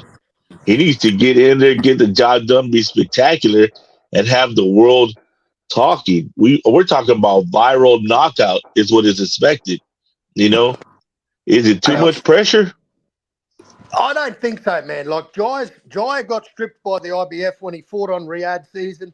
Man, he's fought on a lot of Riyadh cards. I don't think the stage worries this guy, man, because I tell you, go watch every interview you'll ever see of Jai Opetaia and just have a look at those eyes. Just look at the man's eyes, man. Like, that guy is a stone-cold assassin. And I don't think the lights phase him, brother. And, this is his coming out party. And you know what, man? Like, Team Zuffa, like, I troll a bit, with the Zuffa thing because everyone's in their feelings. And all of a sudden, everyone's getting paid by these fighters because all of a sudden, everyone's concerned about how much money fighters are making and how much they're getting ripped off. But, hey, Conor Benn getting $15 million to fight Regis Prograis, not bad, man. Not bad at all. But I just want to say this, mate, that I think Jai Opetaia will show up and show out, man. And I think he's going to get a lot more fans after this weekend. And I want to give praise to Brandon Glanton first and foremost for having the balls to get in the ring with that dude who in 2025, he put 3 dudes in hospital. 3 dudes. He put David Noika, Claudio Squayo, and Hussein Sin Cara with a broken neck. Man, like, this dude means business. And you know what, mate? People want to criticize his opponents. Very hard dude to get opponents for, man. Not a lot of people want to fight him. Zerto clearly doesn't want to fight him. Zerto all of a sudden got amnesia and don't know who the IBF and the ring champion is at cruiserweight. But I think Brandon Glanton's a good fight, man. He's a tough fighter. 21 fights, 18 knockouts, 3 losses, never been stopped, never been dropped. This is a great opponent for Jai, bro. Great opponent. I'll tell you what, I know who Opetaia will knock out for sure. That'll be Jared Anderson. He's a Midwest bum. That was that trees. Doing that again, Sal. You're doing it again. Kangaroo, boxing link is back if you want to ask him that question. Yeah, man. When was Jai signed to No Limit, bro? Surely he was with, or have I just been looking at the fucking Oz boxing because I tend to Yeah, associate them man. with one another. He's never fought for the Rose Brothers. He's only ever fought under Mick Francis and Tasman fighters. Oh yeah, he was fucking Tasman, wasn't he? Yep. My bad. Yeah, they got all the Mary boys. Yo, I gotta be honest, man. Look at the poll, man. They agree with my brother, the boxing kangaroo, man. 73% believe that Jai is going to stop Brandon Glanton, who's never been stopped or put down, man. So the chat is rocking with Jai, man. Sunday, is a US star going to be born on Sunday? What you think? Highlight reel knockout? so. Are we going to be talking about him Monday, Tuesday? Can we get the rest of the links? Because he was, Boski interrupted. I just want to get the rest of the links. My thing is, right, I want Jai to win, and I want him to do it whilst boxing. I want him to be smart. He's been brawling a lot his last few fights, and I've seen too many Australian fighters in history, fall in love with that brawling style and ruin their chins early. And I don't want that happening to Jai. So I want him to be smart against a brawler and a puncher like Glanton, box him, break him down, and then stop him instead of what he's been doing recently. Because Glanton's not a guy like the last couple guys that Jai's fought, where, like, I don't think he's going to wilt as quickly as the last couple guys have. You know what I mean? So Boxing Inc., do you think they get paid for overtime? Is that what you think? No, I'm not saying get paid for overtime. I'm saying value your own performance. No. I'm If saying, Brandon like, Brandon Glanton is not good enough, like you say, the people that Opetaia has been in there with ain't on his level. If Brandon Glanton, if he gets addressed on this weekend as not being on Opetaia's level, Opetaia is going to crush him and get him out of there. No boxing, just getting destroyed. Bring the next opponent. You understand? If he destroys him, then that is what it is. But I think that the way that Jai's been going, the last time he was in a fight and truly tested and had to use his boxing was Breedis, which was a fair while ago. And I think it's in his interest to box, to make sure that he's keeping up with his fundamentals and doing it in the ring. Because the bad habits you develop in the ring are... Oh, shit. You went out, Boxing Inc. You went out. Continue. Yeah, boxing link. Where you at? You out in the sea, bro? Yeah, we're in the middle of the sea at the moment, so connections going in and out. Go ahead, But, you good. Keep going. Keep cooking. Yeah, the bad habits you get on the stage in the ring are the habits that transfer over and get worse as you go fight by fight. So if Jai keeps trying to brawl with these guys, like, you might get away with it against a guy like Glanton, but then when you start going in against, like, say, a Zurdo, And I'd still pick Jai over Zudo. But say you go in there and try and brawl with Zudo, who is known for being able to pick some nice angles on the inside, all of a sudden you're going to run into problems. So I want him to keep being smart and using his feet and being on his toes like he was when he beat Breedis the first and second time. I don't want him. I don't want this big brawler puncher monster, because that's how Australian champions have always gotten found out in the past. It's because they've gotten away from being smart. Well. That's real funny. I do agree with you saying that I would listen. Boxing Link. I do understand what you're saying. You want him to be more versatile. You know what I'm saying? Use his IQ. Have educational footwork. I understand. Do better on the front foot.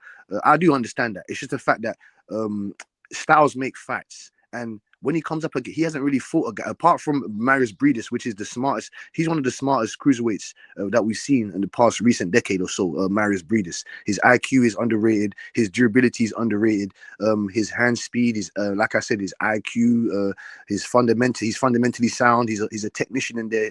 Marius Breedis is very underrated. Styles do make fights. Brandon Glanton, there's no need to box this man. There's no need to box this man. So he's going to be there for the taking. He's going to be there to get hit. He's a very stationary target.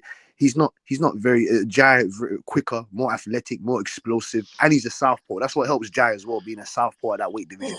He's got a big crunching left hand that he's going to land on Brandon Glanton. But like you said, guys like Zoldo Ramirez, who is more experienced, can make adjustments mid-fight, has the better corner in my opinion when it comes to Brandon Glanton. I think he's still working with Malik Scott, so that would be very important to see the corners, what game plans and strategies, because it does come down to strategies and game plan. Also, I wanted to ask you, Boxing Link, have you got Benavidez beating Zoldo?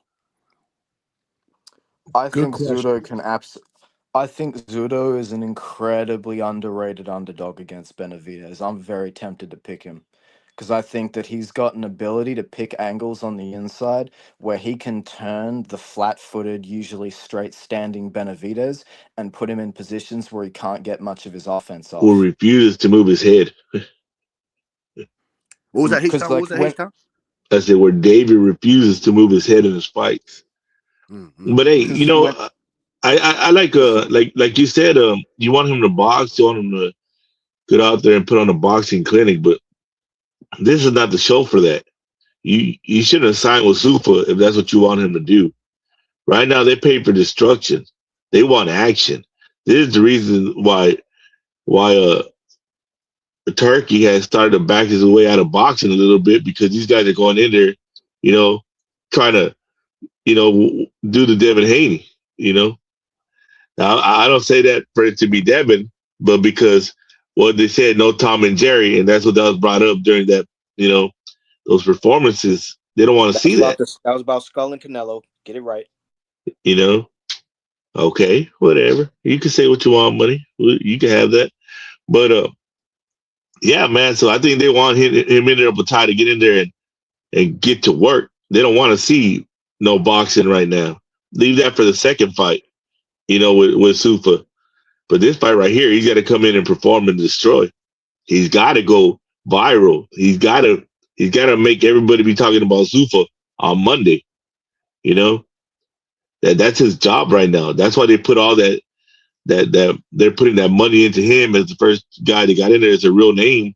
And this is the only way he's going to get the most money he's ever will be able to get his whole career. This fight depends that much on everything right now for him, because we know people don't want to fight him. Only the hardcores know who he is, and this is the stage to become a star right now. And like what I'm gonna say, when you get your shot, are you gonna take your shot or are you gonna just blow it? But this is a shot. He's Eminem right now. He needs to go in there and perform. We don't want to see no boxing. We want destruction. It is what it is right now. It's like this and like that and like that. Yes, sir. I just don't want him to miss. I don't want him to go in there because, on the other hand, if he goes in there against Glanton, who is a brawler and who's got power of his own, and he tries to run him over, and for whatever reason he gets caught, And this is probably like what, after Breedis, the next hardest puncher he's ever fought. If he does get caught, then we got a problem, because then he's going to be made to look like shit on TV, regardless of how good he looks after that, right? I don't want that to happen. I'm saying go in there, be destructive, knock him out, but be smart about it. Don't go in there and try and brawl him like you've brawled the last couple of guys that you fought, because this guy's got more of a risk factor to him. He hits harder than the last few guys you fought.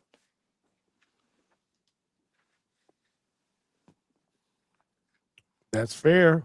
Anybody want to? Yeah, what you got? Yeah, look, I Kenny? just want to disagree with you on one point about the Aussie, the come forward guys that tend to get found out, man.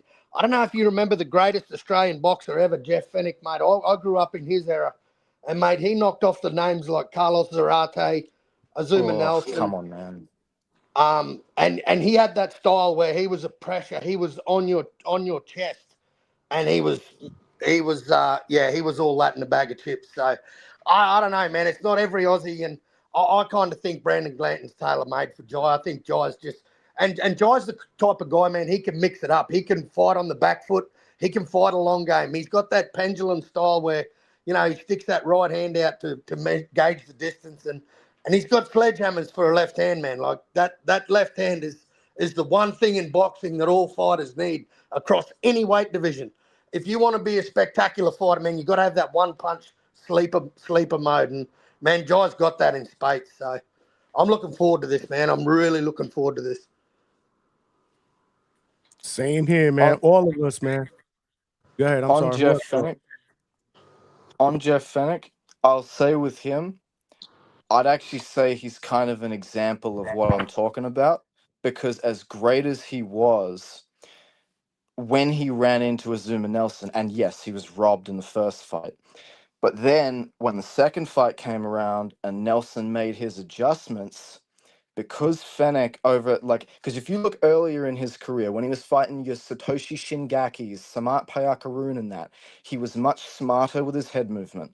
He was much more clever with the way that he went about things. But then you look at him in the first Azuma Nelson fight, and although he was robbed in that fight, there was less head movement there, more reliance on volume, more willingness to brawl. Then, when the second Nelson fight came around, it did come unstuck, and that was the end of him.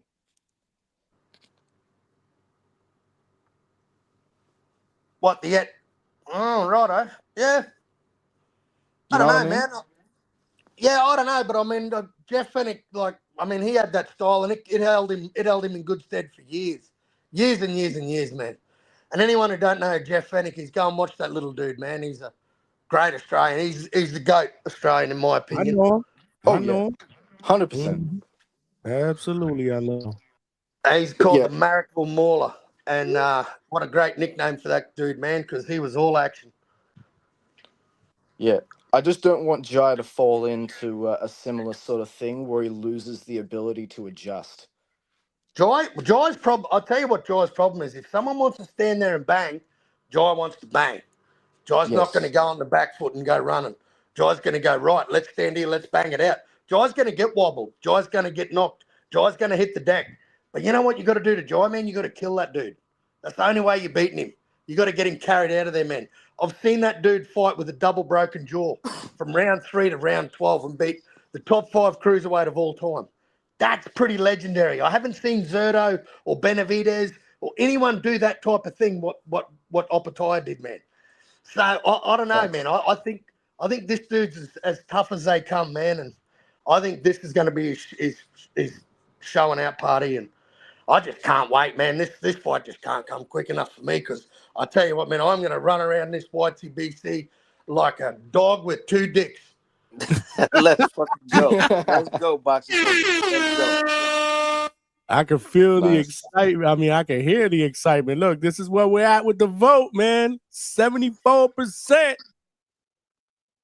Jai by night by NyQuil, like my man the Maniac says, man. Well, it's safe to say that in America, people are falling for the Jai hype right now. So everybody's on the hype train right now. So they're expecting to see destruction. You know. Yep. There's an expectation Yeah, I don't think H-Town is capping right now. Yeah, we want to see destruction. Demolish. We want to see That's what worries demolish. me, man. Well, for me, guys, like a guy that's got the We want to see nickname. David Tua. Oh God. The thing I want to be honest is, like, if you want to call yourself a monster and your current weight division, you got a 33% knockout ratio, I don't know how you can call yourself a monster, if I'm honest. Then you're going to move up 25 pounds to another division. 25! Biggest jump in boxing. You're going up there to play with them big boys. I don't know, man. I just didn't see that power go from 68 to 75 like people thought it might. I know I saw Benavidez when he first met Jai Opetaia. He was hella nice to that man. He wasn't saying no shit, talking no shit to him. He got up, he hugged him. I thought he was going to bow down and clean his shoes or something. I mean, you ain't lying, man. I never seen such a friendly size up. You know? Exactly, man. Jai's No an shit intimidating man. And you know what? Someone said to me yesterday, man, and I wish Jai had to slap them glasses clean off his face. Wow. Let's get it on. It's only a matter of time. It's only a matter of time, Carl. It's only a matter of time. When is the weigh-in? The weigh-in's on Saturday? Saturday, bro, yeah. Yeah. There you go. We might get some fireworks on Saturday, man. Press conferences tomorrow. Man, Jai doesn't talk. Jai doesn't talk smack, man. That's one thing I love about him. He's just a stand-up dude, man, a family man. He's got a young daughter. Like, he is a real likable lad, man. Exactly. How can you complain about the man? All the man says is, I want to fight. I don't care about the money. I don't care about the limelight. I just want to fight the best guys. That's what you see him doing, this diva shit and all this other nonsense. That's what I was thinking. What are you talking about? This guy's most probably one of the most easiest guys to work with. He keeps his head down. He stays in the gym focused, doesn't complain, doesn't bitch, doesn't moan. You know what I'm saying? He just there to fight. This is what I'm talking about. After Zerdo and Benavidez get their little legacy Mexican burrito fight, you need to go fight that guy. Go fight him. Whoa. Easy with the burrito comments, Boski. Was gonna easy. Don't you lot eat burritos? Yeah, because you know what we do? We go over there, we pack out up with your fish and chips. That's what we do over there. Hey, remember H-Town. You're H-Town, baby. You're Mexican, baby. I ain't from the UK, man. I just rep my fighters, man. Fuck the UK, man. No. I know that. But you know what Mexicans do in the UK? Oh, yeah, you lot start crashing out. You try to crash out on Venom, H-Town, man. You crashed out on Venom, man. Every Mexican fighter gets double stat attributes when they're fighting a UK undefeated champion. Every fucking time. I'll tell you, they're trying to build a wall over there. They beat the brakes off of those UK champions. Andy Ruiz turned into like the greatest heavyweight of all time when he fought Anthony Joshua. Mauricio Lara went from journeyman to him when he fought Josh Warrington and Lee Wood. What about Tyson Fury and Wilder? How'd that play out for the American? Whoa. No, I'm talking about the Mexicans, not the American. Oh, my bad. I'm talking about the Mexicans, bro. My bad. Sorry. Hey, money, y'all kind of stray, money. Y'all kind of stray. Damn. Let me tie this tongue up of mine. God damn. Money like this. My man Lake was like, "Oh, hold on. What you talking about?" Yeah. All right, come on, bad podcasting guys. Somebody say something. Hey, but I'm still getting over that Navarrete and Sugar fight, man. That was a hell of a fight, man. Yeah, I'll be talking. I don't want to run over the mic, man. You know what I'm saying? You know, Johnny, he has to keep a good podcasting. 6 guys here. You know, I know Johnny don't like talking through each other, man. So I'm just waiting. I'm in the cut waiting. Right we're cooking right now. Shit, we motherfucking cooking. Let's cook on. H-Town said Navarrete and Sugar Nunez. I was very surprised from Sugar Nunez's game plan, man. I didn't expect him to be on the back foot from the very jump. That was surprised me. He was the power puncher. He had the better knockout ratio. I think, in my opinion, he had the better knockout. Not my opinion. I think I'm for sure certain that he had the better knockout ratio. I thought he was going to close the distance a bit better, use his footwork a bit better, because he is better on the front foot than what he showed me against Navarrete. But because Navarrete is so awkward, he's unconventional. professional. He brings different dimensions to the ring, and I was a bit surprised to see how big he was compared to Sugar Nunez. I didn't think he'll be that bigger than Sugar Nunez, but like I said, man, it's just for Sugar Nunez to go back and look at the film, study the film. You know what I'm saying to you, have a little words with his coach, make adjustments going forward, because I believe he could do better, because he did get knocked. It was a TKO, you know what I'm saying? So he wanted to go out on his shield. I do believe he can make adjustments and come back for a rematch. I always give guys second shots, big money, Johnny, H-Town, baby. Yeah, Timbo, I agree with you, but I think what also played a big factor in the fight is he gave Navarrete too much respect. You know, he let Navarrete warm up. He let him get in his zone. He let him get at his range. And he was too much of a fan that night instead of a fighter. And if he would have came in and was the regular Nunez and came to fight from the get-go, I'm not going to say he would have won, but it would have been a more competitive fight. He just let Navarrete get in his zone. Once Navarrete started landing that fucking hook from across the ring, it was over. You know? Can I ask you guys? Man, go ahead, Johnny. Go ahead, Johnny. I know it's kind of changing the topic, but Leonard Sterling threw something out there. Salute to my guy out in the UK. Tomorrow, Most Valuable Promotions has a press conference in New York City. Did you guys hear that ESPN is back in the fight game? Supposedly, they signed a deal with Most Valuable Promotions to put on multiple shows. Did you guys see that? I mean, I wouldn't be surprised since Disney owns them, and Johnny. Oh, sorry. they're real big. Okay, go ahead. Yeah, you go, bro. You go. I'll shut up. Well, like, I wouldn't be surprised because Disney owns ESPN, and they're real big in pushing pro women stuff right now. And where are all the women at right now? I'm being serious. Where are all the women at right now? I hear you. He's with MVP, and Jake Paul used to be on Disney. Yeah. I mean, perfect match. I mean, that's what ESPN is trying to do right now. They're trying to push the WNBA, all the women's sports, and Disney's trying to push all the women in the movies.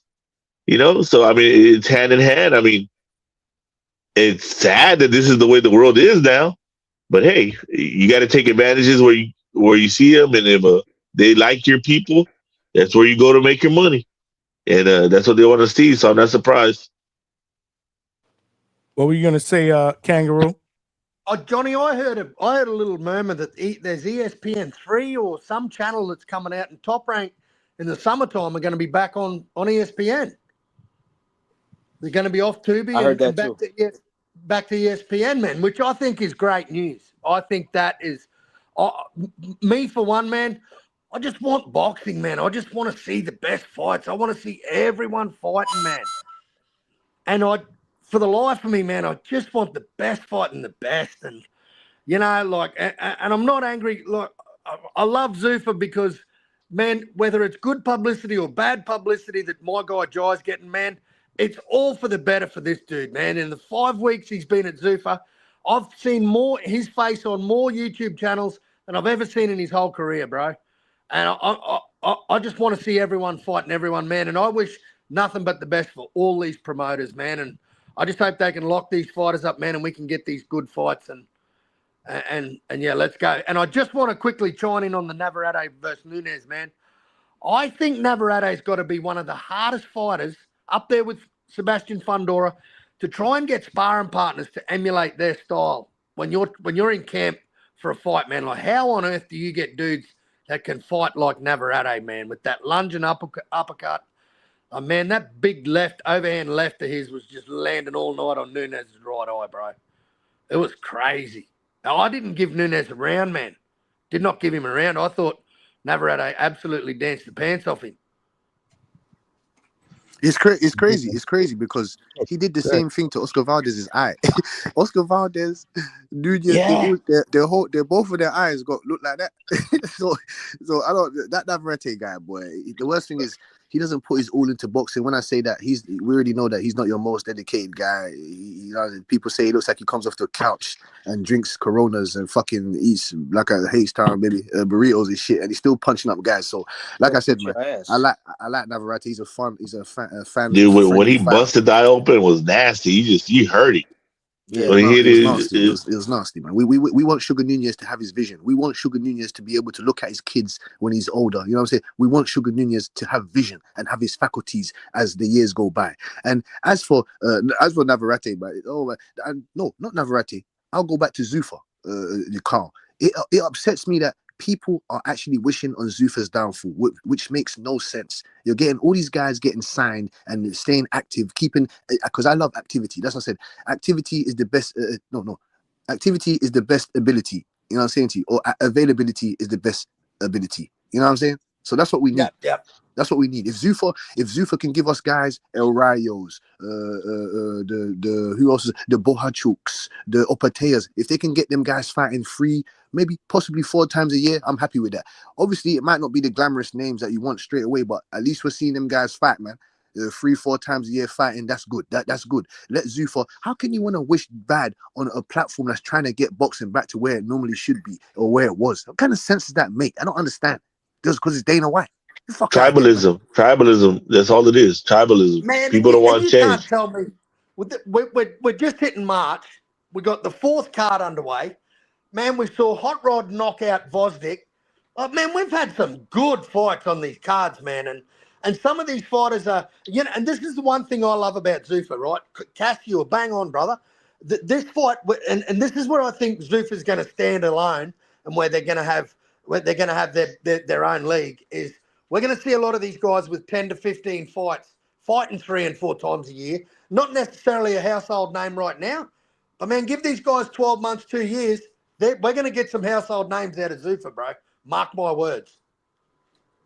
It's funny he says that. What do I say, Big Money? We got to give them at least a full year before we. And I don't see the problem with the. I don't see what the problem with the IBF saying that they're going to strip Jai or whatever.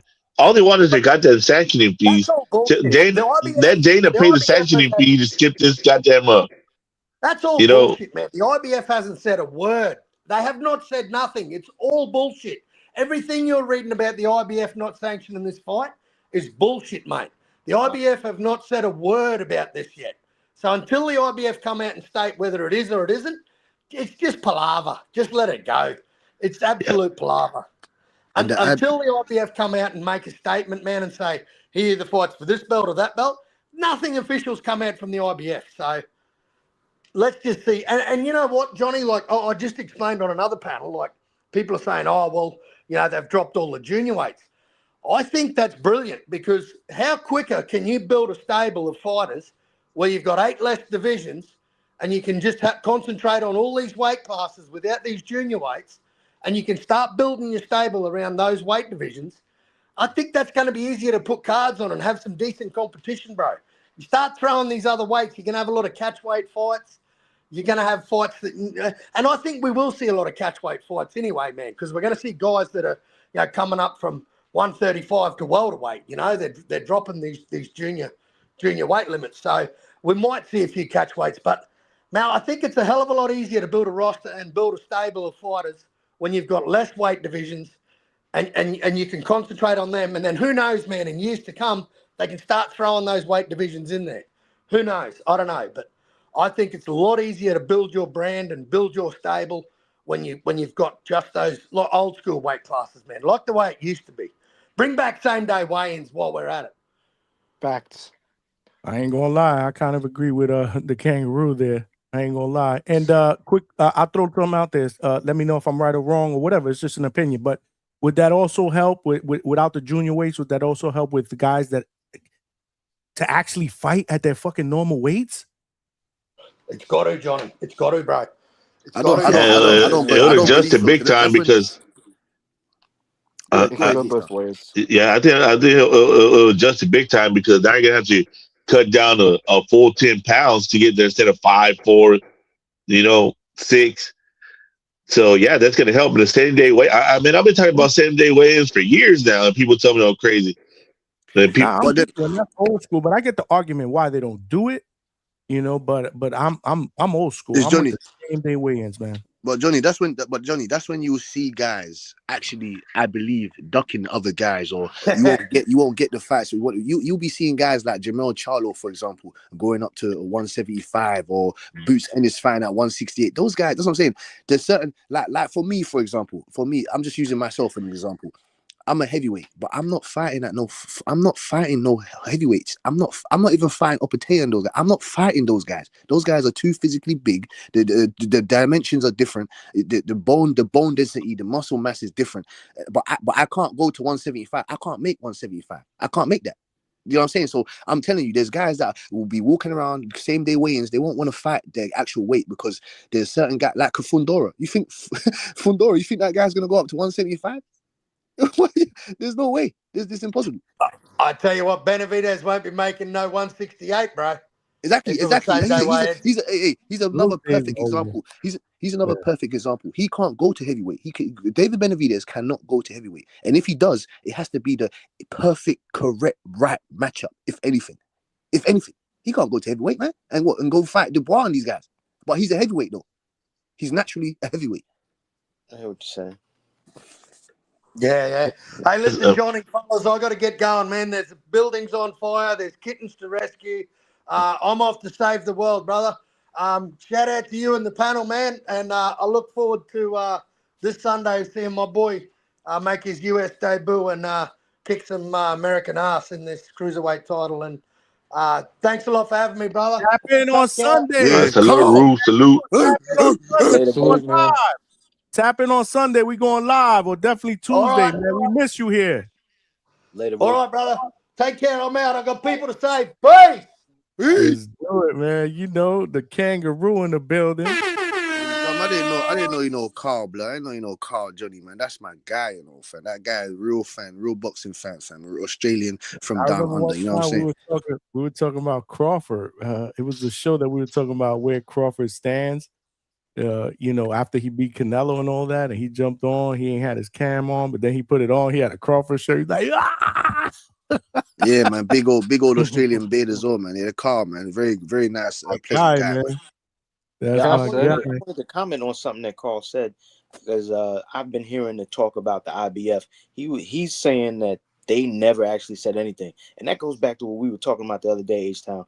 I don't think they're gonna do shit. I think they're gonna let him fucking fight. And because it's all this shit is new territory. This is brand new waters. I don't think anybody wants to just say. I mean, just treat it like an sanctioning body. Pay the fucking fee and then let him fight his fight for Zuffa, and it is what it is. Other fucking belt. And let them figure this shit out as we go. So yeah, that's all they care about, the money at the end of the day. Can I say on this whole weight discussion we were just having, if Zuffa is gonna do if they're gonna start lessening the weight classes, for one thing, it's either you have catch weight fights or you have more divisions. You don't get both. You either do only 8 divisions and you have catch weights, or you have all the extra weights that we have now and you don't give them the benefit of catch weight because, bro, it's like fucking 5 pounds, right? Bro, I hate the catch weight, man. Why do we have the other to your point? I mean, when Duran moved up, what he move up 12 pounds? Let him finish. Let him finish. Because he skipped 140 because he wanted nothing to do with Antonio Cervantes, but that's beside the point. He skipped 140 and went straight up to 147. So that was 12 pound jump. You could tell me Little Duran could skip 12 pounds. All these guys can too. 100%. And the thing is, the one problem I have with the lesser weight classes is if we do that, unless we bring in same day weigh-in, you're going to run into the UFC problem where these guys are like nearly dead and fucking up their kidneys permanently on these weight cuts. If you do less weight classes, you have to do same day weigh-in, because day before weigh-in with those little amount of weight classes is going to cause dangerous cuts like we see in the UFC. Yeah, that's true. That's true. But I mean, we got to do something about the weight bullying that goes on, you know, because there is no way in the world where you see that Ryan and Devin were at 135 at one point. It's crazy. Those two guys should have never been that low. It's Spence should have never been that low. You know, there's so many Americans. The Charlos, those guys walk around like 200 pounds, all muscle. You know, I mean, it's a real epidemic in American boxing. You know, they keep on asking like, oh, they say, hey, you see all these Mexican boxers. When I say Mexican, I mean the Mexican from Mexico. They get hit. They get hit in the head all the time, but you don't see them slurring their speech. You don't see them forgetting their words. They're all commentators right now. You know, in Spanish boxing. You know why? Because they didn't get all that water out their brain to make a smaller weight and get knocked around for 12 rounds with less water in your brain, like all the Americans do. You know, you need to stop that, man. It's really just hurting them in the long run. But you know, everybody wants to have an advantage. They want to beat up on the little guy. They don't want to fight the guy their size. It's really sad, man. I don't know, man. That to me is bullshit. But hey, I'm a hater. On that topic, we need a weight limit on heavyweight. I'm sick of seeing these fat ass heavyweights ruin the division. I'm sick of seeing these 290-pound fucking melted ice cream looking behemoth bitches fucking quitting after 6 rounds because They they're a need to little bring bit super tired. heavyweight back. Like, oh, what? You didn't want to go for a run on training camp, you fucking bitch. Like, come the repeat fuck that again. on. He said, "I gotta clip that. I gotta clip that." He said, It's these fucking behemoths, these melted ice cream looking fucking fat shits. They just, and it's like they're not even a Tyson Fury type kind of chubby, but also kind of well conditioned. Because these motherfuckers, as soon as you put any kind of body pressure on them, they fold like a fucking wet paper towel. Like you see with Ajit Kabayel. It took fucking 20 years of these fat shits for someone to finally realize, hey, if I hit them in the body with a couple of jabs, they're going to fold over because they got no core conditioning because they're fat as fuck. Like, for fuck's sake, we need a 265 limit like the UFC because these guys are just shit.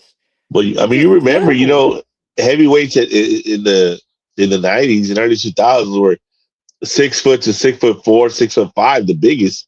You know, now everybody's 6'4", 6'5", 6'6", 6'7", 6'3", 300 pounds.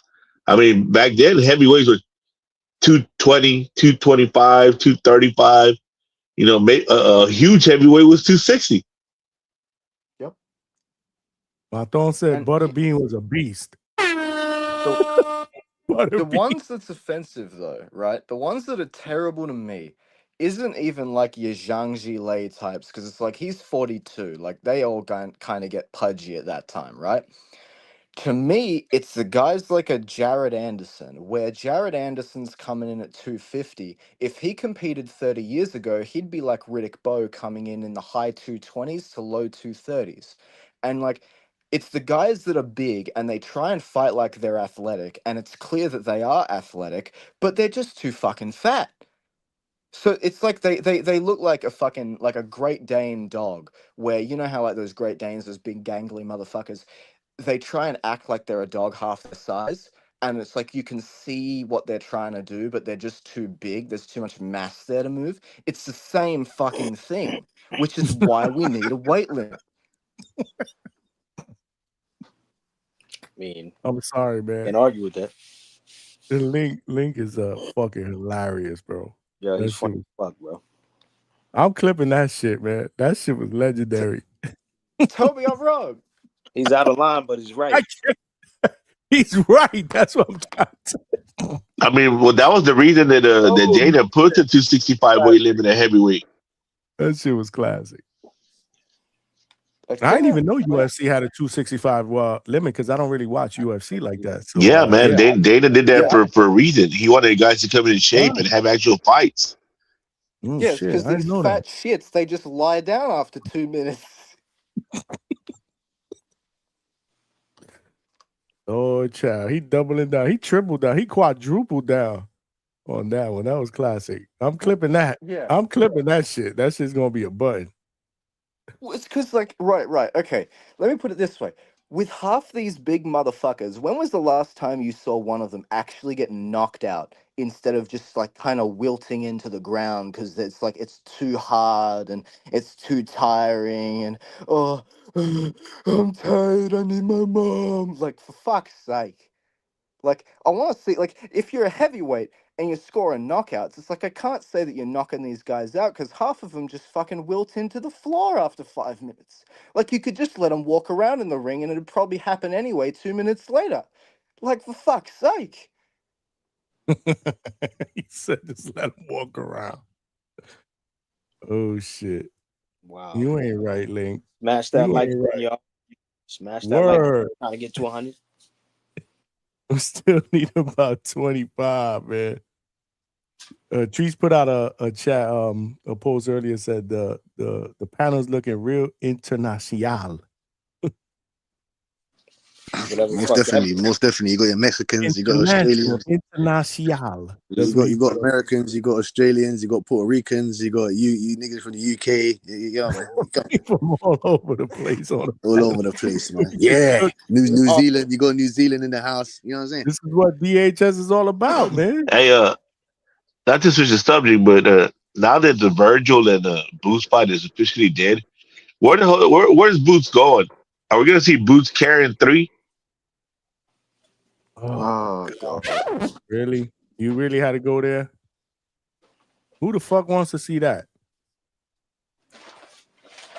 But it's a good question. I just want him to fight someone. I don't give a fuck who it is. I already gave my take earlier today. I don't feel like repeating it. Yeah.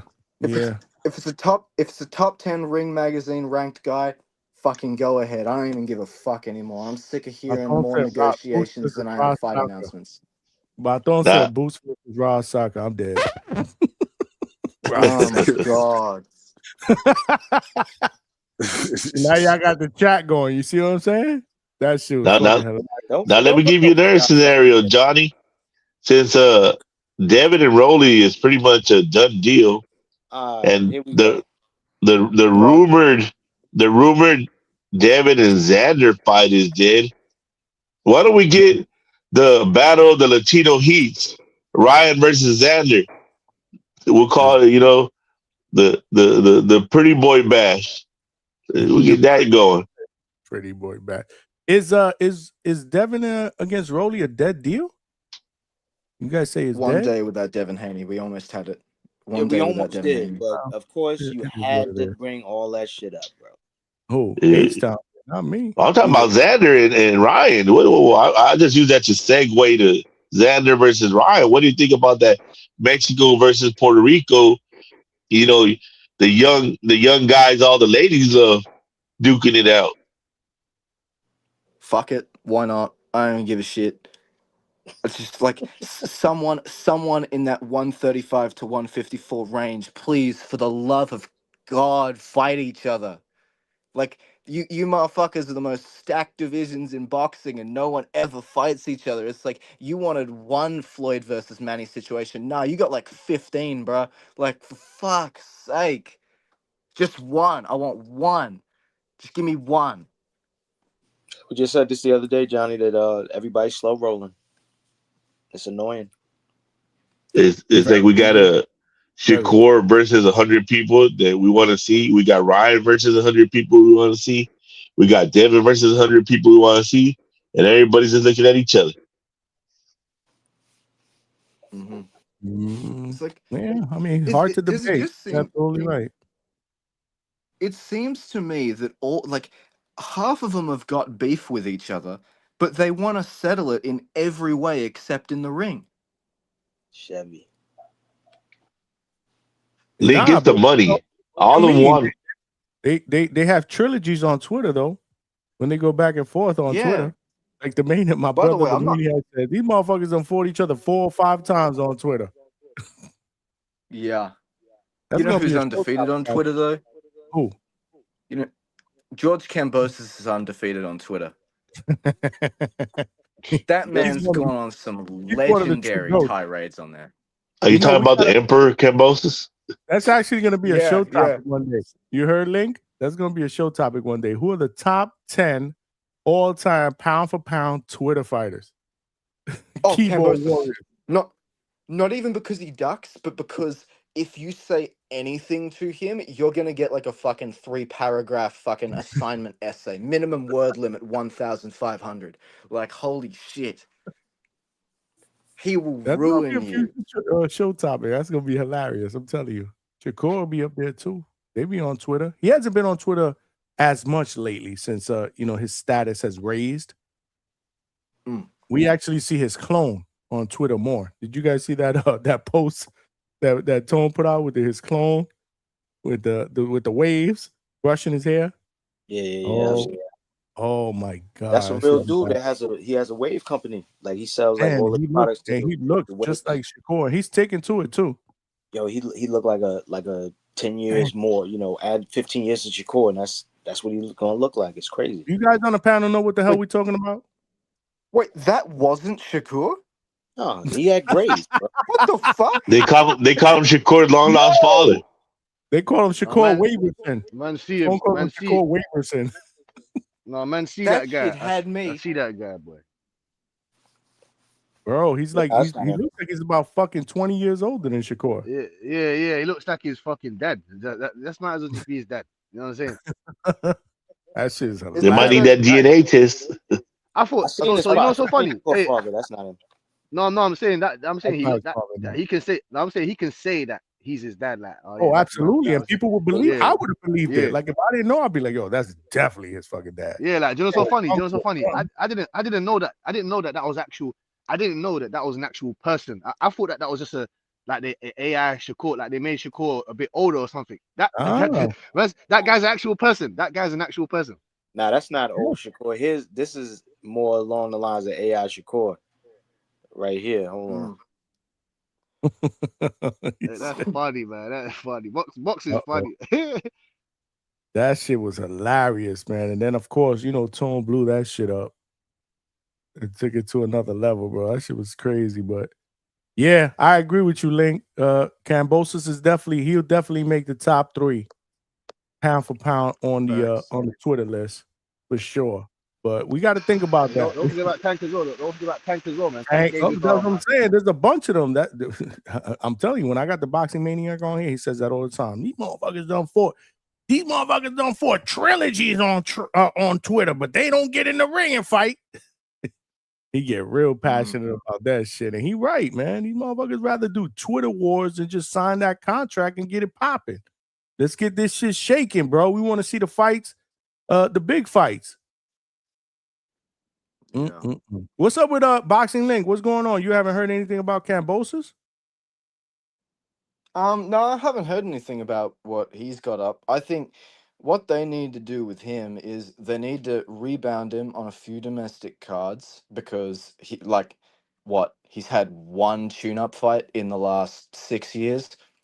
They need to build him back up if they're looking to, and then get him, for the love of God, a brawler. Because they looked at Kambosos, right? Look at his fight history pre-Devin Haney, right? Every time he looked great when someone was coming at him and let him light them up. Every time he struggled, the Lee Selby fight was when he had a technician on the back foot. So yeah, let's get our new unified lineal lightweight champion, one of the marquee weight divisions, and let's give him nothing but technicians for the duration of his prime. That sounds like a good idea. Like shit. Give him I was saying this, and he probably wouldn't win this fight now, but the Kambosos of 2021 and 2022, I'd have picked him to beat someone like a Pitbull Cruz that's coming at him, because he gives him opportunities for him to light him up with combinations on the inside, but not now. He's fucked now. So I guess you answered a question I was gonna ask. So he's gonna continue to fight, or is rumor has it that he's ready to walk away? Because obviously he's financially stable. I mean, become a promoter. Australia's promoters, Tasman is doing well, but they're struggling for superstars. And No Limit's got this problem where No Limit will foster a star, and then Matchroom or PBC is going to poach them. after a while. So, you know, if you've got good enough financial backing, shit, try and make your own name. Try and become a promoter. I don't know. But like, I mean, he's definitely got the talking ability for it. Like, the man's good on the camera. He's good on Twitter. He'd be able to swap words with your Eddie Hearns and that of the world. He's a good talker, so he could try that route. But Very true. yeah, I haven't. There's been no announcements for a fight come out recently, so yeah. Hey, Link, I there's don't your know. old Shakur right there. I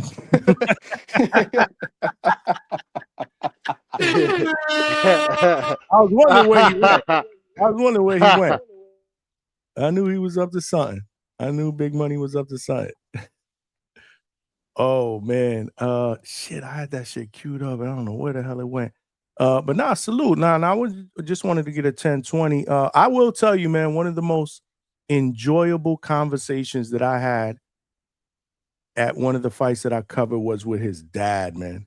His dad is actually pretty fucking cool. Jim? Really Yeah, cool. Jim dude. Kambosos, yeah. Yeah, he was training damn, what the hell is this guy's name? It was on a pro box card. It was with an M. Makhmudov. Oh Lord, I gotta look back. But anyway, he was the head trainer there, and we just started kicking it. Like Jim, this, Jim. And then, man, I was like, man, Jim is actually a pretty cool dude, man. He was like, yeah, I'll come on here. Obviously, there's a time difference or whatnot because I was trying last year to get him on. I'm gonna reach out to him again, man. I'd love to be able to get him on, man. Really good Link, dude. when's the Good best time? personality. When's the best time he should try and reach out to him? That's the thing because of the time difference out there. So that was like, we'll figure it out. He told me we'll figure it out, but we just never really figured it out. And then obviously I moved in another direction. So we got to circle back, man. I'd love to be able to get Jim Kambosos on here, man. I think it'll be dope. Roughly 16 hours. So if you get from your time and move it approximately 16 hours forwards, that's where we're at, roughly. Okay. That's what I meant. That Link. Okay, my bad. No, man, that's what I meant. Like not to tell us, like when he's available, but oh, my bad. I read that wrong. Yeah, I understood that wrong. Well, Link got it right. I talking about Isaac. You're talking about Isaac Hardman. Johnny. Say that again. I'm sorry. No, are you talking about Isaac? I remember Jim Kambosos being in the corner of Isaac Hardman. No, it wasn't him. Oh shit, man. What was the name? That's the only guy I remember, man. And Shanika. He was in there with Shanika Johnson as well. Nope. It was a young fighter from Now you guys are killing me with this. Don't worry, brain cramp, man. Yeah, I'm gonna find it. What's his name? Makhmudov or something. He was the main event on the pro box card in Florida. It was last year. Muhammad Yakubov? Yes, him. That's who it was. That him? Yeah. That's who it was. He was just there. It is. Look, Ace Town. Shout out to Boxing Inc, man. That's who it was. Man. Boxing Link, Ace Town. I'm telling you, man. We got the best motherfucking boxing podcast chat out there, and panel members from all over. Yeah, it was him. He was his head trainer for that fight. He was the main event on that pro box card. That was a pro box card that went down in Heritage Kissimmee. Yeah, man. What was he chopping up? You and Kambosos' dad. What was he chopping up about, Johnny, man? You and Kambosos' dad, man. We talked about George because that was after the Hitchens thing. You know, he's doing good financially. You know, he's gonna take it easy, blah. We talked about that. We talked about damn man, I forget. I asked him a bunch of different questions, man. We talked at least for about a half hour. And he gave me the time. Like I said, man, it was between he wrapped the dude's hands, dude was warming up, he came, talked to me. We were all in the same area. We took a picture together. I sent it to you. We took a picture. It was dope. It was dope. Good dude. Really good dude. Nice. Yeah, no, really good dude. That's who it was, Yakubov. Yep. I knew it was something with an M. I said something with an M. I said Makhmudov. Yeah. I was close. I was in the ballpark, right? I guess. Put the names together. You put the first and the last together. Yep. I smushed them up together, man. But yeah, we'll figure that out. The only we actually did interview someone from Australia one time. Remember Chloe Chaos? Boxing Link. You know who Chloe Chaos is? Chloe, is that a Chaos? Is that a last ring name or? That's her name, Chloe Chaos. Australian fighter. No, I She's haven't a heard of woman her. fighter. No? Oh man. Look her up, man. You know what's funny? Her manager, my man Brian Robles from Square Circle I'm Fighters. surprised. Salute to him. He's I'm her surprised. manager. I'm And they were trying to surprised get he her. doesn't know her. You know her, right, Timboski? Yeah, yeah. It's the girl with the loads of tattoos, right? The girl with the tattoos. Yes, The with all the tattoos. tattoos. Oh, Chloe Yeah, yeah. Thompson. Yeah, no, I know, I know. Did I I know did who I get that her is. I last just name didn't wrong? know What's her. her last name? It's Chloe Chaos. Yeah, I'm sure it's chaos. it's Chloe. It's Chloe Toxin. Yeah, because Isn't that what they call her? that's the no. It's because Chaos is the It's is an alias, the the ring alias, name. the alias. Yeah, Yeah, yeah. I Alias. didn't Okay. recognize that. Yeah. Damn. I And thought that was a great. I swear down, Johnny. I thought her surname was Chaos as well. I swear down, because you don't see the tags you don't see that on the end of her name. So yeah, I thought her name was Chaos. I think I remember Brian telling me that she likes to go by Chloe Chaos. That's why we were calling her that. But she went through a lot of shit in her life, man. She saw her best friend get murdered right in front of her. You guys missed that interview. You got to check that out, man. That was a dope interview, man. He was trying to get a fight over here in the States, man. Over here in the States, and that fell apart. So he looped me in on that. But yeah. Yeah, I know she had loads of drug problems and shit. You know what I'm saying? Yes. She had loads of drug. Yeah. I know she had drugs. This is Talked sounding about all that in the interview. about a minute. Somebody died, drug problems. This sounds great. Like, if you guys didn't see that interview, make sure you check it out on the playback. And that's another. You see that interview actually. I gotta look at that because I think that gets lost in the weeds because I didn't clip that out and put it on its own separate video. Okay. Because that was in the middle of a show. Because I remember, we start our shows at 9:00, and because of the time, she didn't jump on until like 11:30 Eastern. Yeah, because she's in Australia, isn't it? She's in Australia. Mhm. Man. Their time difference is completely different. 16 hours. Yeah. When she jumped, I remember. I think if I'm not mistaken, when she jumped on for the interview, she was like, "I just finished an early, like super early morning training session." Yeah, over there right now, it's almost 6 o'clock in the afternoon over there. Yeah, You know what I'm saying? it's Maybe I'm 5:42. Yeah. Holy smokes! And Fucking then, hell. so there was a training session or something that she had just finished doing, and it was obviously the evening for us. So, see, now you're gonna make me. I gotta find it now. I gotta clip it, and I gotta put it out as a separate interview. No, it's you done it in September, Johnny, man. You done that interview in September, man. It was September. You found it? Yeah. 17th of September, man. There you go. Last September. Yeah. And I saw this guy that you was talking to, man. He's a manager or something, man. I went over this, man. Was it her manager that you was talking to, Johnny? He jumped on before. Yeah. Because he got I was watching that, bro. He jumped on. Brian Robles jumped on. So we kicked it for about, I don't know, half like hour, hour. 40 minutes. Yeah. It's been like an hour or something. He was kicking it for. I was watching that, man. I was watching a part of it. Yeah.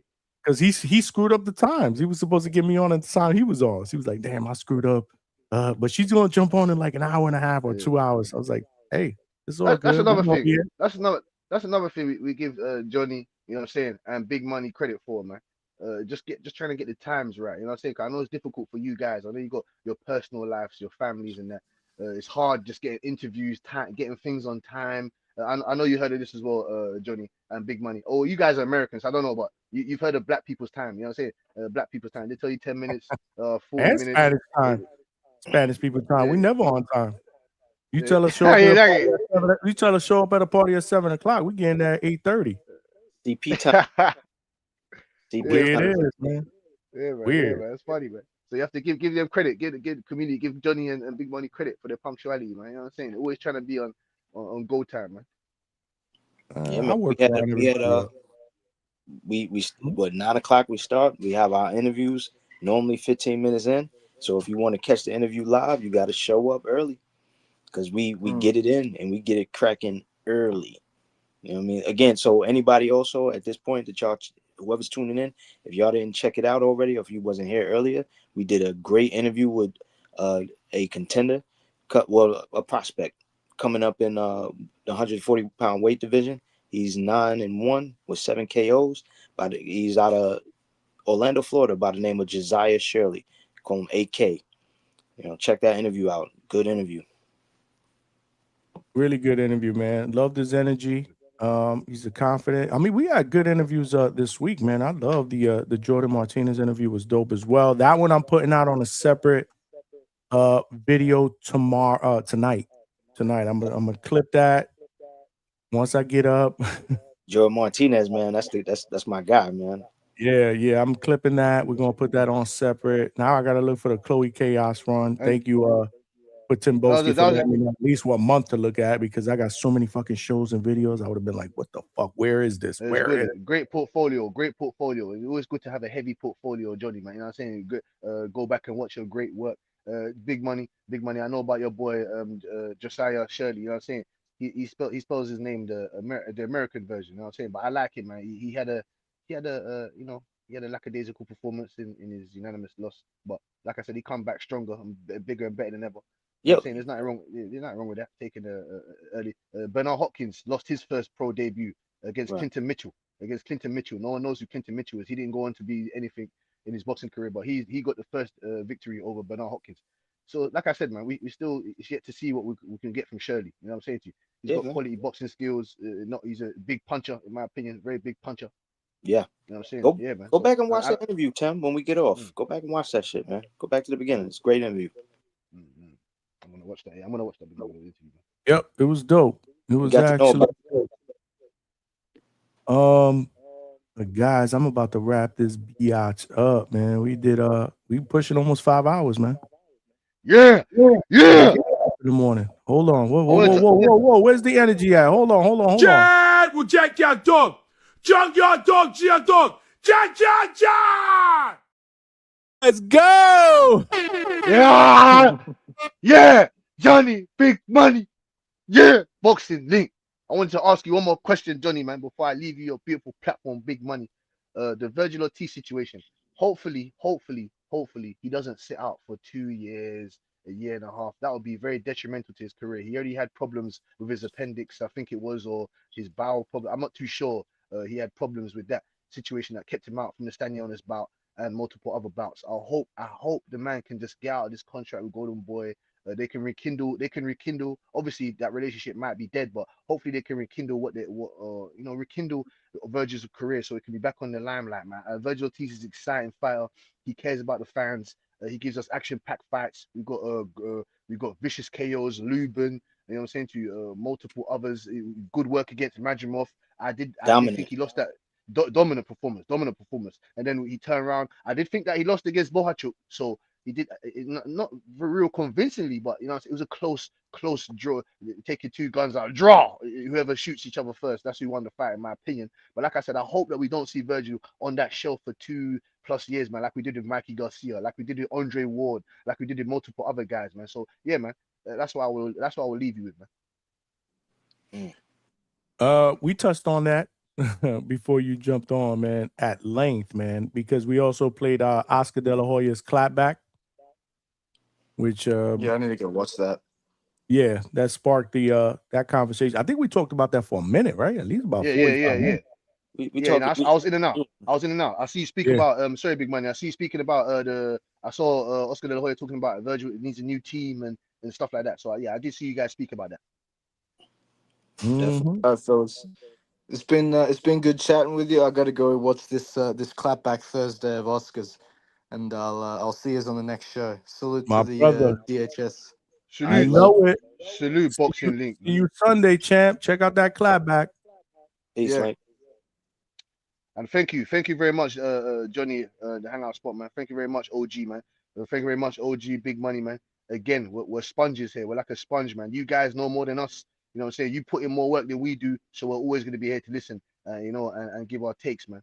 You know what I'm saying? But you guys are the how can I explain it, man? You guys are the beam, you know what I'm saying? The beam that lights into the sky of this shit, man. So I thank you again, Johnny, man. I thank you again, big money, man. We need you. We need your boxing brains. We need you, man, are savants. You, man, are carnivores. You know what I'm saying to you? And we need a community. Trini, stock chasers, trees, Boxing Inc. Chad from Canada. You know what I'm saying? Ryan 666. Multiple other guys. You know what I'm saying? Dwayne Styles. Shout out to the whole community for giving Johnny his bright light, man, and big money, man. Please, thank you, man. Thank you. I appreciate you, man. And make sure you have a good rest of the week, man. Yeah. Thank you for being part of it, baby. Appreciate you, Tim. brother. Hell yeah. Our brother Tim Boski from the U. There you go. Look. My guy, man. That's what's up. Chad will jack your dog. Jack your dog, your dog. Jack. Yeah. That's what I'm talking about, man. Salute, man. This has been a fantastic motherfucking show. What's good with my bro Johnny from the Hangout spot, baby? We out here, cuz. We out here, cuz. Big money. Great show, man. Great interview, show, man. Johnny. Close us out, brother. You got to close out or well, do I got to let Tone close us out? Because I can let Tone close us out. Nigga, I like vagina. Delicious vagina. Love it.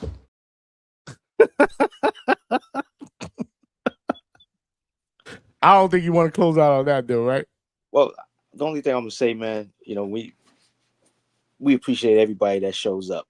You guys have been pulling up on us. Y'all been paying attention. Y'all been tuning in, and y'all been hanging with us. Is the main thing. You know, some people might click in for a little bit, but you guys really rock with us, and we appreciate all of that. We appreciate the attention. We appreciate the conversations, and you know, we're just trying to make this thing get bigger and better. You know, so that you guys can enjoy a great show. You know, we had a great show tonight. You know, we bringing interviews, we having great conversations. You know, so I could just say pretty much shout out to everybody. Shout out to all of y'all, man. You know, that's the life lesson today. This is a great show because of y'all. Appreciate y'all. Johnny, my brother, man. I'm gonna get up with you. All right, man. Peace. Let's get it. Salute to my guy, Big Money. Yeah, man. Big contributor to what we trying to do here, man. We building something special. We are absolutely cooking, bro. We are cooking. They call me the problem, but you could call me the can man, because anybody can get it. Africans, Americans, Dominicans, Mexicans, anybody can get it. Yeah, I want to thank all of y'all for rocking out. Word, man. Y'all the engine, man, that keeps this train going, man. You're loyal. You're grateful. I appreciate that. I appreciate all of y'all, man. We killing it, man. We absolutely killing it. This was a great show tonight. Appreciate all of y'all for rocking out in the chat. Appreciate for all of y'all that have contributed. Obviously, super chats, man. I appreciate that as well. Yeah, because we putting in that work, man. We pushing almost 5 hours on Friday Eve. Well, actually, it's Friday now. But we do got boxing this weekend, albeit, you know, we don't have the biggest names in the sport of boxing. But we do got solid boxing, man. Salute to Coach Bermudez, who jumped on for just a little bit. Obviously, he's busy. He's out in Connecticut. He's got 3 fighters that are fighting on Saturday. So make sure you guys find some time to support, because you know Coach Bermudez is family up in here. Damn, one of the things I did forgot to ask him when he was on here was how do we watch that boxing card on Saturday if we want to do that. So I will work on trying to get you guys a link and forward it to you guys, or I'll put it on my IG so you guys can be able to support. There's 3 fighters, obviously, on Coach Bermudez's team that are fighting on Saturday. We got Avius Griffin, who's fighting on Saturday. Yeah. Hella energy. We saw him real quick when Coach Bermudez cammed up for about 3 or 4 minutes. He said he was going to jump on, but again, man, he's busy, man. These guys are going through final weight cuts, getting that shit done. So, you know, Coach Bermudez is a perfectionist. He's trying to get his people ready and prepared so they could beast out, man. You know, they could rock out on Saturday. So salute to him. We got Kurt Scooby, my guy. Yeah. He's fighting on Saturday. And we got Thomas Bloomingfeld. Yeah. He's fighting on Saturday. So we got 3 fighters from the Firehouse, man. Salute. Y'all know we rock out with them. They are family. We got to show support. Speaking of family, again, I want to congratulate my man Ebenezer Stuntman Griffin. Signing to a promotion company today. Salute to him. Salute to my man Brian Norman Jr., who now has his own promotion company, Throwback Boxing Promotions, and they signed their first fighter, Edwin De Los Santos. Yeah, not a shabby first signee. That's what they doing, for real. So salute to them, and salute to all of y'all. Like I said, man. And I see the chat. Y'all cooking, man. Y'all cooking. Salute to everybody that jumped on the panel. Tim Boski, obviously my guy, Big Money. Boxing Link. We got the Boxing Kangaroo that came with the motherfucking energy. Alberto, my guy, always bringing the energy. Who right now is doing homework on H-Town. I can't wait till the next show or the show after that because I know Alberto's doing his homework. We trying to put H-Town on the spot. Speaking of my brother H-Town, he's done send a 5-piece. Salute, my brother. Yeah.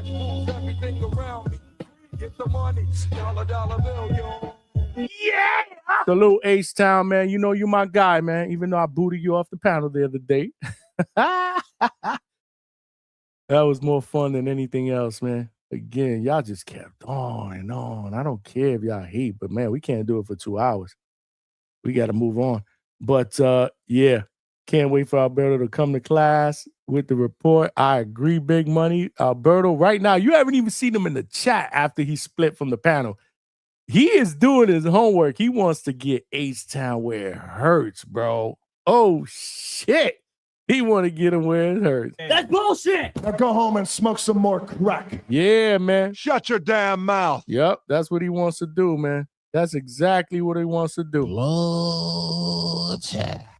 Yo, salute to Trini. Trini, I ain't hear from you in a couple of days. What's good? Trini's HR's on that ass like a diaper rash. What's going on? I don't know. Ask HR. I love when steroids was in that motherfucker. Loved it. Mm-hmm.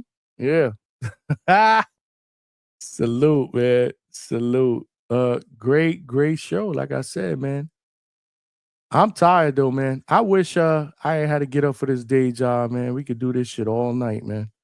Every single night, man. But we building, man. Like I said, we building something special, man. We gonna get there, man. Brick by brick, man. But I will tell you, man, sharing the show and definitely telling a friend to tell a friend to subscribe will help us grow. Smashing that like button. We didn't get to 100. We're still 20 likes away, but I'm sure there's about 20 people right now in the chat that did not smash the like button. So maybe we could get to that 100 real quick in the next 5 minutes, man.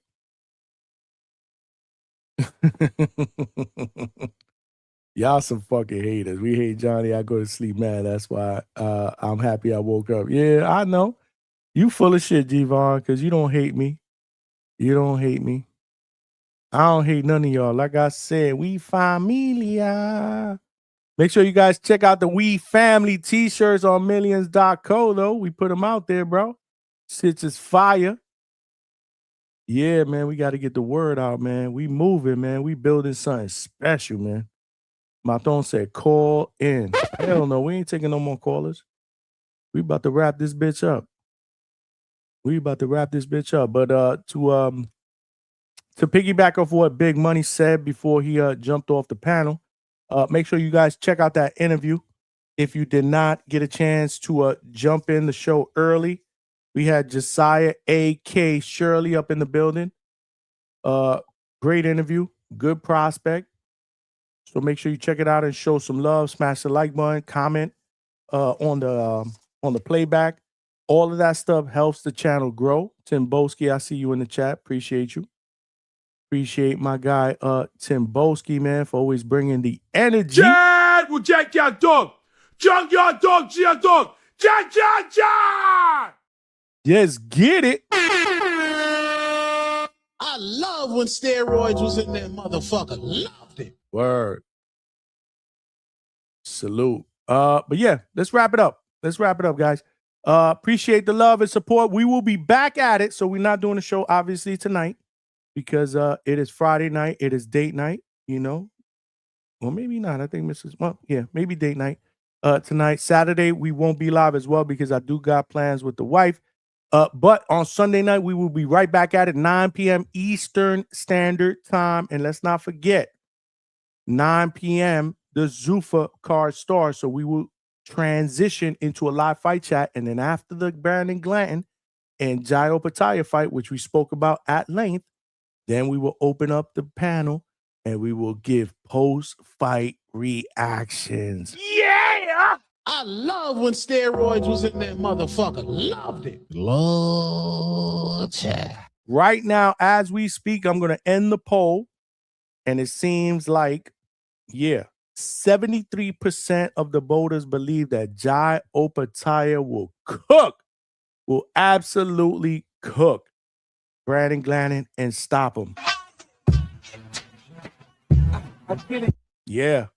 15% believe that Jai Opetaia will win by decision.